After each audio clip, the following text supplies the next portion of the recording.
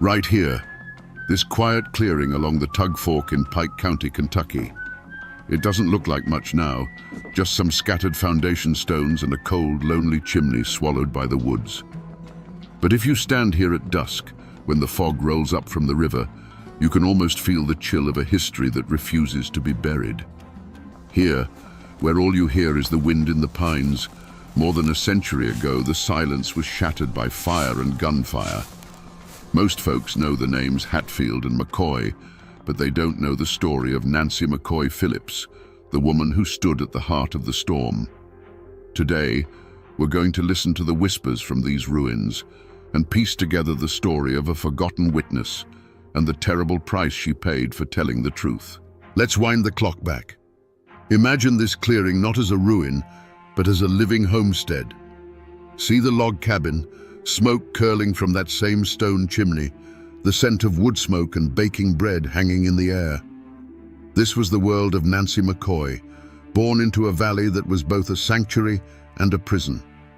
The Tug Fork River, just down the hill, wasn't just a landmark, it was a border. On this side, Kentucky, you were McCoy. On the other, West Virginia, you were Hatfield. And for Nancy, that border was a line drawn in her father's blood.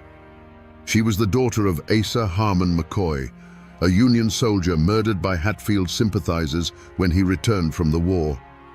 She grew up in the shadow of that unresolved killing, in a home where the name Hatfield was spoken like a curse. Her world was one of hard work and fierce loyalty, a place where a family's honor was its most valuable possession. Life was governed by the seasons, the rifle, and the Bible, but beneath it all ran a current of simmering hatred for the clan across the river. The McCoys, led by the grim patriarch Randolph, were a proud but struggling family. They scraped a living from the rocky soil, their lives intertwined with their neighbors through marriage, church, and shared hardship. They were a tight-knit clan, bound together by the knowledge that survival in these mountains depended on sticking with your own blood. To betray that trust was the greatest sin imaginable. Across the water, the Hatfields were a different power altogether. Led by the charismatic and intimidating William Anderson Devil Anse Hatfield, they were more prosperous, politically connected, and masters of the timber trade. They saw the McCoys as provincial and resentful. To them, loyalty was also paramount, and they answered any perceived slight with overwhelming force. They lived by their own law, a law enforced by Devil Anse and his formidable sons.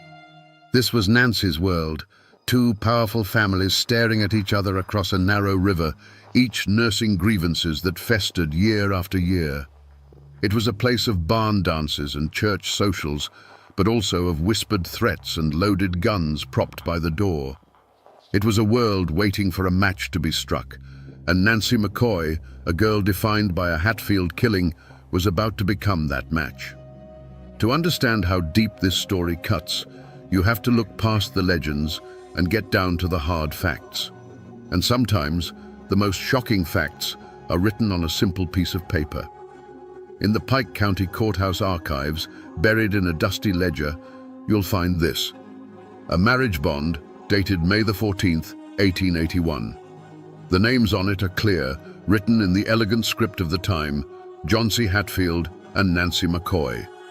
This isn't just a historical document, it's a confession. It's a declaration of defiance. In the world of the Tug Valley, putting those two names together on an official record was like striking a match in a room full of dynamite. This paper marks the exact moment a McCoy daughter willingly crossed the river and gave herself to the son of her family's greatest enemy. And look at the groom's name: John C. Hatfield. This wasn't just any Hatfield. This was Devil Anse's handsome, silver-tongued son, a man already infamous for breaking the heart of Nancy's cousin, Rosanna McCoy, in a tragic affair that left Rosanna an outcast. This piece of paper tells us that Nancy walked into this union with her eyes wide open. It begs the question that still haunts this valley. What could possibly drive a woman whose father was killed by her new husband's kin to sign away her name, her family, and her future? That marriage bond wasn't a peace treaty. It was a declaration of war on Nancy's own family. You have to understand the power John-C. Hatfield held. He was handsome, charming and wild, the prodigal son of the most powerful man in the valley. For a young woman like Nancy, who had known nothing but hardship and the grim shadow of her father's murder, John-C. might have looked like an escape. He represented a world with more money, more freedom, and perhaps a life beyond the endless cycle of McCoy grief. Whether it was true love or a desperate gamble, she made her choice. The moment her signature dried on that marriage bond in the Pikeville courthouse, the door to her old life slammed shut forever. To her father, Randolph McCoy, and the rest of the clan, this was the ultimate betrayal. She hadn't just married a Hatfield. She had married the son of Devil Anse, the man who embodied everything they hated. They saw it as a stain on her father's memory. In their eyes, she ceased to be a McCoy. She was a turncoat, a traitor to her own blood. On the West Virginia side of the river, her reception was likely little warmer. To Devil Anse and the Hatfield clan, John-C. bringing home a McCoy bride was a victory, a symbol of their dominance. But she was still Asa Harmon McCoy's daughter. She was the enemy's blood. They would have watched her every move, listened to her every word, always wondering where her true loyalties lay. She was a trophy, but one they never fully trusted. And so Nancy found herself in a gilded cage. She lived in the Hatfield stronghold, surrounded by the very men her family accused of murder. She ate at their table, listened to their stories, and slept beside a man who was the flesh and blood of her sworn enemy. She had traded a home of bitter poverty for a home of silent suspicion. She was a woman without a country, caught in the no-man's land between two warring armies. The seeds of conflict weren't just being sown around her, they were being planted right in the heart of her own home. The paper trail of court records and marriage licenses can only tell you what happened. It can't tell you why. For that, you have to talk to the people who have kept the stories alive, the ones passed down from father to son, from mother to daughter. In a small house just outside Pikeville, I met a local historian whose family has lived in this valley since before the feud ever had a name. He's a man who has spent a lifetime separating fact from folklore, but he understands that sometimes the folklore holds the deeper truth. He laid out the official timeline of the feud with the precision of a scholar, speaking of land disputes and Civil War animosities. But when I asked him about Nancy, he leaned back in his chair and a different look came into his eyes. "The books will tell you the feud was about honor and property," he said, his voice low. "But down here, we know most wars start in the heart. And Nancy's story, that's a story of a heart broken twice." He explained that the official record states that Nancy's conscience was awakened by the sheer brutality of the New Year's night massacre of 1888, when her Hatfield in-laws burned her family's cabin and murdered her kin. And that's true, I'm sure, the historian said. But there's another story, one you won't find in any book. It's the story my grandmother used to tell. According to the whispers passed down through his family, Nancy's testimony wasn't just an act of justice, it was an act of revenge. John-C. Hatfield, for all his charm, was a notorious philanderer. The story goes that by 1888, he had already begun casting Nancy aside for other women, openly humiliating the wife who had sacrificed everything for him. She was left alone for weeks at a time, a McCoy outcast living in a Hatfield house, serving a husband who no longer wanted her. In that context, the New Year's massacre wasn't just an attack on her family.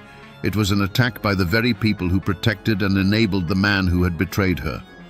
Her choice to testify was no longer just about loyalty to her murdered cousins. It was the desperate act of a woman who had been betrayed by her birth family, and now scorned by the man she had chosen over them. She had absolutely nothing left to lose. And in these mountains, a person with nothing left to lose is capable of anything. The breaking point came on a night so cold, the trees themselves seemed to groan under the strain. It was New Year's night, 1888. A cold that had nothing to do with the weather had settled over the Tug Valley. Warrants were out for Devil Anse and his sons for the execution of the 3 McCoy boys years earlier. The law was closing in, and the Hatfields decided on a final, terrible solution. Wipe out Randolph McCoy and his family and cut the head off the snake for good. Under a black, moonless sky, a posse of Hatfields, led by the merciless Jim Vance and Cap Hatfield, crossed the frozen mud of the Tug Fork. They moved like ghosts through the Kentucky woods, their faces grim, their intent absolute. They weren't there for a fight. They were there for an extermination. They surrounded Randolph McCoy's small cabin, the same cabin Nancy had grown up in, and waited. The family was inside, asleep, unaware that their world was about to end. The first sign of trouble wasn't a gunshot, but a flicker of orange against a window pane. The Hatfields had set the home ablaze. The family awoke to a nightmare of smoke and heat, the crackle of burning timbers their death knell.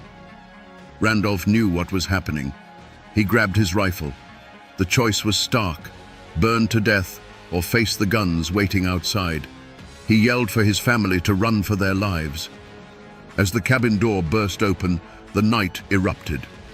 Alifair McCoy, one of Nancy's cousins, ran from the inferno, her hands raised, pleading for her life. A shot cracked in the frozen air, and she fell silent on the frozen ground. Her brother Calvin, trying to provide cover fire, was cut down in a hail of bullets. Their mother, Sarah, rushed to her daughter's side and was met not with a bullet, but with something worse. She was beaten mercilessly with a rifle butt, the sound of the blows echoing in the night, a brutal punctuation to the slaughter. Old Randolph himself, by some miracle, slipped away into the darkness, a hunted animal, leaving behind the ruins of his home and the bodies of his children. Back in West Virginia, in a lonely cabin, Nancy McCoy Hatfield waited. Perhaps her husband Johnsy was out with the raiders, or perhaps he was simply gone, chasing another woman, as the family story suggests. Either way, she heard them when they returned.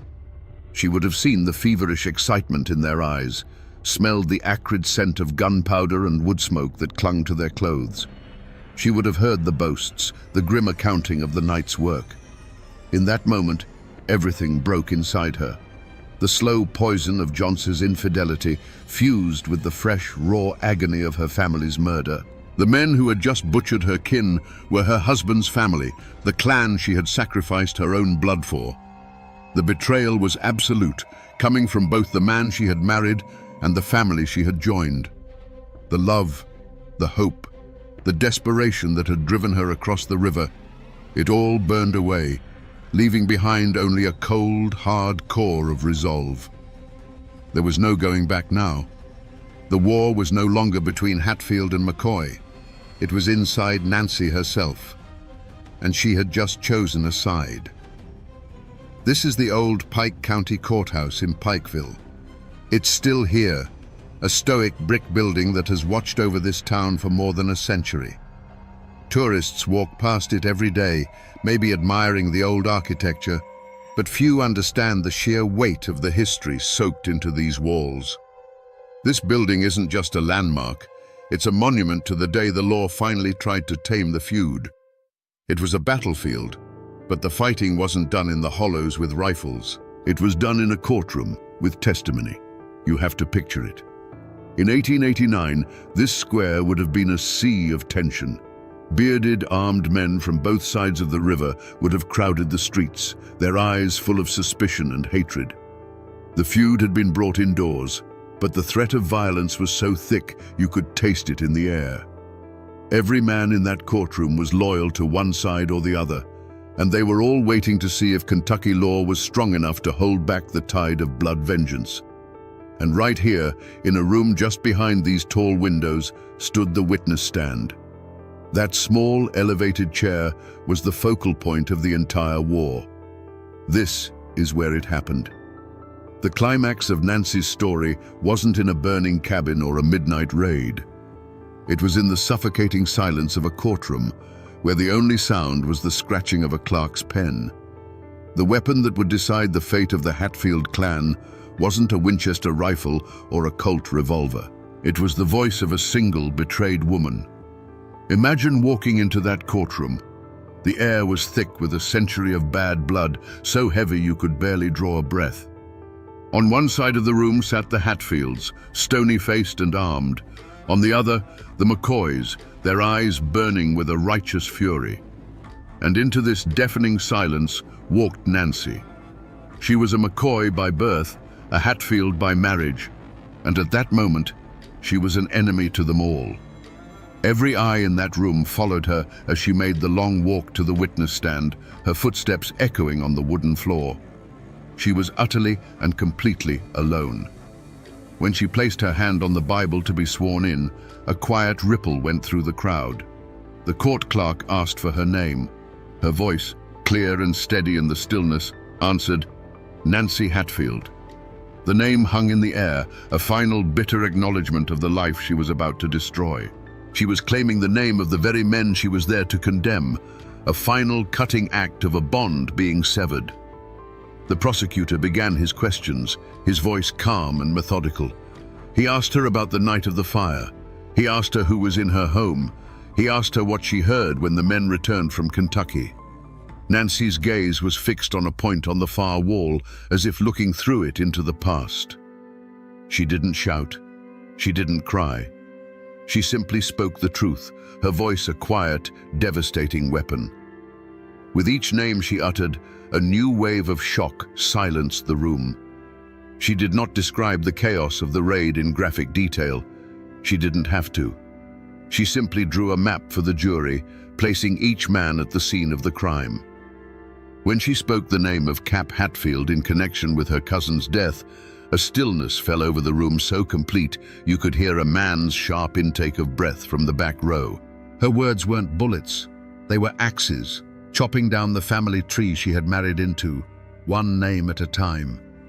The code of silence that had protected the clans for generations was shattered, not by lawmen, but by the quiet testimony of a scorned wife. When she finished, there was no applause, no sigh of relief.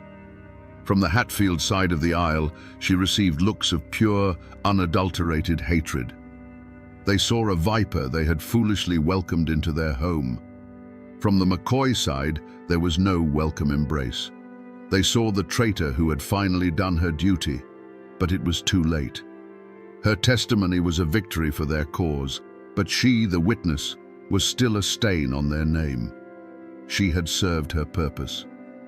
As she stepped down from the stand, the crowd parted for her as if she carried a disease. She didn't look at her husband, or her cousins, or any of the men whose fates she had just sealed. She looked straight ahead, a ghost walking out of her own life. The only thing left in that courtroom, besides the echo of her words, was the wreckage of two families, and a woman who now belonged to neither. After the emotional firestorm of the trial, all that remains is the cold, black ink on a yellowed page. These are copies of the official court records from the 1889 Pikeville trial. This is history flattened, pressed between pages, and stripped of all its blood and tears. The testimony that tore a family apart is reduced to a dry, passionless transcript of questions and answers. The language is sterile, designed to be precise, but in its precision, it loses the entire truth of the matter. Here, for example, is the coroner's inquest for Nancy's cousin, Alifair. It clinically states the cause of death as a wound inflicted by a projectile from a firearm. A projectile. It doesn't say it was a bullet fired in the cold dark by a man she knew. It doesn't mention the fact that she was running from her burning home, that her last breaths were filled with smoke and terror. The report captures the mechanics of her death, but misses the horror of it entirely. And here, under the section for witness testimony, is Nancy. Her words, which had the power to hang a man, are recorded with the same detached tone. Question: can you name the parties you saw returning on the night of January 1st? Answer: I saw Cap Hatfield. I saw Tom Wallace. The transcript doesn't record the dawning look of hatred on the faces of her in-laws. It doesn't convey the earth-shattering courage or the vengeful fury it took for her to speak those names. The paper records what was said, but it tells you nothing of what it cost her to say it. These documents are the official story, the one that history accepts as fact. But reading them is like looking at a photograph of a bonfire and trying to feel its heat. The real story isn't in the neat lines of ink. It's in the spaces between them, in the humanity that the official record is designed to ignore. And yet, these cold, sterile words had the power of life and death.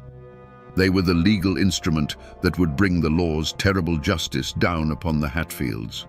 Nancy's words were no longer just testimony, they were hunting dogs let loose in the West Virginia hills.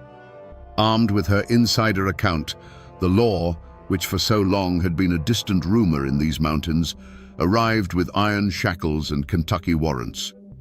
Frank Phillips, a relentless bounty hunter and, ironically, a future husband to Nancy in a brief, doomed marriage, led posses across the Tug Fork. The hunt was on, and for the first time, the Hatfields were the prey. The mountains that had been their fortress now became their cage, as lawmen and bounty hunters, hungry for the rewards, pried into every hollow and cabin. One by one, they were caught. Some were taken in violent gunfights, others surrendered grimly, knowing the game had changed. The most significant capture was that of Ellison Cotton Top Mounts, the illegitimate son of Ellison Hatfield. He was known to be simple-minded, a follower, not a leader, which made his role in the massacre all the more tragic. He was found hiding, terrified, and was dragged back to Pikeville in chains, a symbol of the Hatfields' broken power. The message was clear. The days of clan law were over. The authority of the state had finally come to the Tug Valley. The trial that followed was a spectacle of raw legal force. With Nancy's testimony as its unshakable foundation, the prosecution built its case brick by bloody brick. The Hatfield defense, based on clan loyalty and denials, crumbled against the word of a woman who had been on the inside. The jury, made up of men who understood the ways of the mountains, deliberated for hours, the weight of a generation of violence on their shoulders. When they finally filed back into the courtroom, the silence was so deep it felt like the bottom of a well. The foreman stood, a simple farmer holding a piece of paper that would end a war. He refused to look at the Hatfield side of the room as he read the verdicts. Guilty. The words struck like a hammer again and again for 8 of the defendants. Guilty of arson, guilty of murder, life in prison for most, a sentence that would see them die far from the mountains they called home. But for Cotton Top Mounts, the jury and the judge reserved a different fate. Based on Nancy's testimony and other evidence that placed him as a key aggressor, the verdict was absolute. The judge's voice was cold and steady as he sentenced him to be hanged by the neck until dead. A wave of shock and fury rippled through the Hatfield benches, while a grim, quiet satisfaction settled over the McCoys. It was done. Nancy's words, spoken in that quiet room, had been forged by the law into a noose. The feud would now have its only official, state-sanctioned death. The cycle of vengeance was finally, brutally, being broken by a force greater than any clan. To see the end of this story, you have to come to the graveyards. Here in Sarah Ann, West Virginia, is the Hatfield family cemetery. At its head stands a life-sized marble statue of Devil Anse, looking out over the hills he once ruled. He died a free man in his own bed, and his grave is a landmark. Over in Pikeville, Kentucky, you can find the grave of Randolph McCoy, a proud monument to the patriarch who lost so much. The powerful men, the leaders of the clans, are remembered in stone. But what about Nancy? To find her, you have to search. There is no statue, no grand headstone. After the trial, she was cast out, a ghost in her own life. She married Frank Phillips, the bounty hunter, but it didn't last. She was a woman who belonged nowhere, and her final years were a slow fade into poverty and sickness. She died of consumption around 1901, alone. Her grave is the final, heartbreaking testament to her life. For decades, it was believed to be unmarked, lost to the weeds and the passage of time, a silent patch of earth for the woman whose voice had once shaken these mountains. A simple modern stone marks the supposed spot now, placed there by descendants long after the fact, but it only highlights the century of anonymity she endured. The woman whose testimony was the most powerful weapon in the feud was given the quietest possible end. They all lie in the same Appalachian soil now, the killers and the killed, the witnesses and the judged.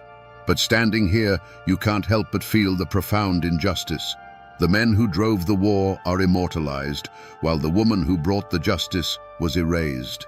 The law's final word came on a cold February morning in 1890. A public gallows had been built in Pikeville, a grim new landmark for a town that had seen enough death. A crowd gathered, their faces a mixture of morbid curiosity and grim satisfaction. This wasn't a mountain killing in the dead of night. This was justice, performed in the open for all to see. Ellison Cotton Topmounts was led to the scaffold. He was the scapegoat, the symbol, the price the Hatfields would pay in blood for the New Year's massacre. The trapdoor fell, and in that instant, the feud, as an open war, came to an end. For the other convicted Hatfields, their fate was a different kind of death. They were shackled and put on a train, sent away from the mountains to a state penitentiary in Frankfurt. For men who had only known the freedom of the hollows, a stone cell was a fate worse than the gallows. They would grow old and die looking at brick walls, their names becoming cautionary tales whispered back home. And what of Nancy? She had won. She had brought the law down on the men who murdered her family. But victory felt like ashes in her mouth. Her husband, John C. Hatfield, humiliated and enraged, turned his back on her for good.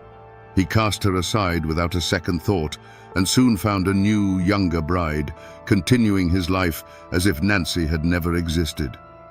To the Hatfields, she was no longer just a McCoy. She was Judas, and her life wasn't worth a spent shotgun shell on their side of the river. The McCoys, though they had used her testimony, kept their distance. She was still the woman who had laid with the enemy, a living reminder of a betrayal they could not forget. She was utterly alone, an outcast in the only place she had ever called home. She drifted, a woman haunted by what she had seen and what she had done. The feud's fire had been put out, but she was standing in the smoldering ruins, and the ground was still hot to the touch. Her life became a long, slow walk toward the unmarked grave that was waiting for her, a final chapter of poverty and sickness. The long shadow of the feud had fallen, and for Nancy, there was no place left to find the sun. Even today, more than a century after the last shot was fired, the story of Nancy McCoy is not a settled matter. In the diners and post offices of Pike and Mingo counties, her name can still change the temperature of a room. Was she a courageous witness who stood for the rule of law, or was she a scorned woman who weaponized the courts for personal revenge? The answer, it seems, depends entirely on who you ask. If you talk to those who hold the McCoy version of history, they will tell you she was a hero. In their eyes, she was a woman whose conscience was awakened by an act of pure evil. They see her testimony as an incredible act of bravery, a moment when a person chose moral justice over the ironclad and often toxic loyalty of the clan. To them, Nancy is the tragic figure who, despite her own terrible choices, found the strength to break the cycle of violence and stand for what was right, even though it cost her everything she had. But you cross the river into West Virginia, into the old Hatfield territory, and you will hear a very different story. They'll tell you that Nancy's testimony had little to do with justice and everything to do with vengeance. They'll remind you that John C. Hatfield was a handsome devil who never stayed with one woman for long, and that he had already cast Nancy aside. In this version, the trial was not about avenging her murdered cousins. It was about destroying the family of the man who had publicly humiliated her. She was a woman scorned, and her fury reshaped the course of the feud. So, what is the real truth? Was she a righteous witness or a vengeful wife? The honest answer is that we will never know. The heart is a complex and mysterious place, with enough room for both a thirst for justice and a desire for revenge. Perhaps her decision was born of both. Her outrage at the murder of her kin could have been the spark, and the cold reality of her husband's betrayal the fuel that turned it into an inferno. The only thing that is certain is that Nancy's legacy remains as divided as the land she once lived on, a testament to the fact that in these mountains, the truth is often just a story told from one side of the river. In these old mountains, the hard edges of history get worn smooth by time until a person's life becomes a story, and a story becomes a legend. Nancy McCoy Phillips, the historical woman, is gone, but her ghost, in more ways than one, still haunts this valley. The official records in the courthouse tell one version of her life, but the real story, the one that lives on, is the one whispered around firesides and on dark porches. It's a haint tale, a cautionary story about the price of crossing lines that were never meant to be crossed.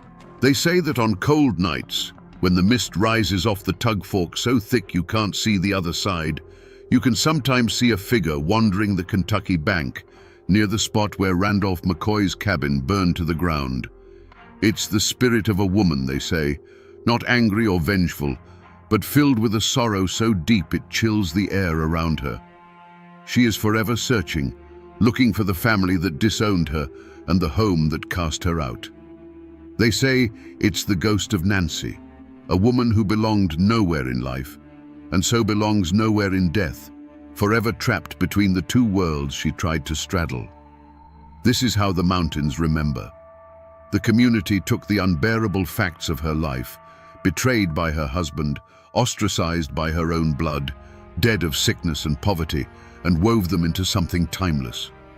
Her story was merged with her cousin Rosanna's, creating a powerful local myth, the curse of the tug fork. It became a warning, a piece of folklore passed down to young women for generations. The river itself, they say, demands blood loyalty. To cross it for love of an enemy is to invite a broken heart, a lonely death, and a restless spirit. The woman named Nancy is gone, but her legend became a part of the landscape itself, a permanent shadow on the water's edge. So, here we are again, back at this cold chimney and these scattered stones along the tug fork. But it's different now, isn't it? When we started, this was just a quiet, forgotten place. Now, we can almost see the ghosts. These aren't just ruins anymore. They are a witness stand. This silent clearing is the courtroom where an entire way of life was judged and condemned, all because one woman decided to speak. The story of Nancy McCoy Phillips is a brutal lesson in the cost of truth. She was a woman who made a choice for love, and then another for justice, and was ultimately destroyed by both. Her life is a chilling reminder that in a war of families, the deepest wounds aren't always from bullets. They come from betrayal, and the loneliest place in the world is to be caught in the no-man's land between two sides who both see you as the enemy.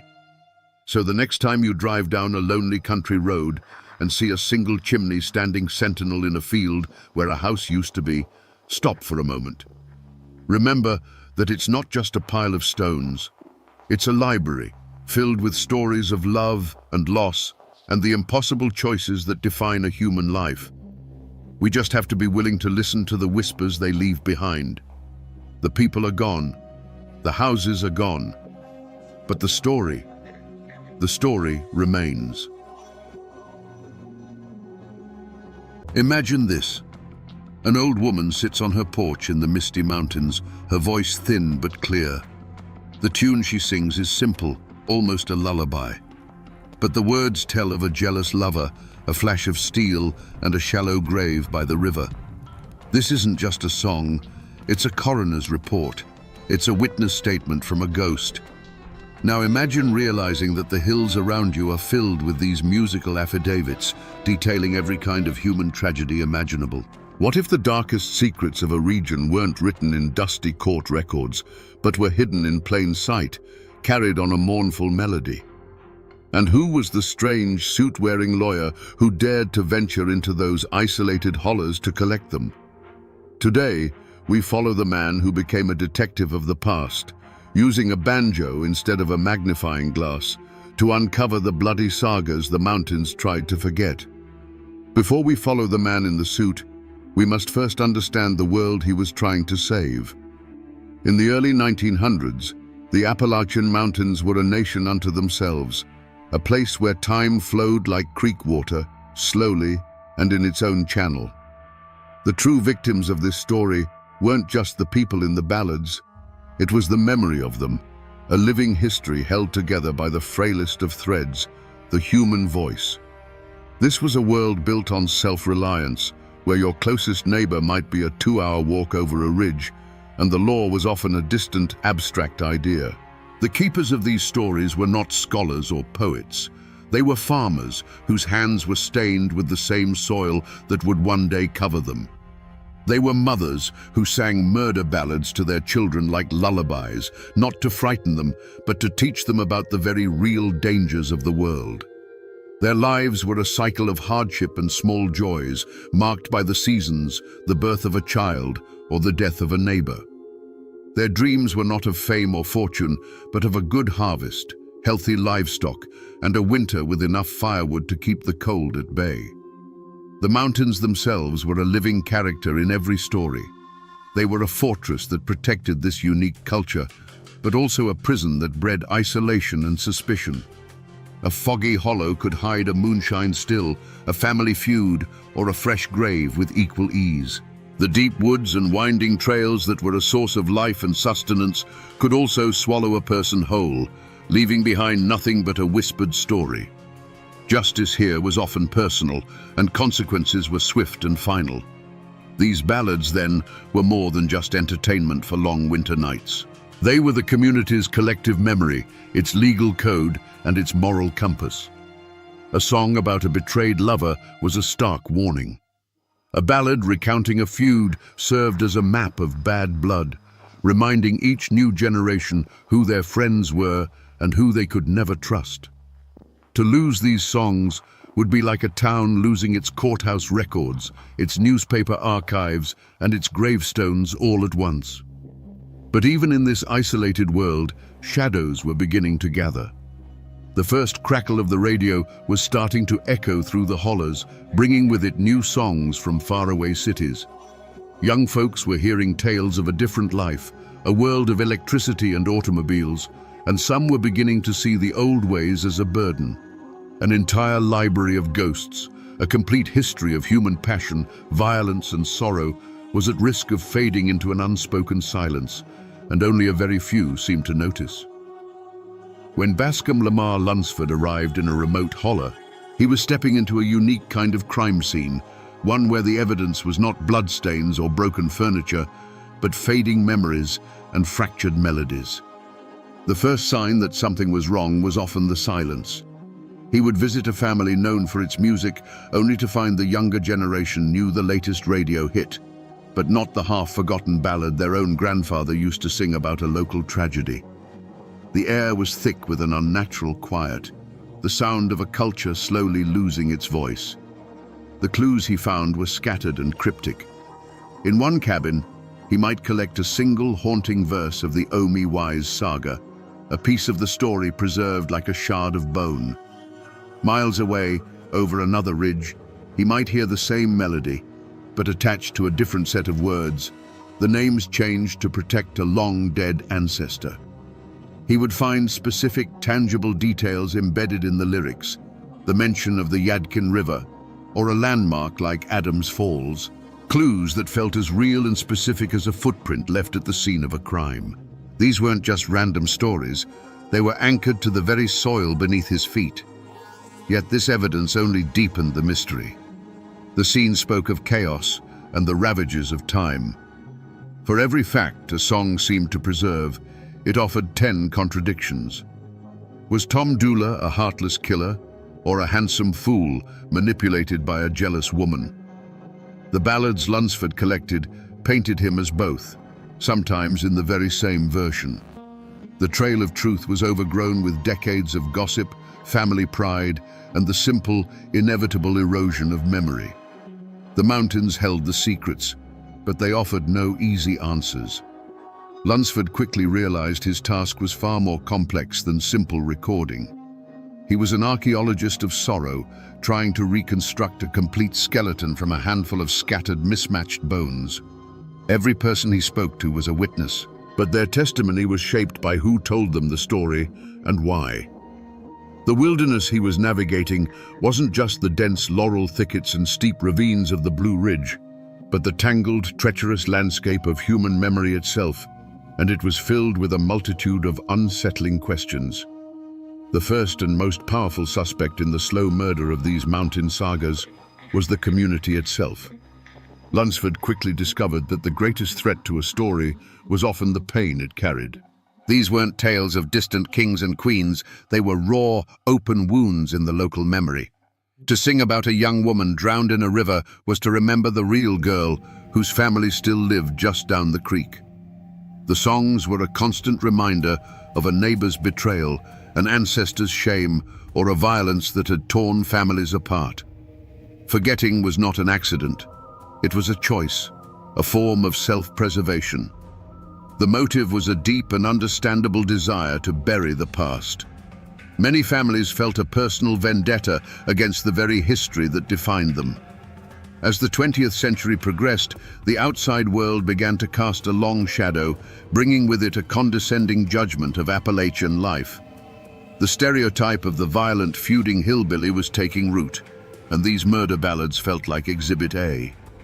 To the younger generation especially, these songs were not a proud heritage, but a source of shame, a link to a brutal past they were desperate to escape. They wanted radios and cars, not grim reminders of the bad old days. The evidence of this quiet conspiracy was everywhere Lunsford looked. He'd approach an old man known to be a master fiddler and ask about a specific feud ballad, only to be met with a stony silence and the curt reply, "We don't trouble with that one no more." Parents actively stopped teaching the darkest songs to their children, preferring to pass on church hymns or the cheerful, impersonal tunes coming over the airwaves. This wasn't just forgetfulness, it was a deliberate act of cultural pruning, cutting away the painful branches of their own family trees. The community was turning on its own memories, hoping that silence would finally bring peace to the ghosts that haunted their hollows. If shame was driving the old songs into the shadows, a more seductive threat was beginning to change them in the open. The second suspect was someone no one wanted to point a finger at, the most gifted and ambitious musicians themselves. These were the keepers of the flame, the high priests of the tradition, the very people Lunsford sought out as his most valuable sources. Their betrayal wasn't one of malice, but of temptation, a quiet corruption that came from within the circle of trust. The secret motive was the dazzling promise of the modern world, delivered on a spinning shellac disc. In the 1920s, talent scouts from record labels like Victor and OK began venturing into the mountains. They weren't looking for historical documents, they were hunting for hits.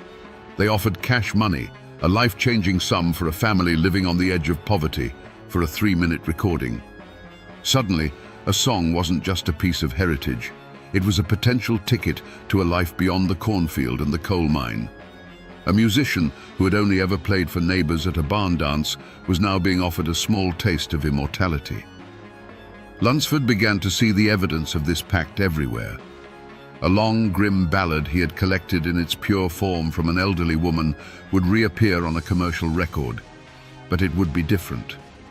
The 15-verse saga of a bloody feud, with all its specific names and local details, was trimmed to a tidy 3 minutes. The killer's chilling, remorseless confession was replaced with a more palatable, moralizing chorus. The very soul of the story, its raw, uncomfortable truth, was being sanitized for sale. The custodians of the culture, in their understandable desire for a better life, were becoming agents of its alteration, polishing the jagged edges off the evidence until it no longer told the whole story. But the most dangerous intruder didn't carry a gun or a land deed. It arrived in a polished wooden box and spoke with 1,000 voices from a world away. The third suspect was a vast, impersonal, and relentless force, the rise of national mass media spearheaded by the radio. This was an entity with no face and no name, an invisible invader that could slip through the cracks of the tightest-knit community and whisper its promises directly into the heart of the home. Its motive was not malicious. It was something far more powerful: commerce. The radio wasn't interested in preserving the grim history of a specific mountain county. Its purpose was to create a single, unified American culture, one that bought the same soap, drove the same cars, and listened to the same songs. The old ballads, with their dark themes, rough edges, and hyper-local references, were an obstacle to this new, streamlined world. They were static in the signal of progress, a relic that didn't fit into a tidy, half-hour sponsored program. The presence of this threat created a quiet, creeping sense of cultural anxiety. The ancient art of storytelling, of passing a song from one generation to the next on a cold winter's night, was suddenly in competition with professional comedians and crooners from Nashville and New York. The local fiddler, a hero in his community for decades, now sounded amateurish compared to the polished bands broadcasting from the Grand Ole Opry. This external force didn't need to threaten or intimidate. Its very existence was a judgment. It carried an air of quiet menace, not with violence, but with the subtle, corrosive suggestion that the old ways were no longer good enough. In the beginning, Bascom Lamar Lunsford approached his collection like the lawyer he was, with a methodical belief that for every crime there was a single, definitive truth. He ventured into the mountains not just as a collector, but as an investigator, certain that he could track down the one pure version of each ballad, the original testimony that had been passed down unaltered through the generations. He believed that somewhere, in the most remote cabin, held in the memory of the oldest living soul, was the definitive, uncorrupted story of what truly happened to Laura Foster. He pursued this phantom through the rugged wilderness of human memory. He would meticulously record what he believed was the final word on the Tom Dula saga from a farmer in Wilkes County, only to travel 20 miles over the next ridge and hear a contradictory version from the man's own cousin. One song painted Tom as a romantic fool, another as a heartless killer. Ann Melton was a jealous accomplice in one holler and an innocent victim of rumor in the next. Every promising lead, every witness who claimed to have the real story from their great-grandmother, only led to another dead end, another fork in the trail. The single solid truth he sought was a red herring. He also assumed that the most celebrated local musicians, the prize-winning fiddlers and banjo pickers, would be the most reliable keepers of the ancient songs. He followed the sound of their music to barn dances and town squares, hoping to find the mother lode. But this trail, too, quickly went cold. He discovered that these were often the very people who had already been compromised. They were the first to be tempted by the record companies, the quickest to alter a 15-verse ballad into a catchy 3-minute tune. Their brilliant playing was often a cover for a story that had been stripped of its soul. The frustration for Lunsford must have been immense. The logical, orderly processes that worked in a courtroom were useless here. The evidence was alive, constantly changing with every telling. His investigation was yielding not clarity, but a growing, maddening fog. In the communities, his relentless probing questions began to stir a quiet unease. The fear was growing that perhaps these stories were not meant to be solved.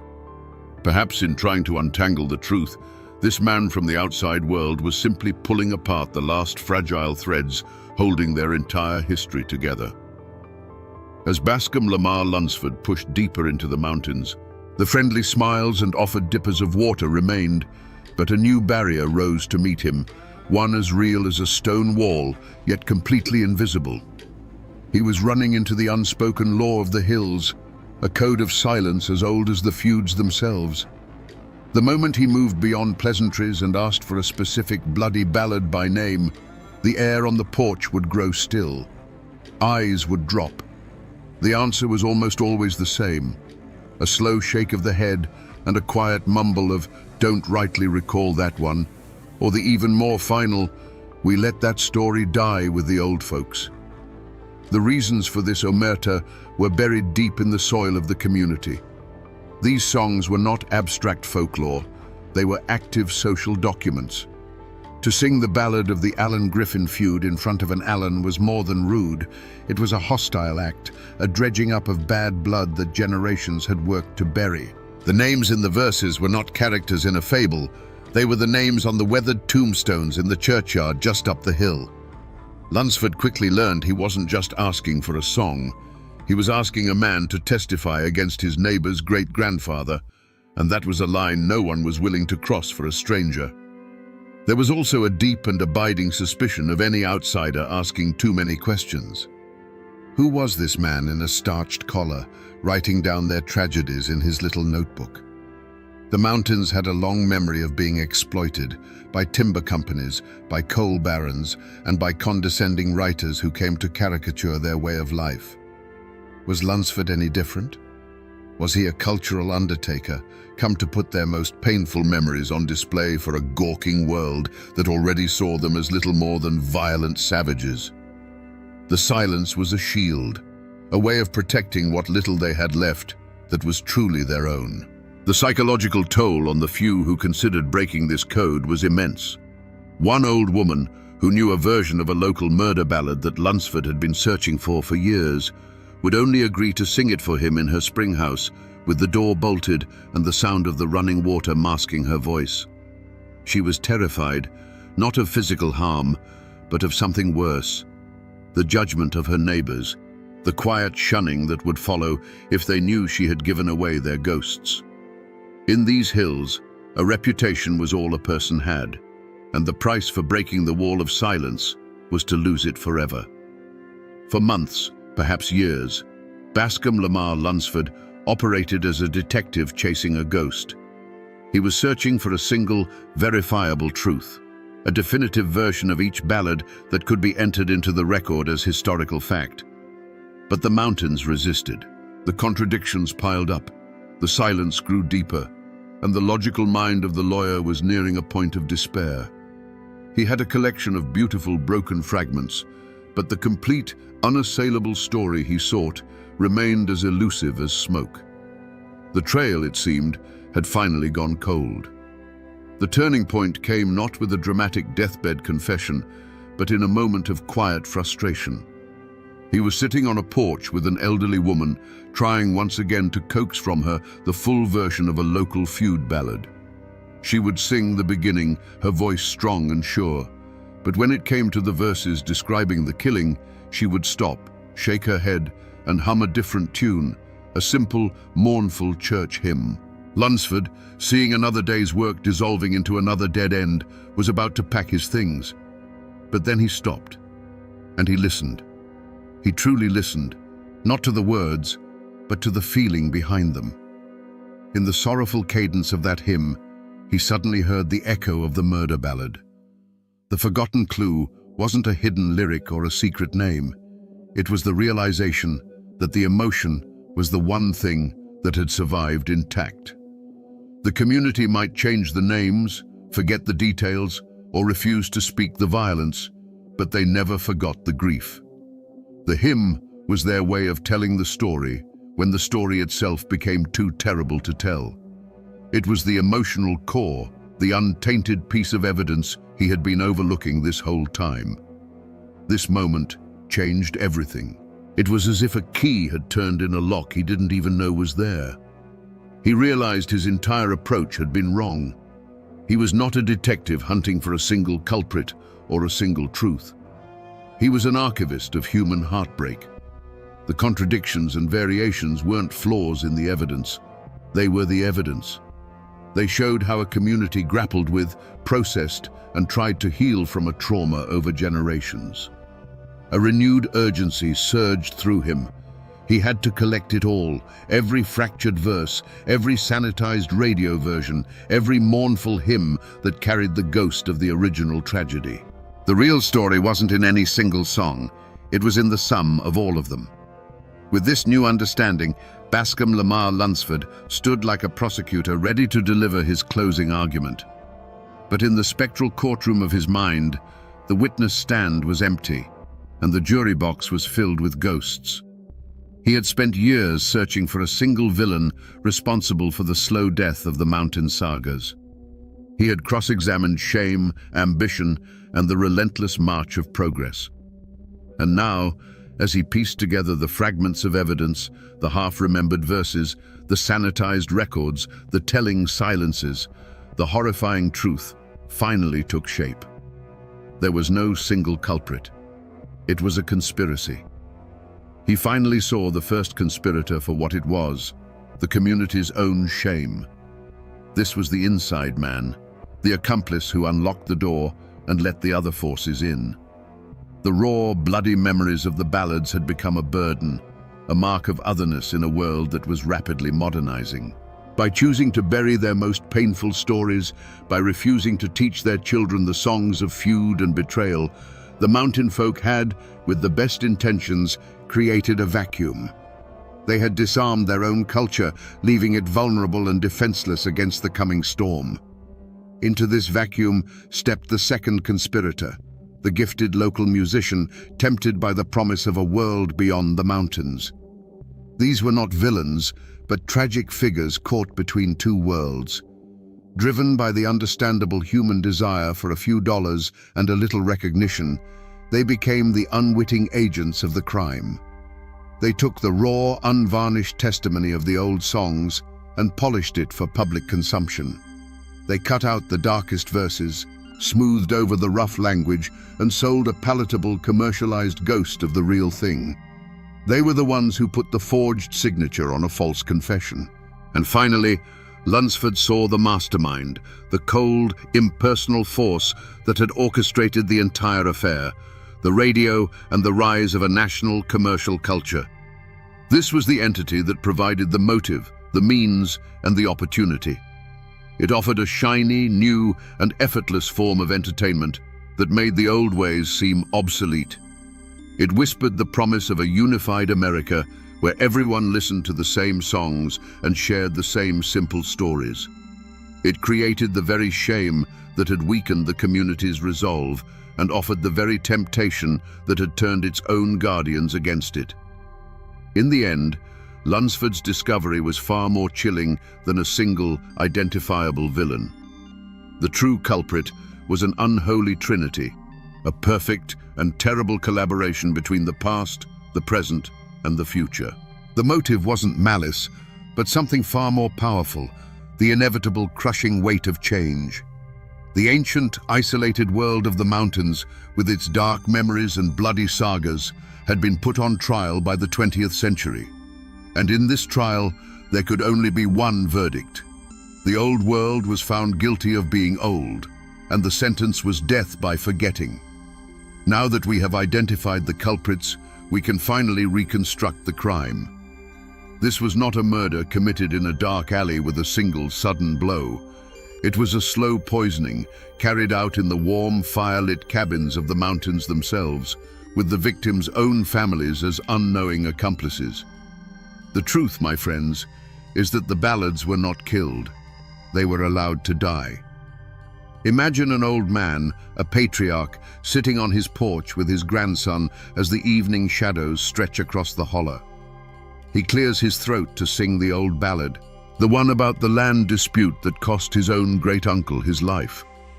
He begins the first verse, his voice a familiar, comforting rasp. But then he looks at the boy, who is wearing a store-bought shirt and whose mind is full of things like automobiles and the world beyond the ridge. And the old man's voice falters.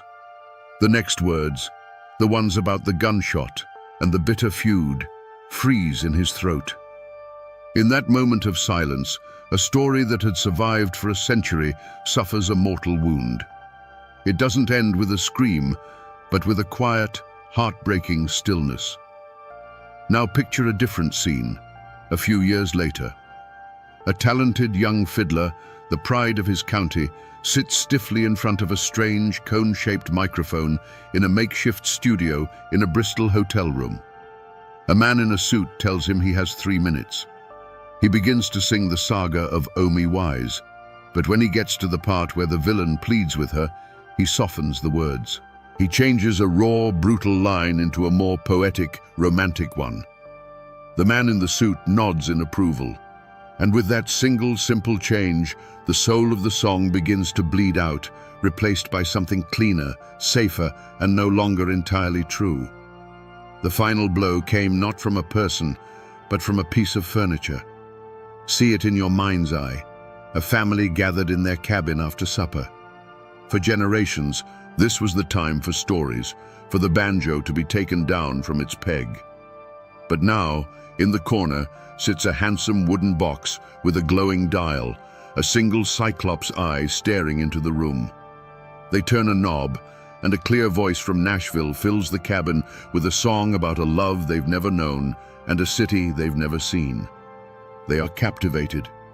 And over in the shadows, the banjo hangs on the wall, untouched.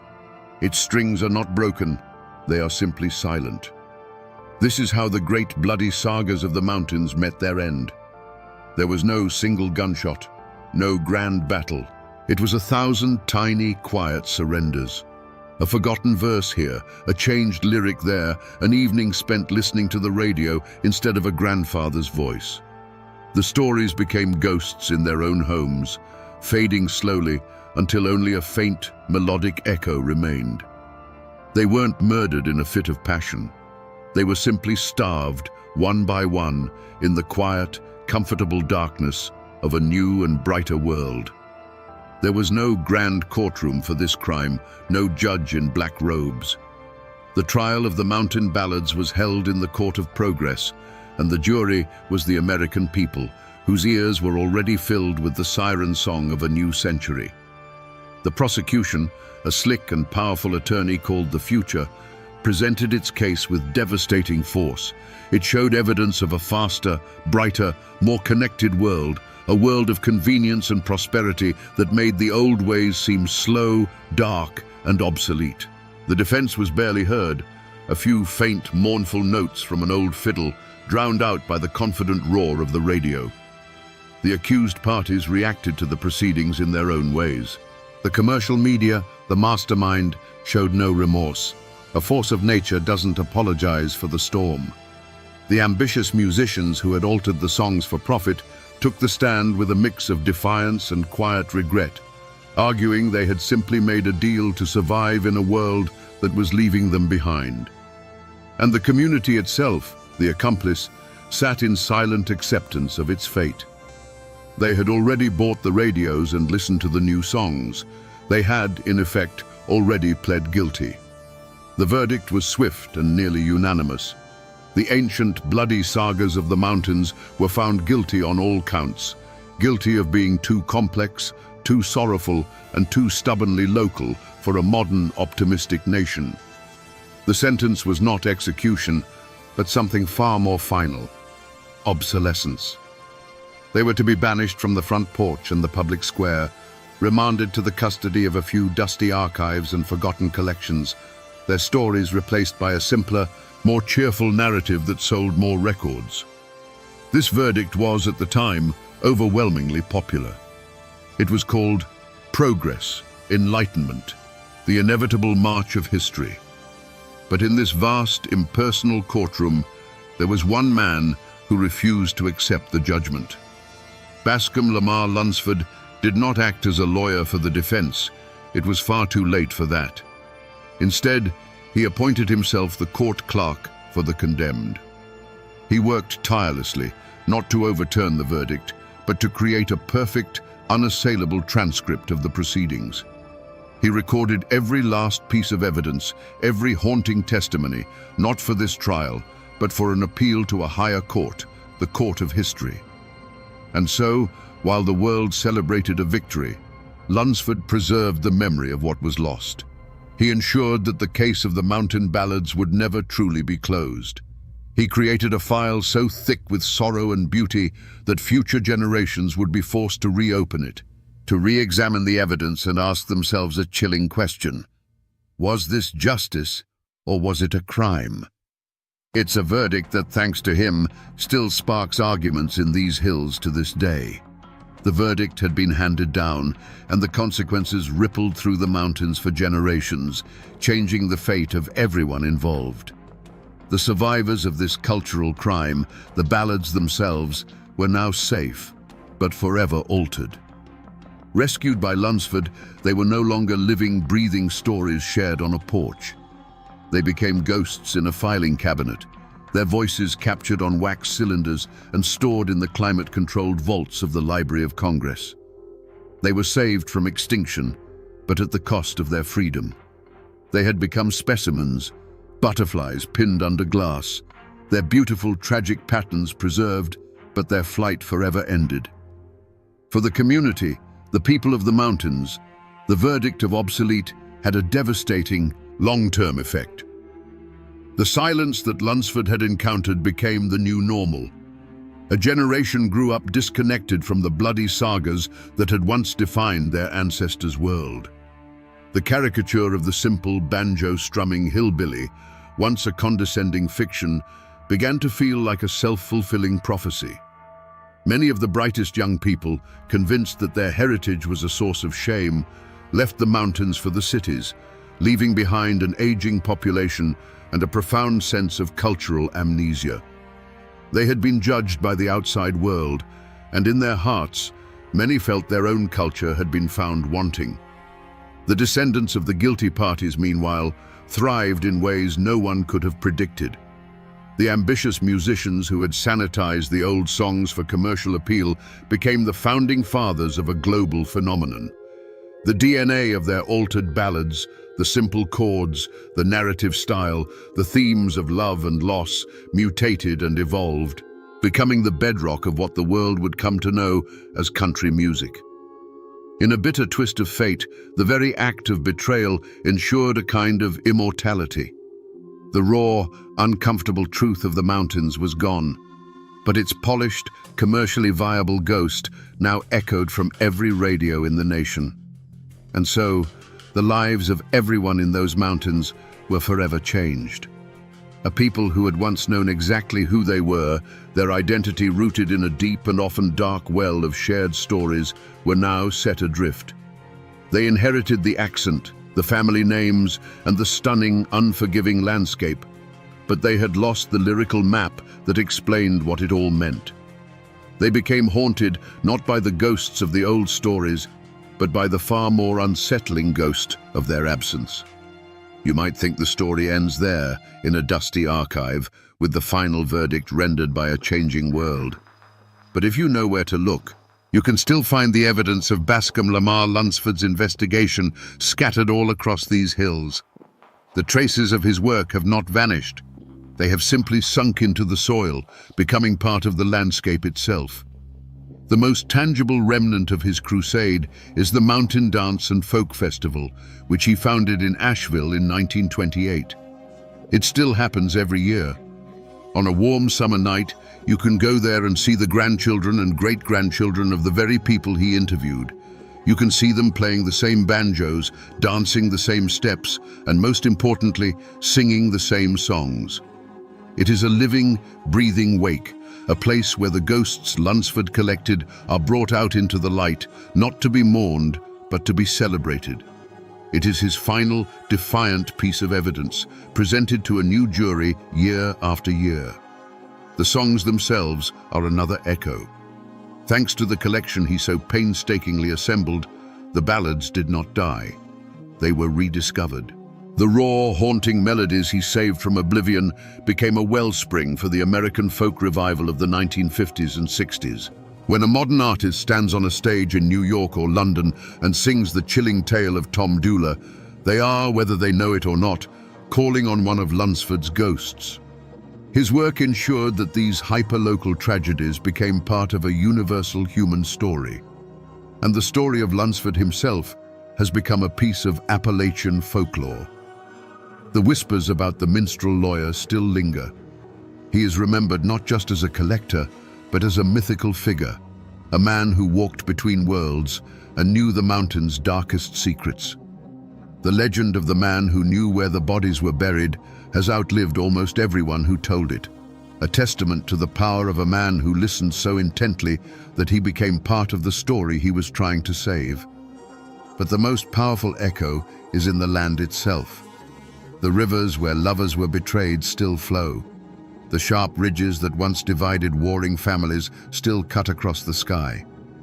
These places hold the memory of what happened there, etched into the very rock and soil. Bascom Lamar Lunsford's greatest achievement was not that he saved the songs, but that he saved the connection between the songs and the land. And now, when you hear one of those old ballads, it feels as if the mountain itself is singing, telling you its own dark and beautiful secrets. So we return to the question we asked at the beginning, around our digital campfire. What if a region's darkest secrets were carried not in books, but on a melody? We now have our answer. The secrets were a community's soul, its open wounds, its moral code, and its cautionary tales. And the strange man in the suit who collected them was more than a folklorist. He was a custodian of ghosts. Bascom Lamar Lunsford understood that these weren't just songs. They were the last, fading testimony of a world on trial, and he was the only lawyer willing to take the case. This is a story, then, not just of a man saving songs, but of the immense, often brutal price of progress. It is a timeless lesson on the seduction of forgetting. It teaches us that the most dangerous threat to a culture is rarely an invading army, but more often a quiet, internal whisper that tells us our own complicated, painful history is a burden we should lay down in favor of a simpler, brighter future. Lunsford's great crusade was a fight against this seductive silence, an argument that our scars are not meant to be hidden. They are proof that we have lived, and they are warnings that must never, ever be forgotten. Bascom Lamar Lunsford fought a war against the quiet death of memory, and in the end, he did not win. No one could. But he achieved something far more important. He ensured that the ghosts of Appalachia would never be homeless. He gave them a permanent refuge in the archives of a nation, and a voice that could still be heard by anyone willing to listen. And now, my friends, the story is yours to keep. The next time you hear an old, mournful tune carried on the wind, listen closely. It might not be the wind at all, but a story that, thanks to one stubborn man, refused to stay silent. You can find places like this all over Appalachia. A quiet spot on the edge of town, where a creek whispers over smooth stones, and the only sound is the rustle of leaves in the canopy above. It feels peaceful, timeless even. But this ground, right here on the outskirts of Winston-Salem, holds a memory soaked in blood and betrayal. Over a century ago, this gentle quiet was shattered by the crack of a pistol. This is the very spot where they found a young woman named Ellen Smith. Her life ended by a single bullet fired straight into her heart. Her story became a legend, immortalized in one of America's most famous murder ballads. But a song is not the whole truth. Today, we're going to peel back the layers of that old, mournful tune and listen for the real story. We're here to ask the questions the ballad never answered. Who was Ellen Smith, and why did the story of her death refuse to die? Let's turn back the clock to 1892. Winston-Salem, North Carolina, was a town caught between two worlds. The sweet, heavy scent of curing tobacco from the new R.J. Reynolds factories hung in the air, a promise of new money and new industry. But just beyond the town limits, the old ways of Appalachia held fast, a world of hard work, strict honor, and unwritten rules that could govern a person's life and death. It was a place of opportunity, but also a place where a person's reputation was everything, especially for a young woman trying to make her way alone. Into this world came Ellen Smith. She was barely 19, a girl from the surrounding foothills who, like so many others, was drawn to the town by the prospect of a steady wage. She found work as a maid at the Zinzendorf Hotel, a bustling hub where the wealthy tobacco barons mixed with travelers and local townsfolk. By all accounts, she was pretty, quiet, and hard-working. She carried out her duties, changing linens and serving meals, likely dreaming of a life far removed from the hardscrabble farm she had left behind. She was just one of hundreds of anonymous girls hoping for a bit of luck, maybe even a bit of love. And then there was Peter de Graaf. If Ellen was invisible, Peter was anything but. He was handsome, always dressed in fine clothes, and moved with the easy confidence of a man whose father was a well-respected citizen. He had a place in society, a name that carried weight. But beneath that polished surface, a different reputation festered. Peter was known to be a heavy drinker, a gambler, a man with a taste for women and trouble. He was charming, yes, but it was a dangerous charm, the kind that promised excitement but often delivered ruin. Their worlds collided within the walls of the Zinzendorf Hotel. He, the privileged customer, she, the humble servant. It was a classic, perilous dynamic. A man like Peter de Graaf would have seen a girl like Ellen Smith as a simple conquest, a dalliance with no consequences. But for Ellen, the attention of such a man, someone so far above her station, must have felt like a fairy tale. He was a glimpse into a world of comfort and status she could only dream of. And so, it began. An affair that was, for a time, an open secret whispered about in the hotel kitchens and the town's back alleys. Peter would visit her. They'd be seen walking together near the edge of town, away from judging eyes. To the rest of the world, it was a familiar, predictable story.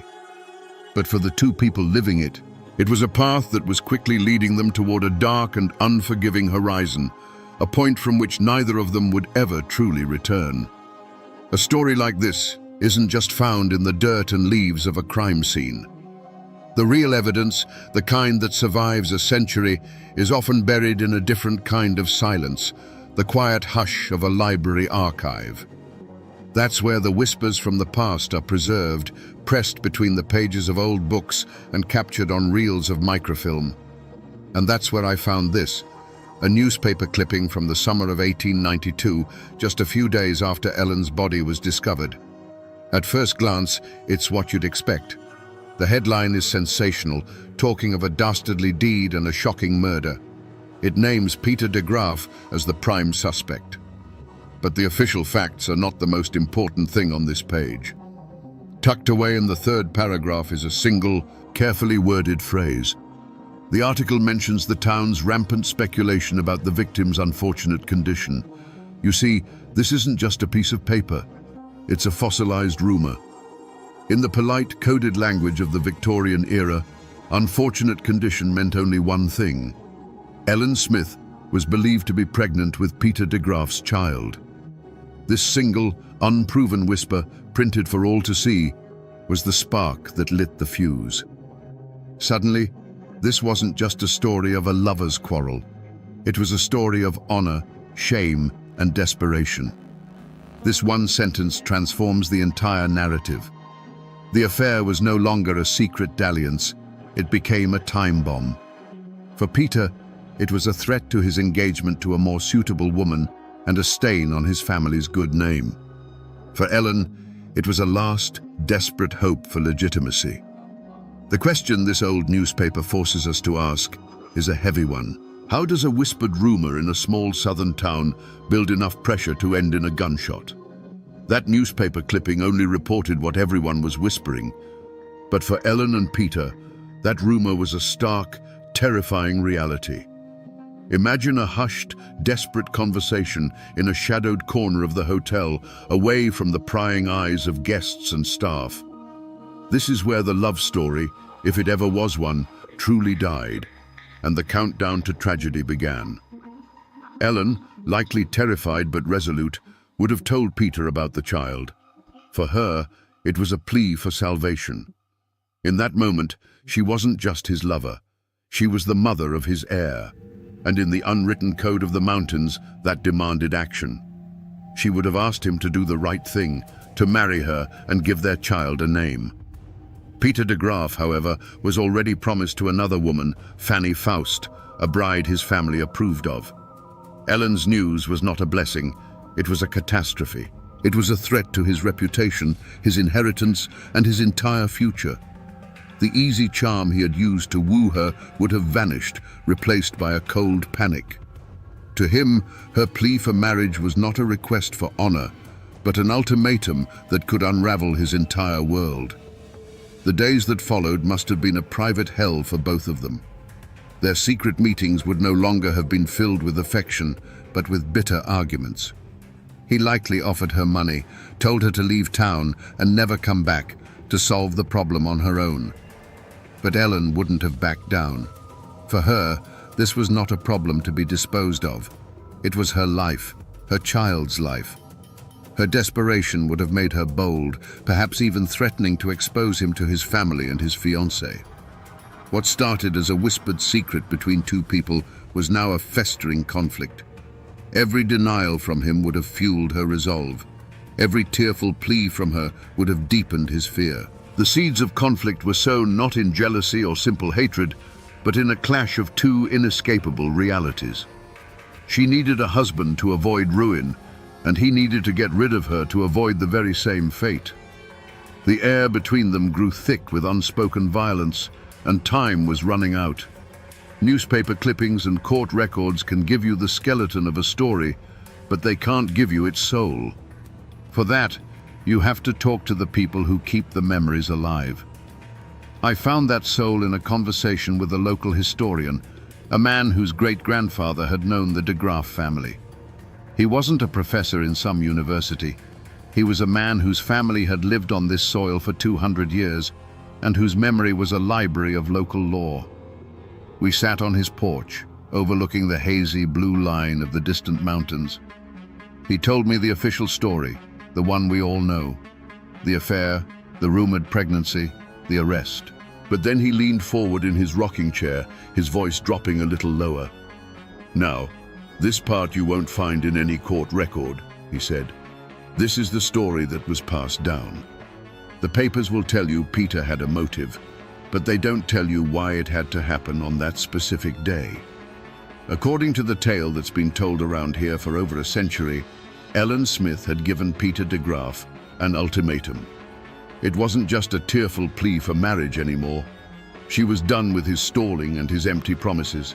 She told him that if he didn't agree to marry her, she was going to walk over to his father's house that very afternoon and tell the old man everything. Suddenly, the timeline snaps into sharp, terrifying focus. This wasn't a problem Peter could put off until next week. It was a crisis with a deadline measured in hours. Exposing the secret to his prominent father would have brought immediate and absolute ruin. It was one thing for the town to whisper, but for the patriarch of the de Graaf family to hear it from Ellen herself. That was unthinkable. Peter, cornered and desperate, knew he had to stop her, and he had to do it right then. This personal testimony, passed down through generations, gives us the missing piece of the puzzle, the emotional trigger for what was about to happen. The ultimatum hung in the hot, still air between them. It wasn't a tearful plea anymore. It was a declaration. Ellen was going to his father's house, today. For Peter de Graaf, the world had just shrunk to the size of a ticking clock, and every second brought ruin closer. The charming dandy, the confident man about town, was gone. In his place was a cornered animal, staring down the collapse of his carefully constructed life. The whispers of the town were one thing. A public confrontation with his father was another. It meant the end of his engagement, the loss of his inheritance, and the fury of a patriarch whose name he was about to disgrace. He couldn't let her get to that house. He had to stop her. But he couldn't do it in the open. He needed to move her away from the center of town, away from prying eyes, away from anyone who might hear an argument or a scream. And so, the mask of the charmer went back on, one last, terrible time. He would have softened his voice, feigned surrender. He likely told her she was right, that they needed to talk it through properly, away from the hotel. "Let's walk," he would have suggested, "down by the water race, where we can be alone. We'll figure this out." Did a flicker of hope ignite in Ellen's heart? Did she believe for just a moment that her desperate gamble had worked, that he was finally going to do the right thing? Or did a cold knot of fear tighten in her stomach? We will never know. But we know she agreed. Perhaps she felt she had no choice but to see it through. So she walked with him, away from the safety of the busy streets, away from the life she knew. Each step they took together was a step further from her world and deeper into his. They made their way toward the outskirts of town, toward the secluded spot by the old paper mill. The path would have grown quieter, the sounds of the town replaced by the buzz of insects and the steady rush of the water in the race. It was a sound loud enough to swallow other sounds. It was a place for secrets. They were alone now. No one to see them, no one to hear them. The pretense could finally be dropped. This was not a place for reconciliation. It was a place for a final, brutal resolution. The time for talk, for lies, for empty promises was over. The time for consequences had arrived. Standing there, with the sound of the water in his ears and the threat of his ruin standing before him, Peter de Graaf made his choice. In that moment, the path forward narrowed to a single violent act. There was no turning back. And so, I've come back to this place. The old paper mill is long gone, its foundations swallowed by a century of weeds and vines. But the path is still here, and the water race, though now just a shallow, meandering creek, still whispers the same story to the stones. There are no historical markers, no monuments. This place has been allowed to forget, to let nature cover up the memory of what happened here. But the scar is the landscape itself. There are no bullet holes in a wall to show you, no faded bloodstains preserved under glass. The evidence is the geography of the crime. Look how secluded it is, even now. You can see how the thicket of trees would have swallowed them, hiding them from the road. You can hear how the constant rush of the water would have been just loud enough to muffle the sound of a raised voice or a single sharp crack of a pistol. This is the real, physical proof. This clearing was not a random spot. It was chosen. This was the end of the line. Standing here, in the same oppressive summer humidity they would have felt, you can almost hear the final desperate words exchanged. This wasn't a sudden burst of rage. This was an execution, planned in the desperate few minutes it took to walk from the edge of town into this green, silent tomb. Right here, in this quiet, forgotten clearing, the final brutal act of our story unfolded. The time for lies was over. Standing in that secluded clearing, Ellen would have stood her ground, her voice steady with the conviction of a woman with nothing left to lose. She would have repeated her ultimatum one last time. I am going to your father's house. I am going to tell him everything. Those were the words that sealed her fate. For Peter de Graaf, the sound of the rushing water faded away, and the world narrowed to this single, unmovable obstacle standing between him and his future. The panic that had been churning inside him cooled into a terrible, simple clarity. He would have felt the weight in his coat pocket, a heavy, cold reassurance. He had likely brought it with him for this very purpose, a final option he hoped he wouldn't have to use. But her resolve, her refusal to be silenced or sent away, had exhausted all other possibilities. In his mind, she had backed him into this clearing, into this moment. There was only one way he could walk out of here alone, with his secret safe and his future intact. The choice was made. And then, the argument ended. It ended not with a resolution, but with a sharp, violent punctuation. A single, sharp report cracked the humid air, a sound far too loud and deliberate to be a snapping twig. It was a sound that ripped through the drone of the insects and the murmur of the creek, echoing off the trees for a brief moment before being swallowed by the woods. A flock of startled birds erupted from the canopy, their panicked calls the only immediate response to the unnatural noise. There would have been no scream, just a look of profound, final surprise on Ellen's face. A flicker of disbelief as she looked down at her own chest, as if to understand what had just happened. Her hands, which might have been clenched in anger or raised in pleading, fell limp to her sides. She crumpled to the ground without a sound, a final, soft exhalation of breath, the only testament to the life that had just been stolen from her. The vibrant, determined young woman was gone, replaced by a still, silent form. For a long moment, there was only the sound of the creek and the slow settling of dust motes in the shafts of afternoon sun. The air grew thick with the acrid smell of burnt powder. Peter would have stood there, his heart hammering against his ribs, staring at what he had done. There she was, poor Ellen Smith, lying on the cold, cold ground. A single dark circle, no bigger than a coin, began to blossom on the fabric of her simple dress right over her heart. It was a neat, tidy, and absolutely final solution to his problem. Then, the cold clarity shattered, and the animal panic returned. His survival instinct screamed at him to run. He turned his back on what he had done, on the woman who had carried his child and his secret. He didn't look back. The rustle of his footsteps, quick and desperate through the underbrush, was the last human sound to disturb the scene. The woods swallowed him up, leaving behind only an awful, profound silence.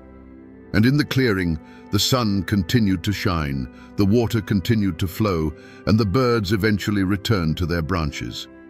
Nature, indifferent and eternal, began the slow work of reclaiming the scene. Ellen Smith was left alone, with only the indifferent sky and the whispering trees as witnesses to her final moments. The story of the violence lives in the soil of that clearing, but the story of the aftermath is preserved in a different kind of silence, the quiet, dusty archives of the Forsyth County Courthouse. Here, the raw, human tragedy of Ellen Smith's death was translated into the cold, formal language of the law. I've held the photocopies in my own hands. The coroner's report, the court docket, the arrest warrant. Each one tells a piece of the story, but it's a version scrubbed clean of all emotion. The coroner's inquest is a marvel of clinical detachment. It describes the location where the body was found and the position in which she was lying. And then, the cause of death is recorded with chilling simplicity. Gunshot wound. That's it. Just 2 words to extinguish a life filled with hope, fear, and a desperate love. There is no mention of the rumored child, no hint of the ultimatum that signed her death warrant. The official record reduces the entire complex tragedy of Ellen's final moments to a simple medical observation. Then you see Peter de Graaf's name for the first time in the court's ledger. The state versus Peter de Graaf. Charge, murder. Black ink on a ruled line. The paper doesn't record the terror he must have felt as he fled through the woods. It doesn't acknowledge the powerful weight of his family's name or the public's immediate, overwhelming assumption of his guilt. It just lays out a simple, brutal equation. 1 victim, 1 accused. The entire storm of passion and desperation is boiled down to a case number. Reading these documents is like looking at a photograph of a house fire. You see the structure, the smoke, the event itself. But you can't feel the heat. You can't hear the screams. You can't smell the ash. The law is concerned with facts, with evidence that can be presented to a jury. It has no vocabulary for the intricate web of honor, shame, and class that drove these 2 people to that secluded spot. But these dry, impartial papers, for all their lack of soul, were about to set in motion a manhunt that would make Peter de Graaf a household name across the state. The law, once set in motion by those cold documents, moved with surprising speed. Suspicion fell on Peter de Graaf like a hawk on a field mouse, swift, singular, and absolute. He was her known lover. He had the motive, and he was the last person seen with her. He was arrested and charged with the murder of Ellen Smith. But in the courtroom, Peter was a different man from the panicked killer who fled the woods. He was unnervingly calm, dressed impeccably, denying everything with a steady voice. The evidence against him was powerful, but purely circumstantial. There was no murder weapon, no confession, no one who saw him pull the trigger. The prosecution built a case on motive and opportunity, while the defense chipped away at the lack of hard proof. The jury was torn, and the result was a mistrial. For a moment it seemed Peter de Graaf might just walk free. But a guilty man with a reprieve is a dangerous thing. Before a second trial could be convened, Peter made a move that would seal his fate more surely than any piece of evidence. With the help of his brother, he soared through the bars of his jail cell and, under the cover of a moonless night, vanished. To the public, this was the ultimate confession. An innocent man stands and fights for his name. A guilty man runs for his life. His escape transformed him from a suspect into a condemned fugitive in the eyes of the entire state. The law was no longer just seeking a conviction. It was now hunting a man who had made a mockery of it. The manhunt was vast. Telegraphs crackled with his description, and his name was on the lips of lawmen from Virginia to Tennessee. Months went by. The trail went cold. It seemed Peter de Graaf had been swallowed by the continent. Then, a tip came from a world away. He was found hundreds of miles from North Carolina, hiding in the most unlikely of places, working as a common hand in a traveling circus in Robinson, Kansas. The dapper man about town had become a ghost, living amongst the clowns and the carnies. The long arm of the law finally closed around him there, and he was brought back to Winston-Salem in chains, the spectacle of his capture only fueling the public certainty of his guilt. His second trial was a formality. The courtroom was packed, the air thick with condemnation. This time, there was no doubt, no hesitation. The prosecution now had the most damning evidence of all: his flight from justice. The jury didn't need to see a weapon. They saw a man who had run, and they knew why. The trial was swift, the arguments a foregone conclusion. The jury filed out and returned in what must have felt like a heartbeat. The court clerk asked for the verdict. A silence fell over the room, so heavy you could feel the weight of it in your chest. The foreman, a grim-faced farmer, rose to his feet, unfolded a small piece of paper, and spoke the single word that everyone had come to hear: guilty. The dry legal process that began with a line of ink in a ledger had found its final, brutal endpoint. Peter de Graaf was sentenced to hang by the neck until dead. Every story has an end, and for the people who live them, that end is often found in a place like this, the old Salem Cemetery. It's a quiet library of stone, where the final chapters of thousands of lives are etched into granite and marble. I came here to find the last, quiet resting places of the two people at the heart of our story. It doesn't take long to find Ellen's. Her grave is marked by a simple flat stone, a humble marker that lies low in the grass, easily missed if you aren't looking for it. There is no grand epitaph, just her name and the dates that bookend her short, tragic life. It is a lonely grave for a girl who died alone. And yet, her story has kept this spot from being forgotten. People still come. They know the ballad, and they seek out this small stone as a kind of pilgrimage. Her final resting place is as modest as the life she lived, but the legend that grew from it is monumental. In death, the poor, forgotten maid became more famous than any of the wealthy people buried around her. Then, you walk just 100 yards or so past other weathered stones, and you find the de Graaf family plot. And there he is, Peter de Graaf. His marker is part of a respectable family collection, more substantial than Ellen's, but weathered by the same century of sun and rain. And the irony is so thick you can almost taste it. He killed her to protect his family's name, to sever their connection forever. But here they lie, just a short walk from one another. Enemies in life, neighbors for all eternity in this silent city of the dead. Seeing these two stones, so close and yet worlds apart, makes you realize that the gallows was not the end of the story. It was only the end of Peter's. For the families left behind, for the community that had witnessed the tragedy, the consequences were just beginning to unfold. The final verdict had been delivered, but the long shadow of that day was only starting to stretch across the land. On February 8, 1894, a massive crowd gathered in Winston-Salem. It was a public holiday of the grimmest sort. They came to see Peter de Graaf hang. He was led to the gallows, and even in his final moments, he maintained his unnerving calm. He refused to confess. He did not ask for forgiveness. And here, the history of the event blurs into the legend. The story, the one that truly matters, is that as he stood on the gallows with the rope around his neck, he handed a note to his brother.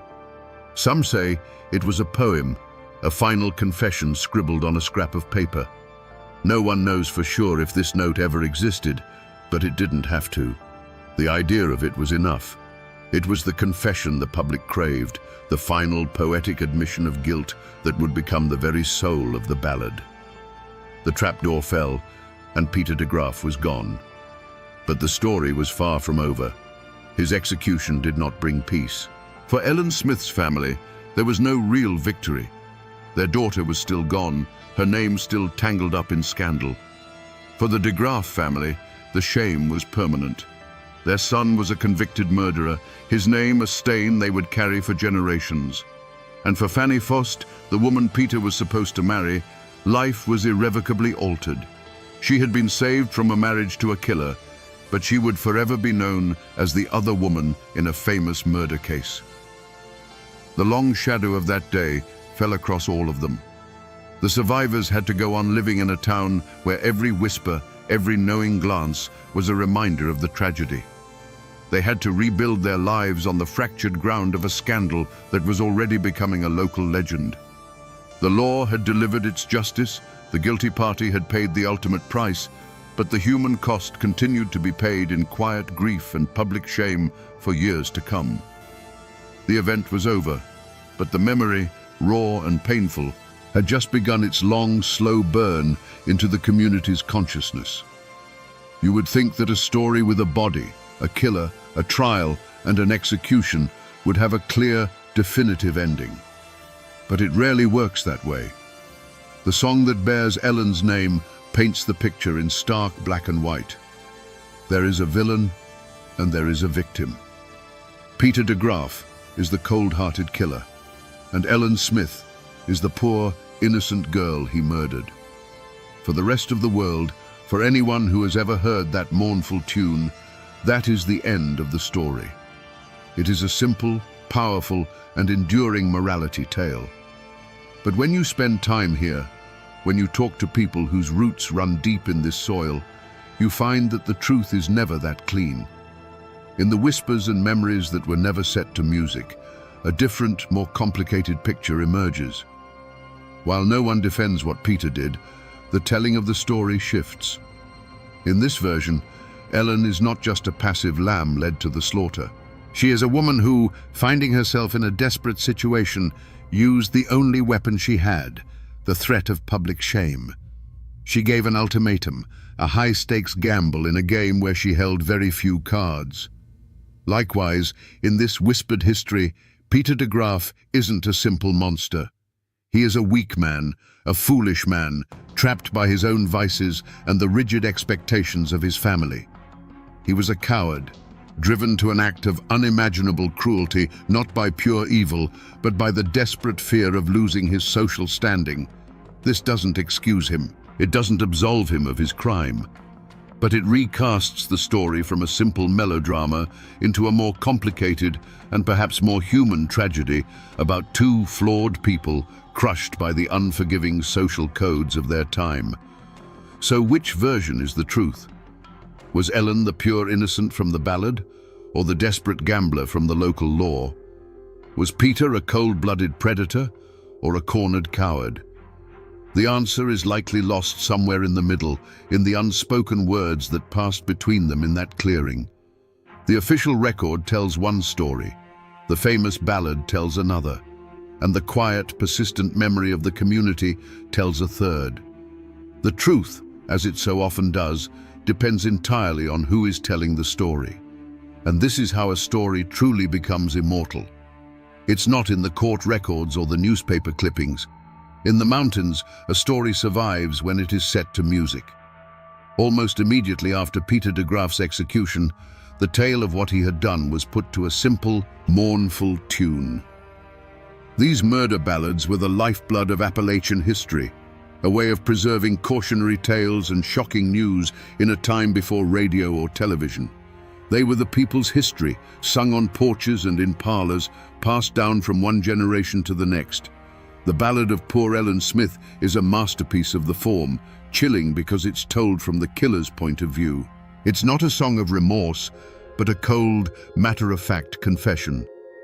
The lyrics, supposedly taken from that mythical note found on the gallows, captured the entire tragedy in a few unforgettable verses. It tells of the murder, the escape, the capture, and the final, lonely walk to the gallows. The song became so powerful, so definitive, that it completely overwrote the messy, complicated reality of the case. The legal arguments, the circumstantial evidence, the lack of a weapon, all of that faded away. The song became the truth. Over time, history dissolves and legend takes its place. The trauma of Ellen's death seeped into the very soil of this place, sprouting ghost stories. For 100 years, people have claimed to see a sorrowful apparition wandering the woods near the old water race, the ghost of a young woman in a simple dress, forever searching for the justice she was denied in life. The real Ellen Smith, the girl who worked at the hotel and dreamed of a better life, was gone. In her place was a folk hero, a ghost, and the title character of a timeless, haunting song, a cautionary tale that still echoes through these hills today.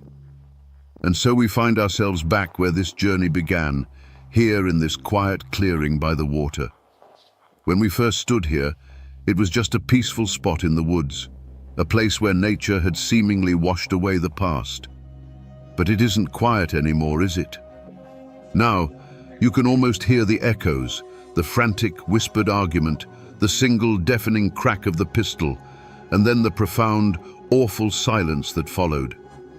We came here looking for the truth behind a famous song, and we found something far more raw and complicated. We found a story not just of a simple villain and a helpless victim, but of two desperate people trapped by the unforgiving social codes of their time. We found that the truth is rarely as clean as a ballad's verse. It's a powerful reminder that every forgotten place, every quiet wood like this one, has a story to tell if you're willing to listen. They are silent libraries, filled with tales of love, pride, and the terrible, irreversible choices that can change everything in a single heartbeat. The world that created Peter de Graaf and Ellen Smith is gone. The hotel she worked in, the gallows he died on, they have all vanished into time. The people themselves are little more than dust and whispers. But the ballad is still sung on porches and stages 100 years later. And the story remains. In the cold, coal-dusted hollows of 1930s West Virginia, a ghost walked the mountains. They called him Little Billy Rhodes. He was a thief who never took for himself, a phantom who left sacks of flour on the doorsteps of starving miners' shacks. Then, one day, as suddenly as he had appeared, he was gone. No body, no trial, no final shootout. Just silence. The company bosses called him a dangerous criminal. The law called him a menace. But to the families trapped in the crushing grip of debt and desperation, he was something else entirely. A prayer answered in the dead of night. Was he a real man of flesh and blood? Or was he an idea, a spirit of defiance that lived in the hearts of a whole community? Today, we dig through a mountain of legend to find the truth, to understand how the quiet anger of 1,000 miners gave birth to the ballad of Little Billy Rhodes. To find the man, you have to dig past the myth, and the story they tell always begins in the same place. A grey, clapboard house in a nameless company town, indistinguishable from 100 others pressed into the folds of the West Virginia hills. It's a place where the air itself tastes of coal dust, and the only clock that matters is the steam whistle from the tipple. This wasn't a community, it was a holding pen, built for the sole purpose of extracting coal from the earth and loyalty from the men who mined it. They say Billy was born into a miner's family, like every other boy in the camp.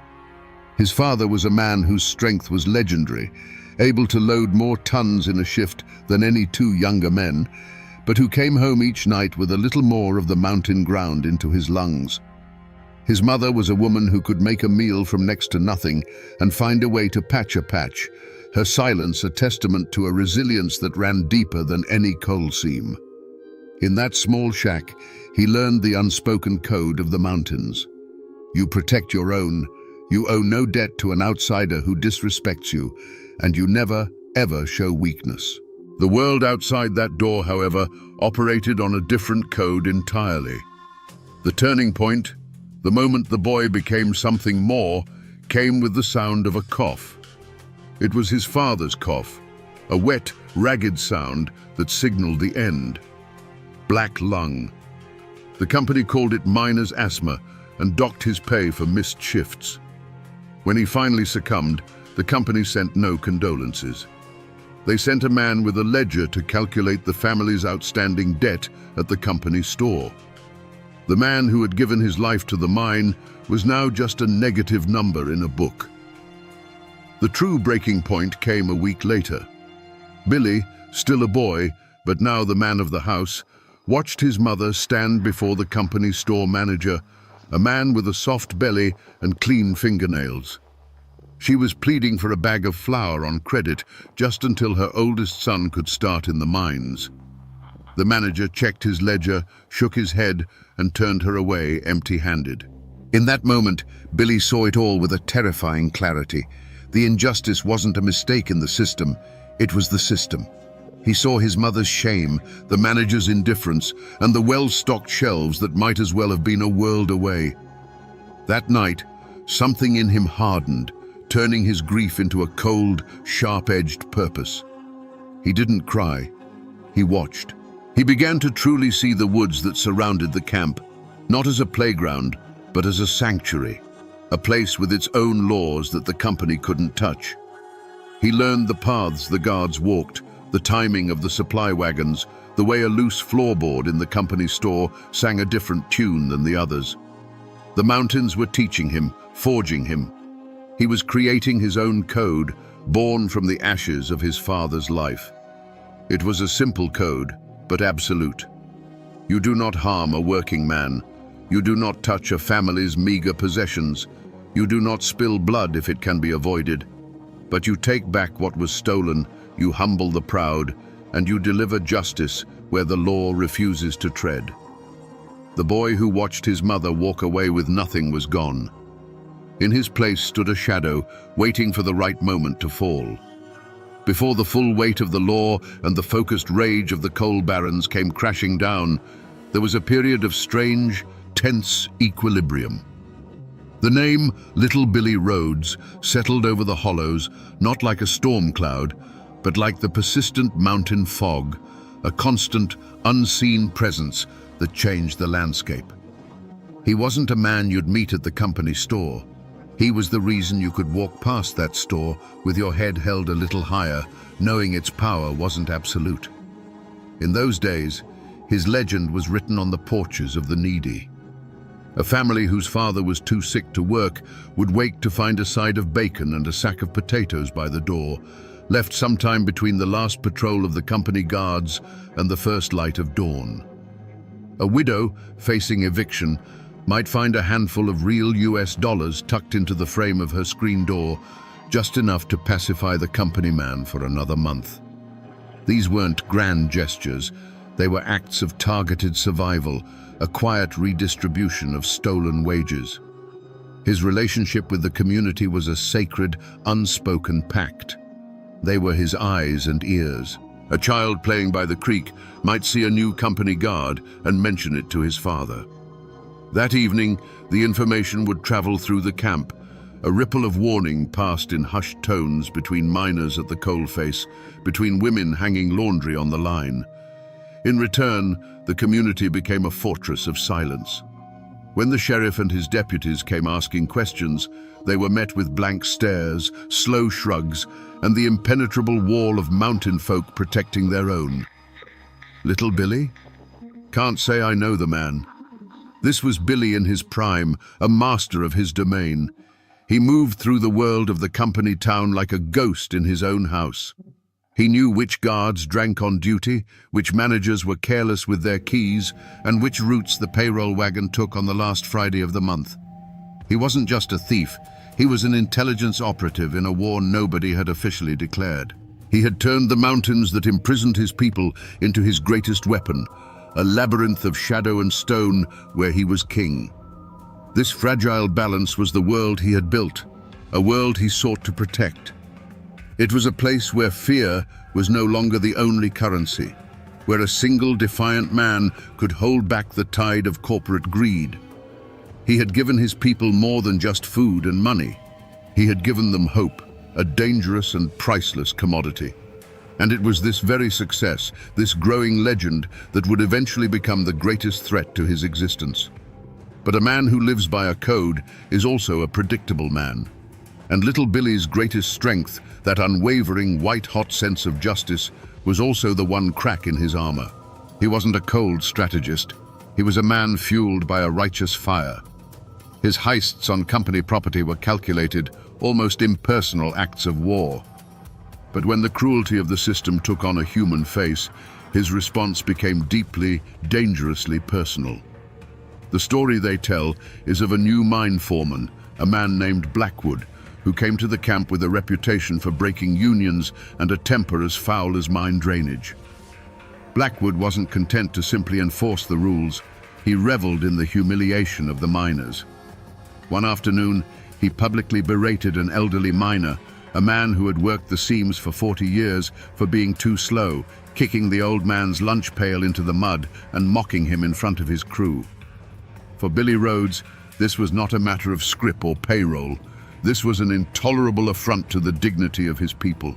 The system wasn't just starving them, it was now spitting in their faces. That night, little Billy didn't go to the company store. He slipped past Blackwood's own yard dogs, through the window of his private residence, and into the room where the foreman slept. He stole nothing of value. Instead, he took Blackwood's prized double-barreled shotgun from its rack over the mantel, broke it clean over his knee, and laid the two splintered pieces on the pillow next to the sleeping man's head. To the miners who heard the story whispered the next day, it was a moment of pure triumph. But in truth, it was a grave error. It was the first time Billy had let his anger guide him instead of his reason. He had shown his hand. He had revealed that the way to get to the ghost wasn't to guard the safes, but to wound the community. He had proven that he could be baited, that his fury could be aimed.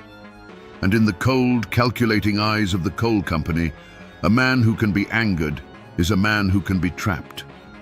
The company, led by the foreman Blackwood, understood its enemy now. Humiliated by the broken shotgun, Blackwood realized that the way to kill a ghost is to attack what it loves. He stopped looking for a man in the shadows and started looking for a lever in the community, a way to force little Billy into the light. And he found that lever in a widow named Sarah, whose husband had been crushed in a rockfall the year before. Sarah and her young son were a symbol of the camp's suffering, and it was widely known that they were among the first to receive the Phantom's nocturnal gifts. The affront, when it came, was an act of calculated theater. On a cold, drizzly morning, Blackwood and two of his hired guards marched to Sarah's shack. In front of the assembled miners heading to the morning shift, he accused her of consorting with thieves and possessing stolen company property. He wasn't arresting her. He was doing something far more cruel. He was evicting her. The guards began throwing her meager possessions out into the muddy street: a cast-iron skillet, a threadbare quilt, a small stack of books. Her son, no older than 7, ran out to grab his only real toy, a small bird carved from a piece of scrap wood. One of the guards deliberately stepped on it, crushing it under his boot heel. The news of this public humiliation spread through the mine faster than a gas leak. For the miners, it was a profound act of terror, a message that even the most vulnerable were not safe. For little Billy, hearing the story passed in enraged whispers, it was something else entirely. It was a declaration of war aimed directly at his soul. The crushed wooden bird, the woman's silent tears, the foreman's smug satisfaction, These images burned away all his caution and calculation. This was no longer about scrip or safes. The unwritten rules of their conflict had been shattered. Blackwood had crossed a sacred line, targeting the innocent to draw him out. In that moment, Billy's mission changed. The cool-headed strategist vanished, replaced by a man consumed by a cold, singular rage. He saw the face of the system, and it was Blackwood's face. The foreman had taken a silent war and made it deafeningly personal. This was the point of no return. To let this stand would be to admit defeat, to tell the miners that their champion was powerless against true cruelty. It would poison the very hope he had cultivated. A response was no longer a choice. It was an obligation. The trap had been set, the bait had been taken, and little Billy Rhodes began walking a path from which there could be no turning back. The character of the Hollows changed. The whispers about little Billy, once filled with a kind of reverent excitement, were now laced with dread. The older miners, the ones with the deepest scars and longest memories, knew what this kind of escalation meant. They'd seen it before in strikes that ended in bloodshed. An attack on company property was one thing. A direct, personal war with a company man was an invitation for a massacre. They knew that when a hornet's nest is kicked, it isn't just the one who kicked it that gets stung. An old miner, a man who had worked alongside Billy's father, sought him out. He met him not in the camp, but in the deep woods, at a place marked by a lightning-scarred oak. He didn't plead. He spoke with the quiet authority of a man who had buried too many friends. "It's a trap, son," he said, his voice raspy from a lifetime of coal dust. "Blackwood is goading you. He wants you to come at him. He wants a reason to bring in the guns from Baldwin Felts and turn this camp into a war zone. You do this, and every family here will pay the price for your anger." Others sent messages through the silent network of the community. They urged patience. The unions were getting stronger, they argued. Roosevelt's government was starting to make noise. There were other ways to fight, slower ways that wouldn't get people killed. They were offering him a path of compromise, a chance to let his personal fury cool and melt back into the collective struggle.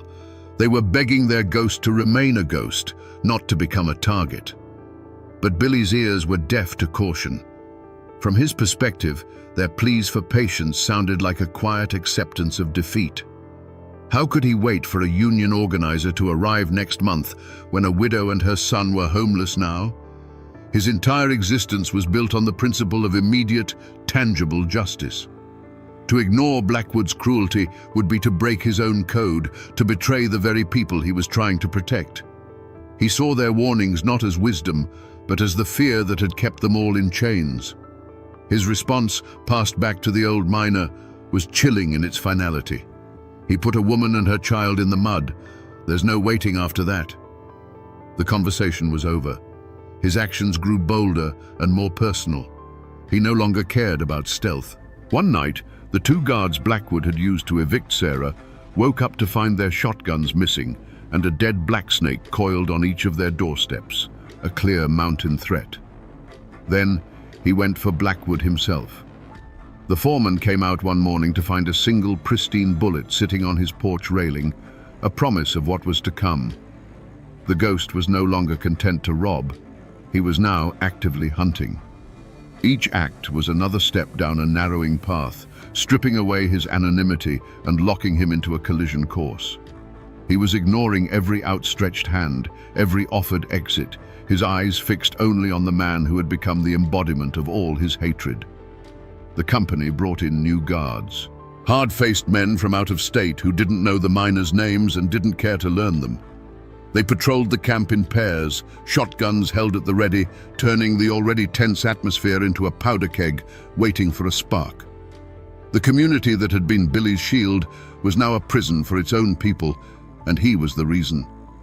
The weight of that knowledge led him to the one place he could think clearly, a rocky outcrop high above the camp, a crow's nest where he could watch the lights of the shacks below without being seen.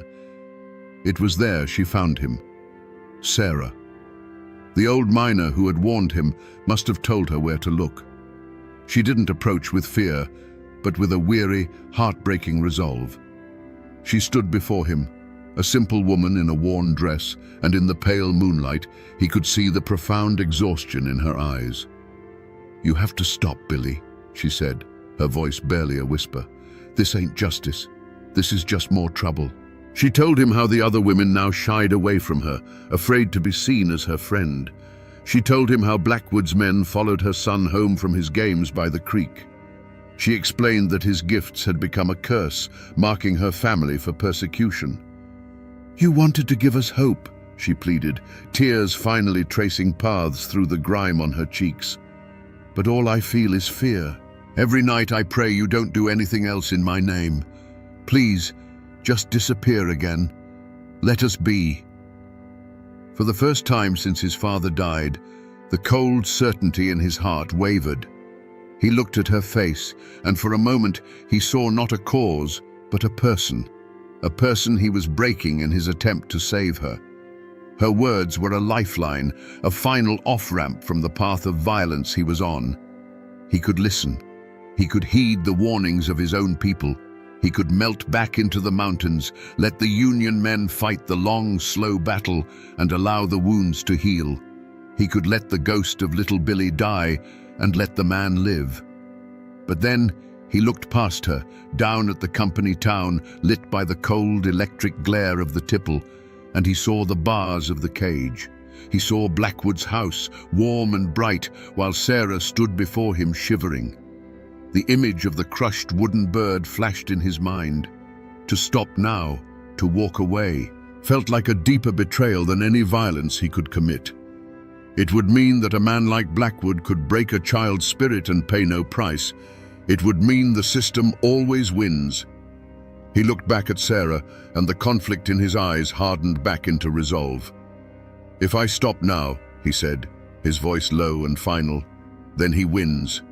Then they all win. This has to end with him." He had heard the plea of the widow and chosen the path of the bullet. The final crossroads had been passed. The night of the payroll was a night of ritual. The heavy rains came, turning the camp's dirt streets into a river of mud, a perfect curtain of noise and shadow. Inside the company office, a single lamp cast a greasy yellow circle of light. Within that circle sat Blackwood, alone, the stacks of scrip and the few precious stacks of real dollars laid out before him like a king surveying his hoard. He was a man at the peak of his power, secure in his fortress of glass and wood. He did not hear the creak of the floorboards on the porch over the drumming of the rain. When the office door opened, it didn't swing gently. It was kicked inward, the lock splintering with a sharp crack. Blackwood looked up, not in fear, but in pure, undiluted rage. Standing there, framed in the doorway with the storm at his back, was no longer a ghost. It was a man, soaked to the bone, his face pale and set like a death mask. For the first time, the two men were in the same room, the entire conflict of the hollows condensed into the 10 feet of space between them. Blackwood slowly pushed his chair back, a venomous smirk spreading across his face. "So the rat finally comes out of his hole," he sneered, his voice dripping with contempt. "Come to see what a real payroll looks like?" He gestured to the money on the desk, a clear and final act of mockery. Billy didn't look at the money. His eyes, burning with a cold fire, never left Blackwood's face. The world outside, the rain, the camp, the entire mountain, it all faded away. The universe had shrunk to the size of this one small, lamplit room. "This is for Sarah." Billy's voice was unnaturally calm, a quiet stone in the heart of the storm. "This is for the bird." Blackwood laughed, a harsh, ugly sound. He started to rise, his hand moving toward a drawer in the desk. "That worthless woman, that brat, you threw your life away for—" He never finished the sentence. A flash of brilliant orange light filled the room, so bright and so brief it seemed to steal the very air. It was followed by a sound so immense, so absolute, it was more than a sound, it was a physical blow. The single window pane behind the desk shattered, and the lamp on the desk leapt into the air before crashing down, plunging the room into near darkness. The argument that had raged for a month was suddenly, permanently over. The heavy silence that rushed in to fill the void was broken only by the steady drumming of rain on the tin roof and the frantic metallic spin of a single silver dollar that had been knocked from a stack on the desk. It spun on the floorboards, a tiny, glittering whirlwind in the gloom, before it finally wobbled, fell, and was still. In that deafening quiet, Billy stood in the doorway, the cool rain on his back a stark contrast to the sudden, stifling heat in the room. He could smell the sharp, acrid scent of burnt powder hanging in the air. There was no feeling of victory, no satisfaction. There was only a cold, hollow emptiness. The ghost of little Billy was gone, and in his place stood a man who had just crossed a line from which no one ever returns. For a long moment, Billy did not move. The only sound was the rain, a constant, indifferent witness. The ringing in his ears slowly subsided, replaced by a silence that was heavier than any noise. The fire that had driven him for months, that white-hot core of righteous fury, was gone. In its place was a profound and chilling emptiness, as if the act itself had scoured him clean of all emotion. He looked at the dark shape slumped behind the desk and felt nothing. Not triumph, not remorse, just the dead weight of a line crossed. A distant shout cut through the sound of the storm, followed by the frantic barking of a dog. The world was waking up to the sound of the shot. The spell was broken. He looked at the desk, at the stacks of scrip and cash scattered by the force of the blast. This was the prize, the very currency of the company's power. It was his for the taking. But he didn't move toward it. He realized with a sudden, devastating clarity that it meant nothing to him. It had never been about the money. He turned his back on the office, on the wealth, on the body of his enemy, and stepped back out into the rain. He didn't run. He simply receded, melting back into the storm that had delivered him. He moved with an animal's instinct, his feet finding sure purchase on the muddy paths he knew better than the lines on his own hand. The cold rain was a baptism, washing the smell of cordite from his clothes, but it couldn't wash the feeling from his soul. The mountain, his lifelong sanctuary and accomplice, was now his place of exile. The hollows and ridges that had once been his kingdom were now the walls of his banishment. From a high, hidden place, the same rocky outcrop where Sarah had pleaded with him, he watched the camp below erupt. Lanterns bobbed like fireflies in the dark as men emerged from their shacks, their shouts muffled by the downpour. A crowd was gathering around the company office. He was watching the consequences of his choice unfold, watching his own legend transform from a whisper of hope into a stark and bloody fact. The law would come now, and the company's wrath would be absolute.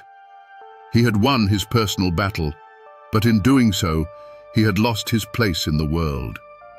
The man known as Billy Rhodes was gone. Only the ghost remained, and its work was done. The ghost was gone, but the storm he had called down had only just begun to break over the hollows. Within days, the camp was transformed into an occupied territory. The company brought in a dozen more guards, hard-faced professionals whose only job was to make the miners pay for the sin of defiance. They patrolled the muddy streets with a swaggering authority, their shotguns a constant, silent threat. The camp, once a place of quiet, simmering rebellion, was now gripped by a cold and open fear. The company's revenge was not swift and bloody, it was slow and suffocating. The logic was as simple as it was brutal. If a community could spawn a killer, then the entire community was sick and needed a harsh cure. Credit at the company store was cut off for everyone. The scrip-to-dollar exchange rate was slashed, rendering their meager pay almost worthless. Every privilege, every tiny bit of leeway, was revoked. It was a campaign of collective punishment designed to grind the spirit of the miners into dust, to teach them a lesson they would never forget. The most profound wreckage was left at the feet of the very person Billy had sought to avenge. Sarah became a pariah. To the company, she was the witch who had conjured the devil. Her shack was watched constantly. To her neighbors, consumed by their own new hardships, she was a painful reminder of the trouble, the woman whose name was now tied to a killing. The whispers that had once been of support turned to whispers of blame. The other women would pull their children close when she passed, as if the tragedy were a contagion she carried. The gifts left on her porch had become a curse, just as she had feared. The sacred silence that had once been their shield now became a weapon turned inward. The unified front against the company cracked, splintering into factions of fear and resentment. Men who had once shared a nod of understanding now avoided each other's eyes. Was Billy a hero who went too far, or a fool who had brought this hell down upon them all? The question hung in the coal-dusted air, poisoning the relationships between families, turning a community of brothers into a collection of isolated, frightened individuals. In his quest for a pure, singular act of justice, little Billy had done the one thing his enemies never could. He had broken the spirit of the camp. He had cut the head off the snake, but in its place, 100 smaller serpents of fear, suspicion, and misery had grown. The single shot fired in the company office had not freed them. It had only tightened the chains, and now everyone was paying the price. The law that came to the Hollows was an alien thing. It arrived in polished cars that struggled on the muddy roads, carried by men in clean suits who looked at the mountains not with respect, but with a flat, assessing gaze. A company foreman was dead, and the world outside the camp demanded a resolution. But their target, the man whose name was now spoken only in fearful whispers, was gone. A ghost cannot be put in handcuffs. A legend cannot be put on trial. So the law, prodded by the immense pressure and deep pockets of the coal company, did what systems of power always do when they cannot find a culprit. They created one. Her name was Sarah. The charge was not murder, but a tangle of legal terms that meant little to the miners: conspiracy, aiding and abetting a known fugitive. The trial was moved from the local courthouse to the county seat, a stage deliberately set to intimidate the mountain folk. It was a performance for an audience of one, the Blackwood Coal and Coke Company, who needed to demonstrate that the old code of the Hollows was dead, and their law was now the only law. The trial itself was the very picture of the culture clash.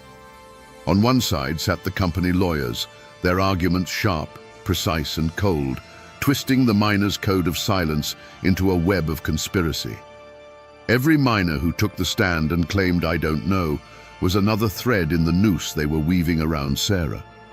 On the other side, Sarah sat, a bewildered figure of quiet dignity. Her defense was the simple, unadorned truth. She told them about her husband's death, about her son's hunger, about the food that appeared on her porch like a miracle. Her simple truth was like a wooden bucket against a steel dam. It held nothing back. To the miners who packed the courtroom, their faces scrubbed clean but their eyes weary, Sarah was not a criminal. She was a martyr. They watched in stony silence as the life they understood, a life of loyalty, of protecting your own, of accepting help without asking questions, was presented to the jury as a criminal enterprise. They saw the proceedings not as a search for justice, but as the final public humiliation of their community. Their silence was no longer about protecting Billy Rhodes. It was a wall of contempt for the world that was judging them. The verdict, when it came, was a formality: guilty.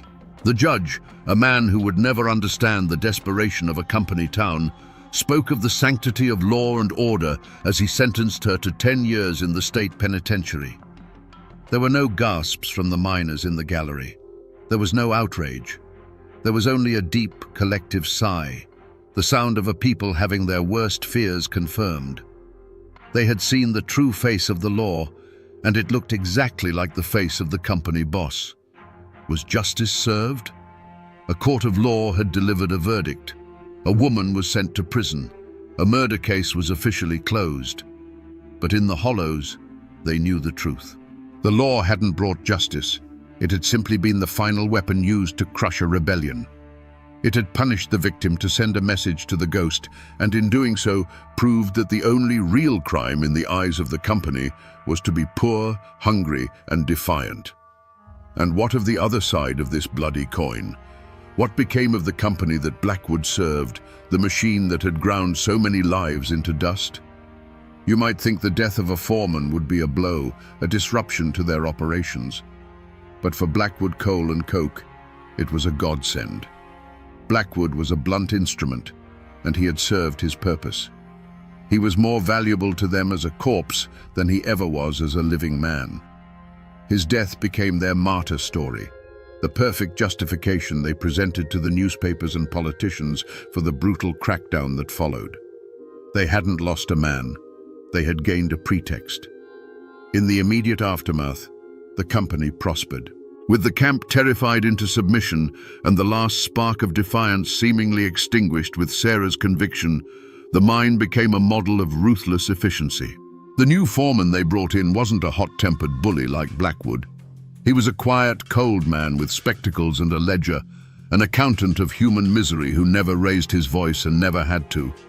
Production quotas were met and exceeded. The company store, now without any competition from phantom benefactors, squeezed every last cent from the miners. On paper, in the Charleston and Philadelphia boardrooms, the company had never been stronger. They had won. But a story like this has a way of seeping out of a hollow like a poisonous gas.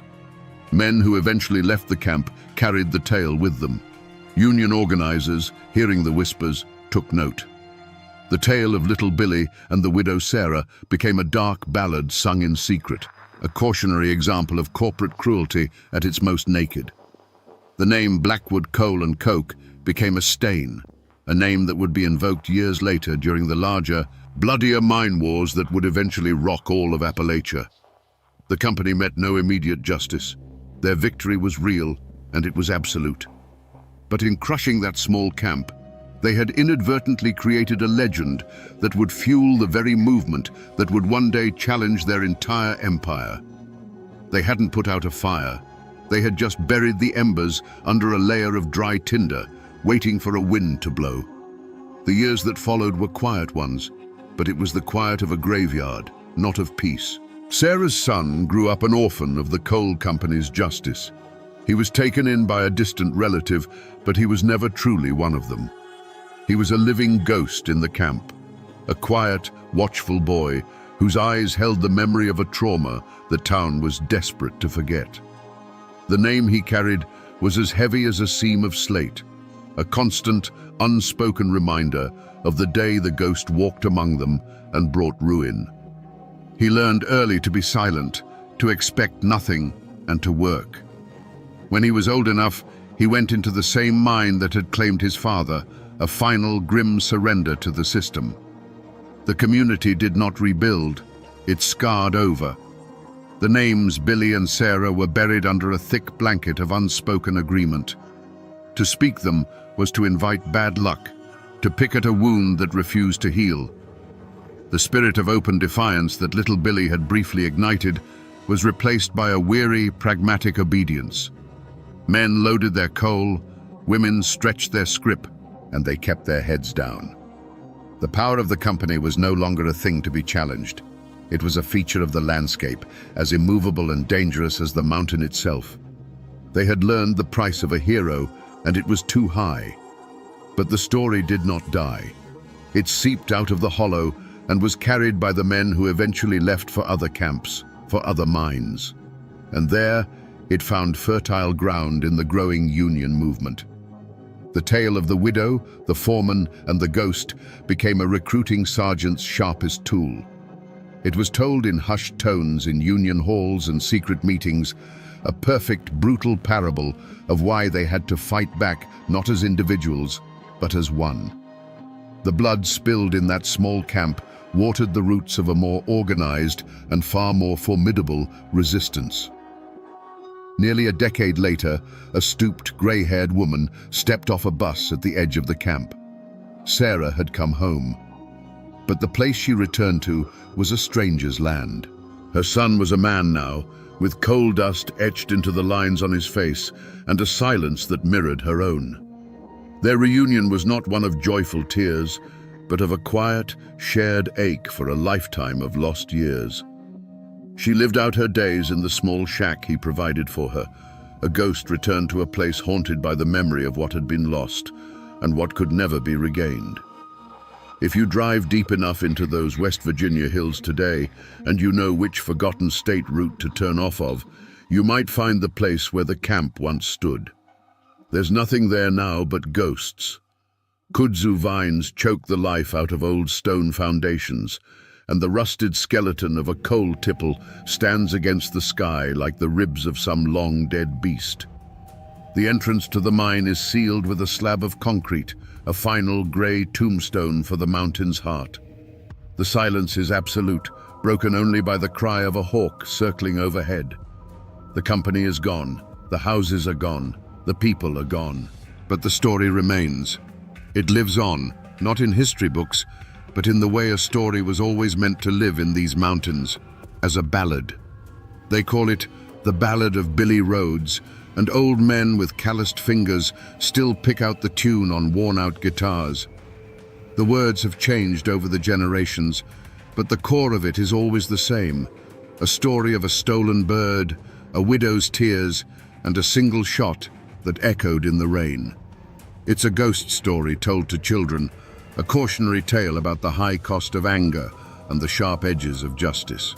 The real monuments to this story aren't the crumbling foundations, but the two simple headstones in a nearby churchyard.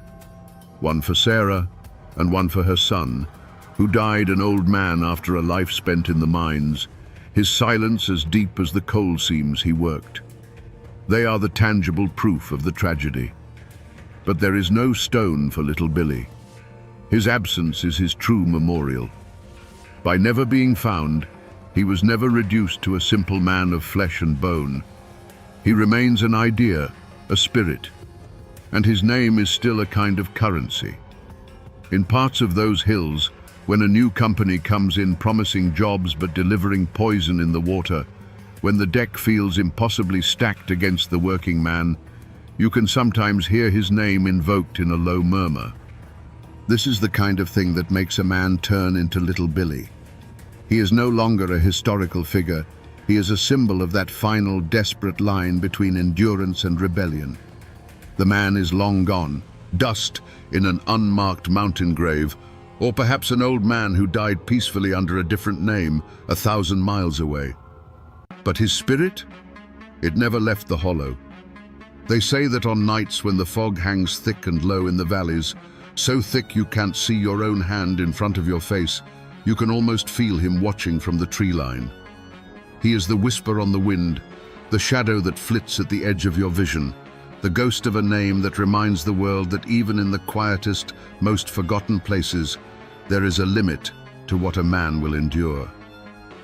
So we come to the end of the trail, back where we started, with the same question hanging in the air.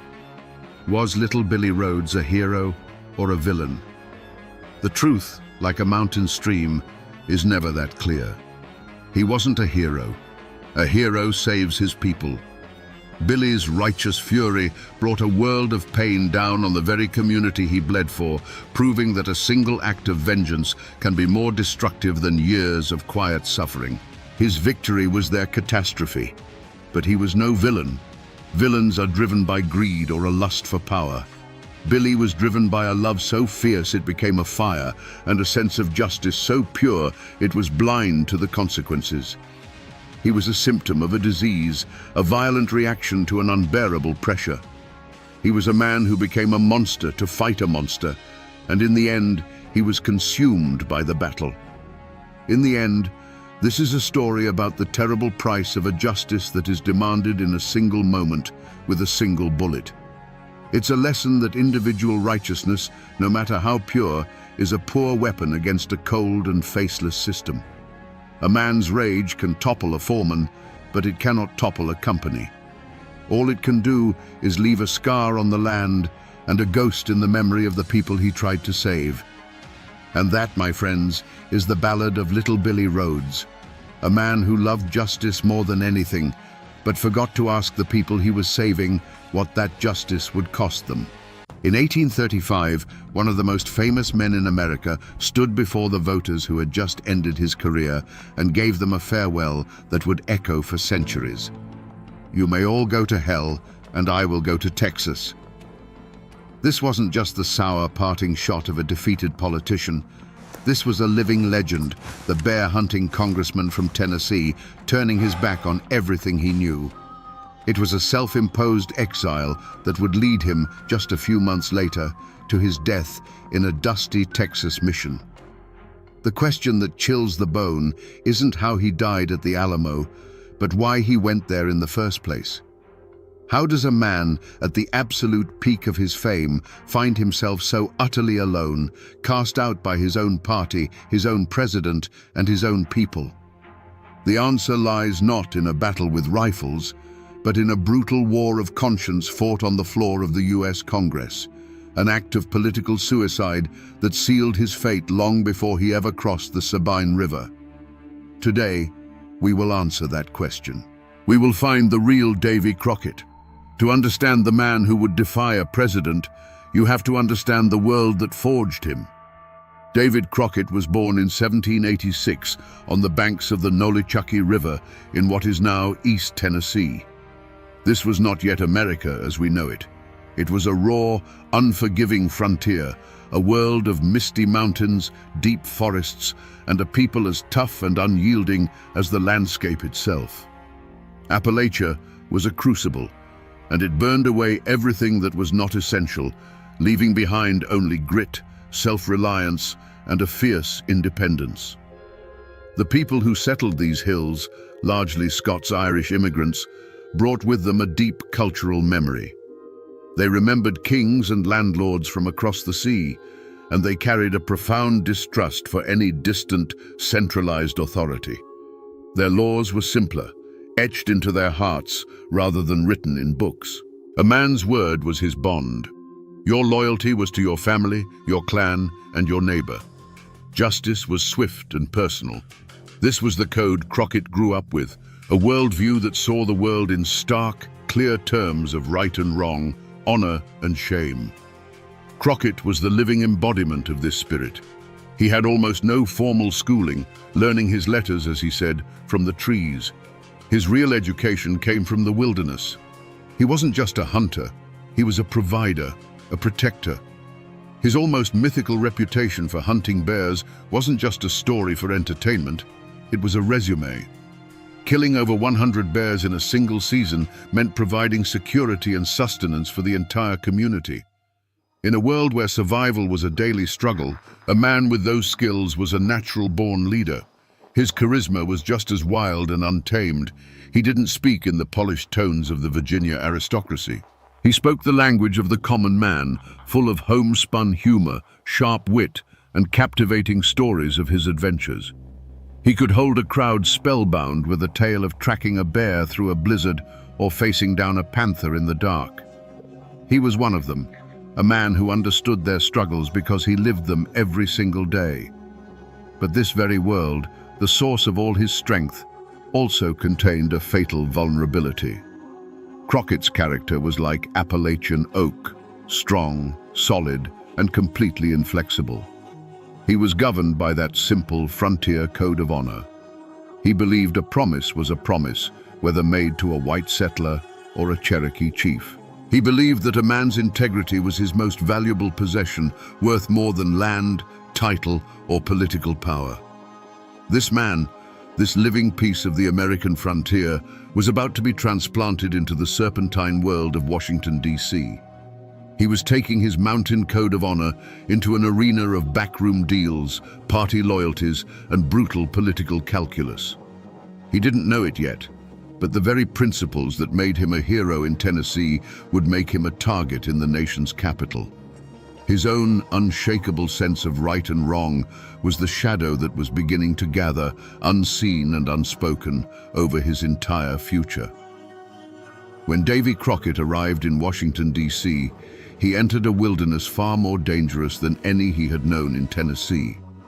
This was a political swamp, thick with ambition, veiled threats, and hidden allegiances.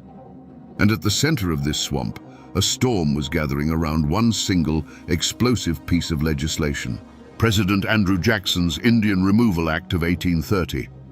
On paper, it was a proposal to relocate the 5 civilized tribes, the Cherokee, Creek, Choctaw, Chickasaw, and Seminole, from their ancestral lands in the southeast to new territory west of the Mississippi. The scene itself was charged with a heavy, ominous energy.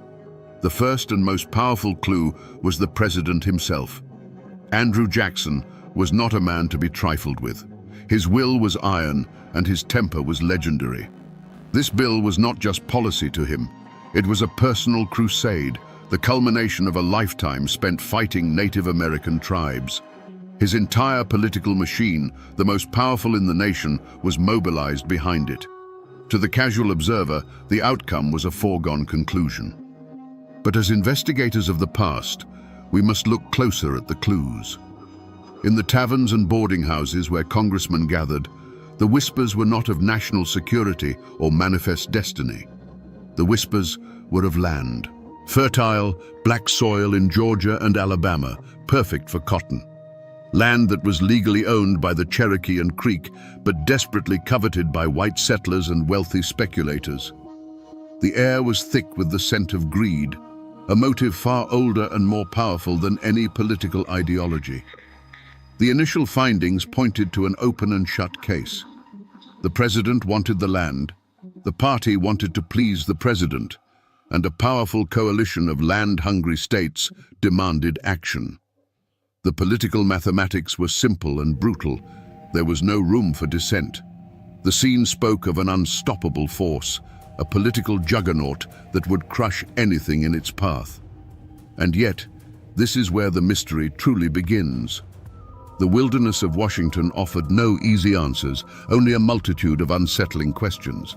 Chief among them, who in their right mind, and especially who from Jackson's own party, would be foolish enough to stand in the way? As the battle lines were drawn over the Indian Removal Act, all eyes in Washington turned to the most obvious source of opposition: the president's sworn political enemies. This was the anti-Jackson coalition, a formidable group of political titans like Henry Clay of Kentucky and Daniel Webster of Massachusetts. They were the established Eastern elite, men who viewed Andrew Jackson not as a hero of the common man, but as a dangerous backwoods tyrant trampling on the Constitution. Their motive for opposing the bill was clear, public, and deeply personal.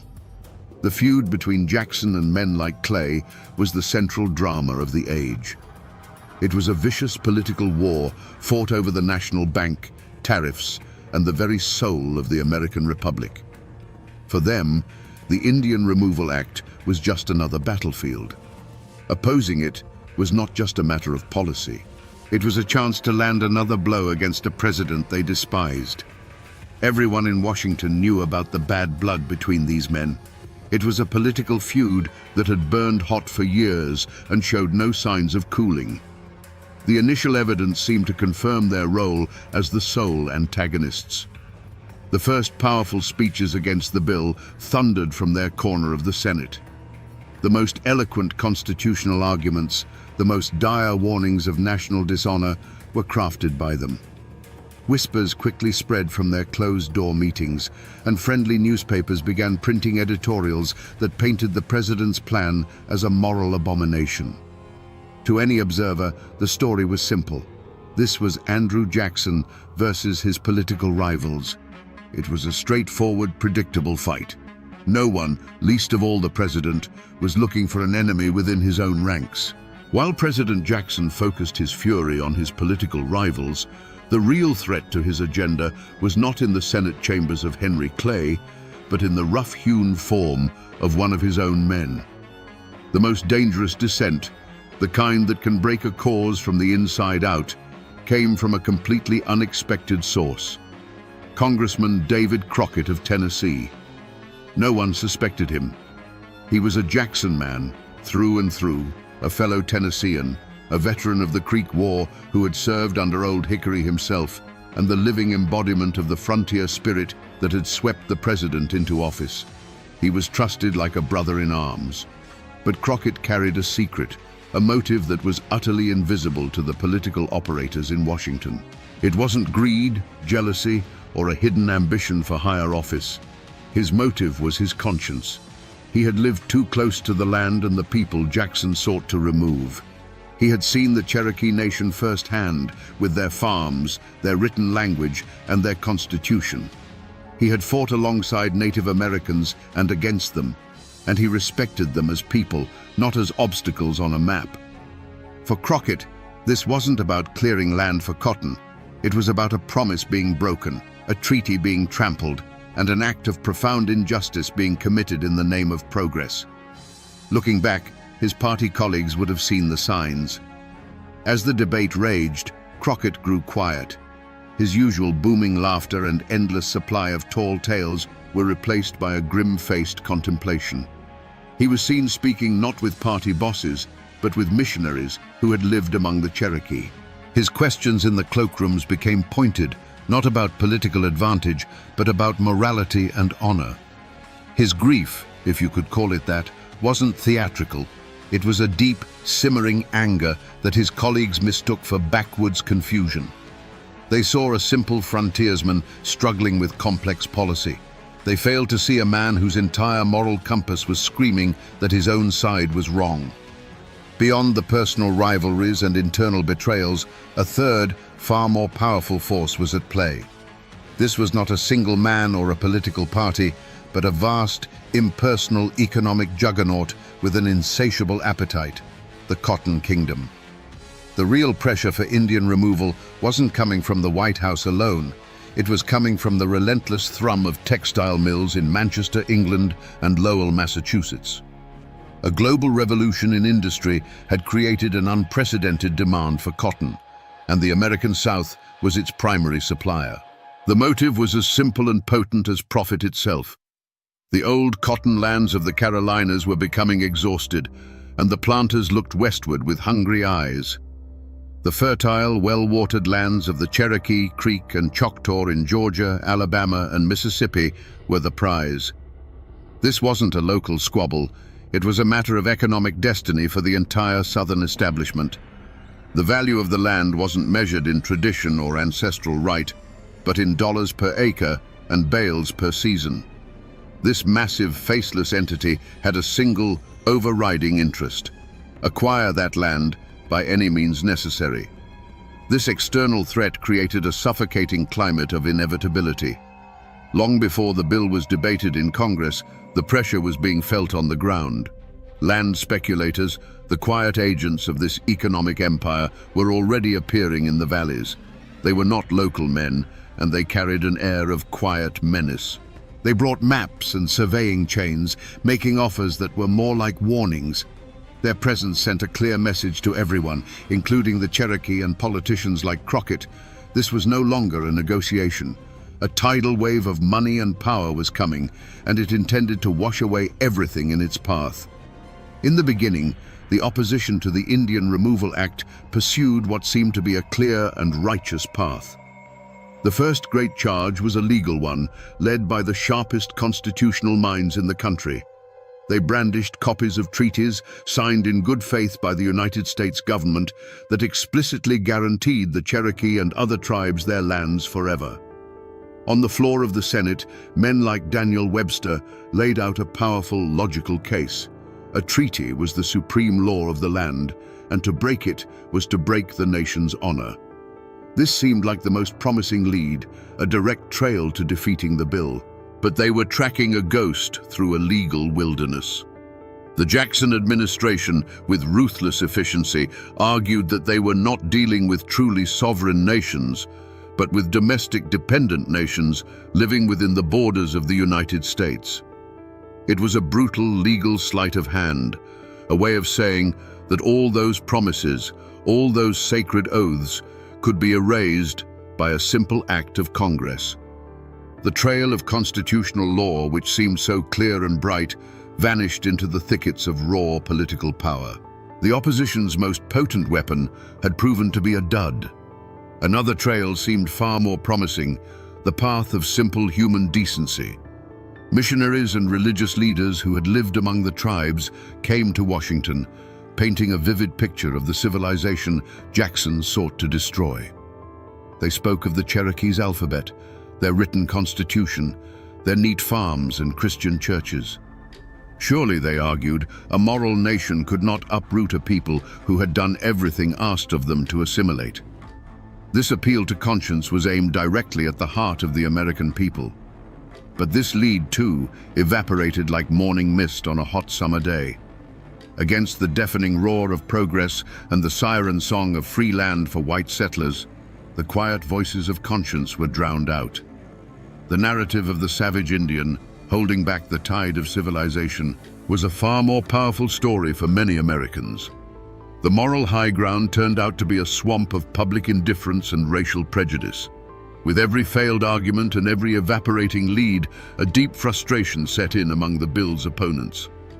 For a man like Crockett, watching his own party orchestrate this assault on reason and honor, the feeling must have been one of growing desperation.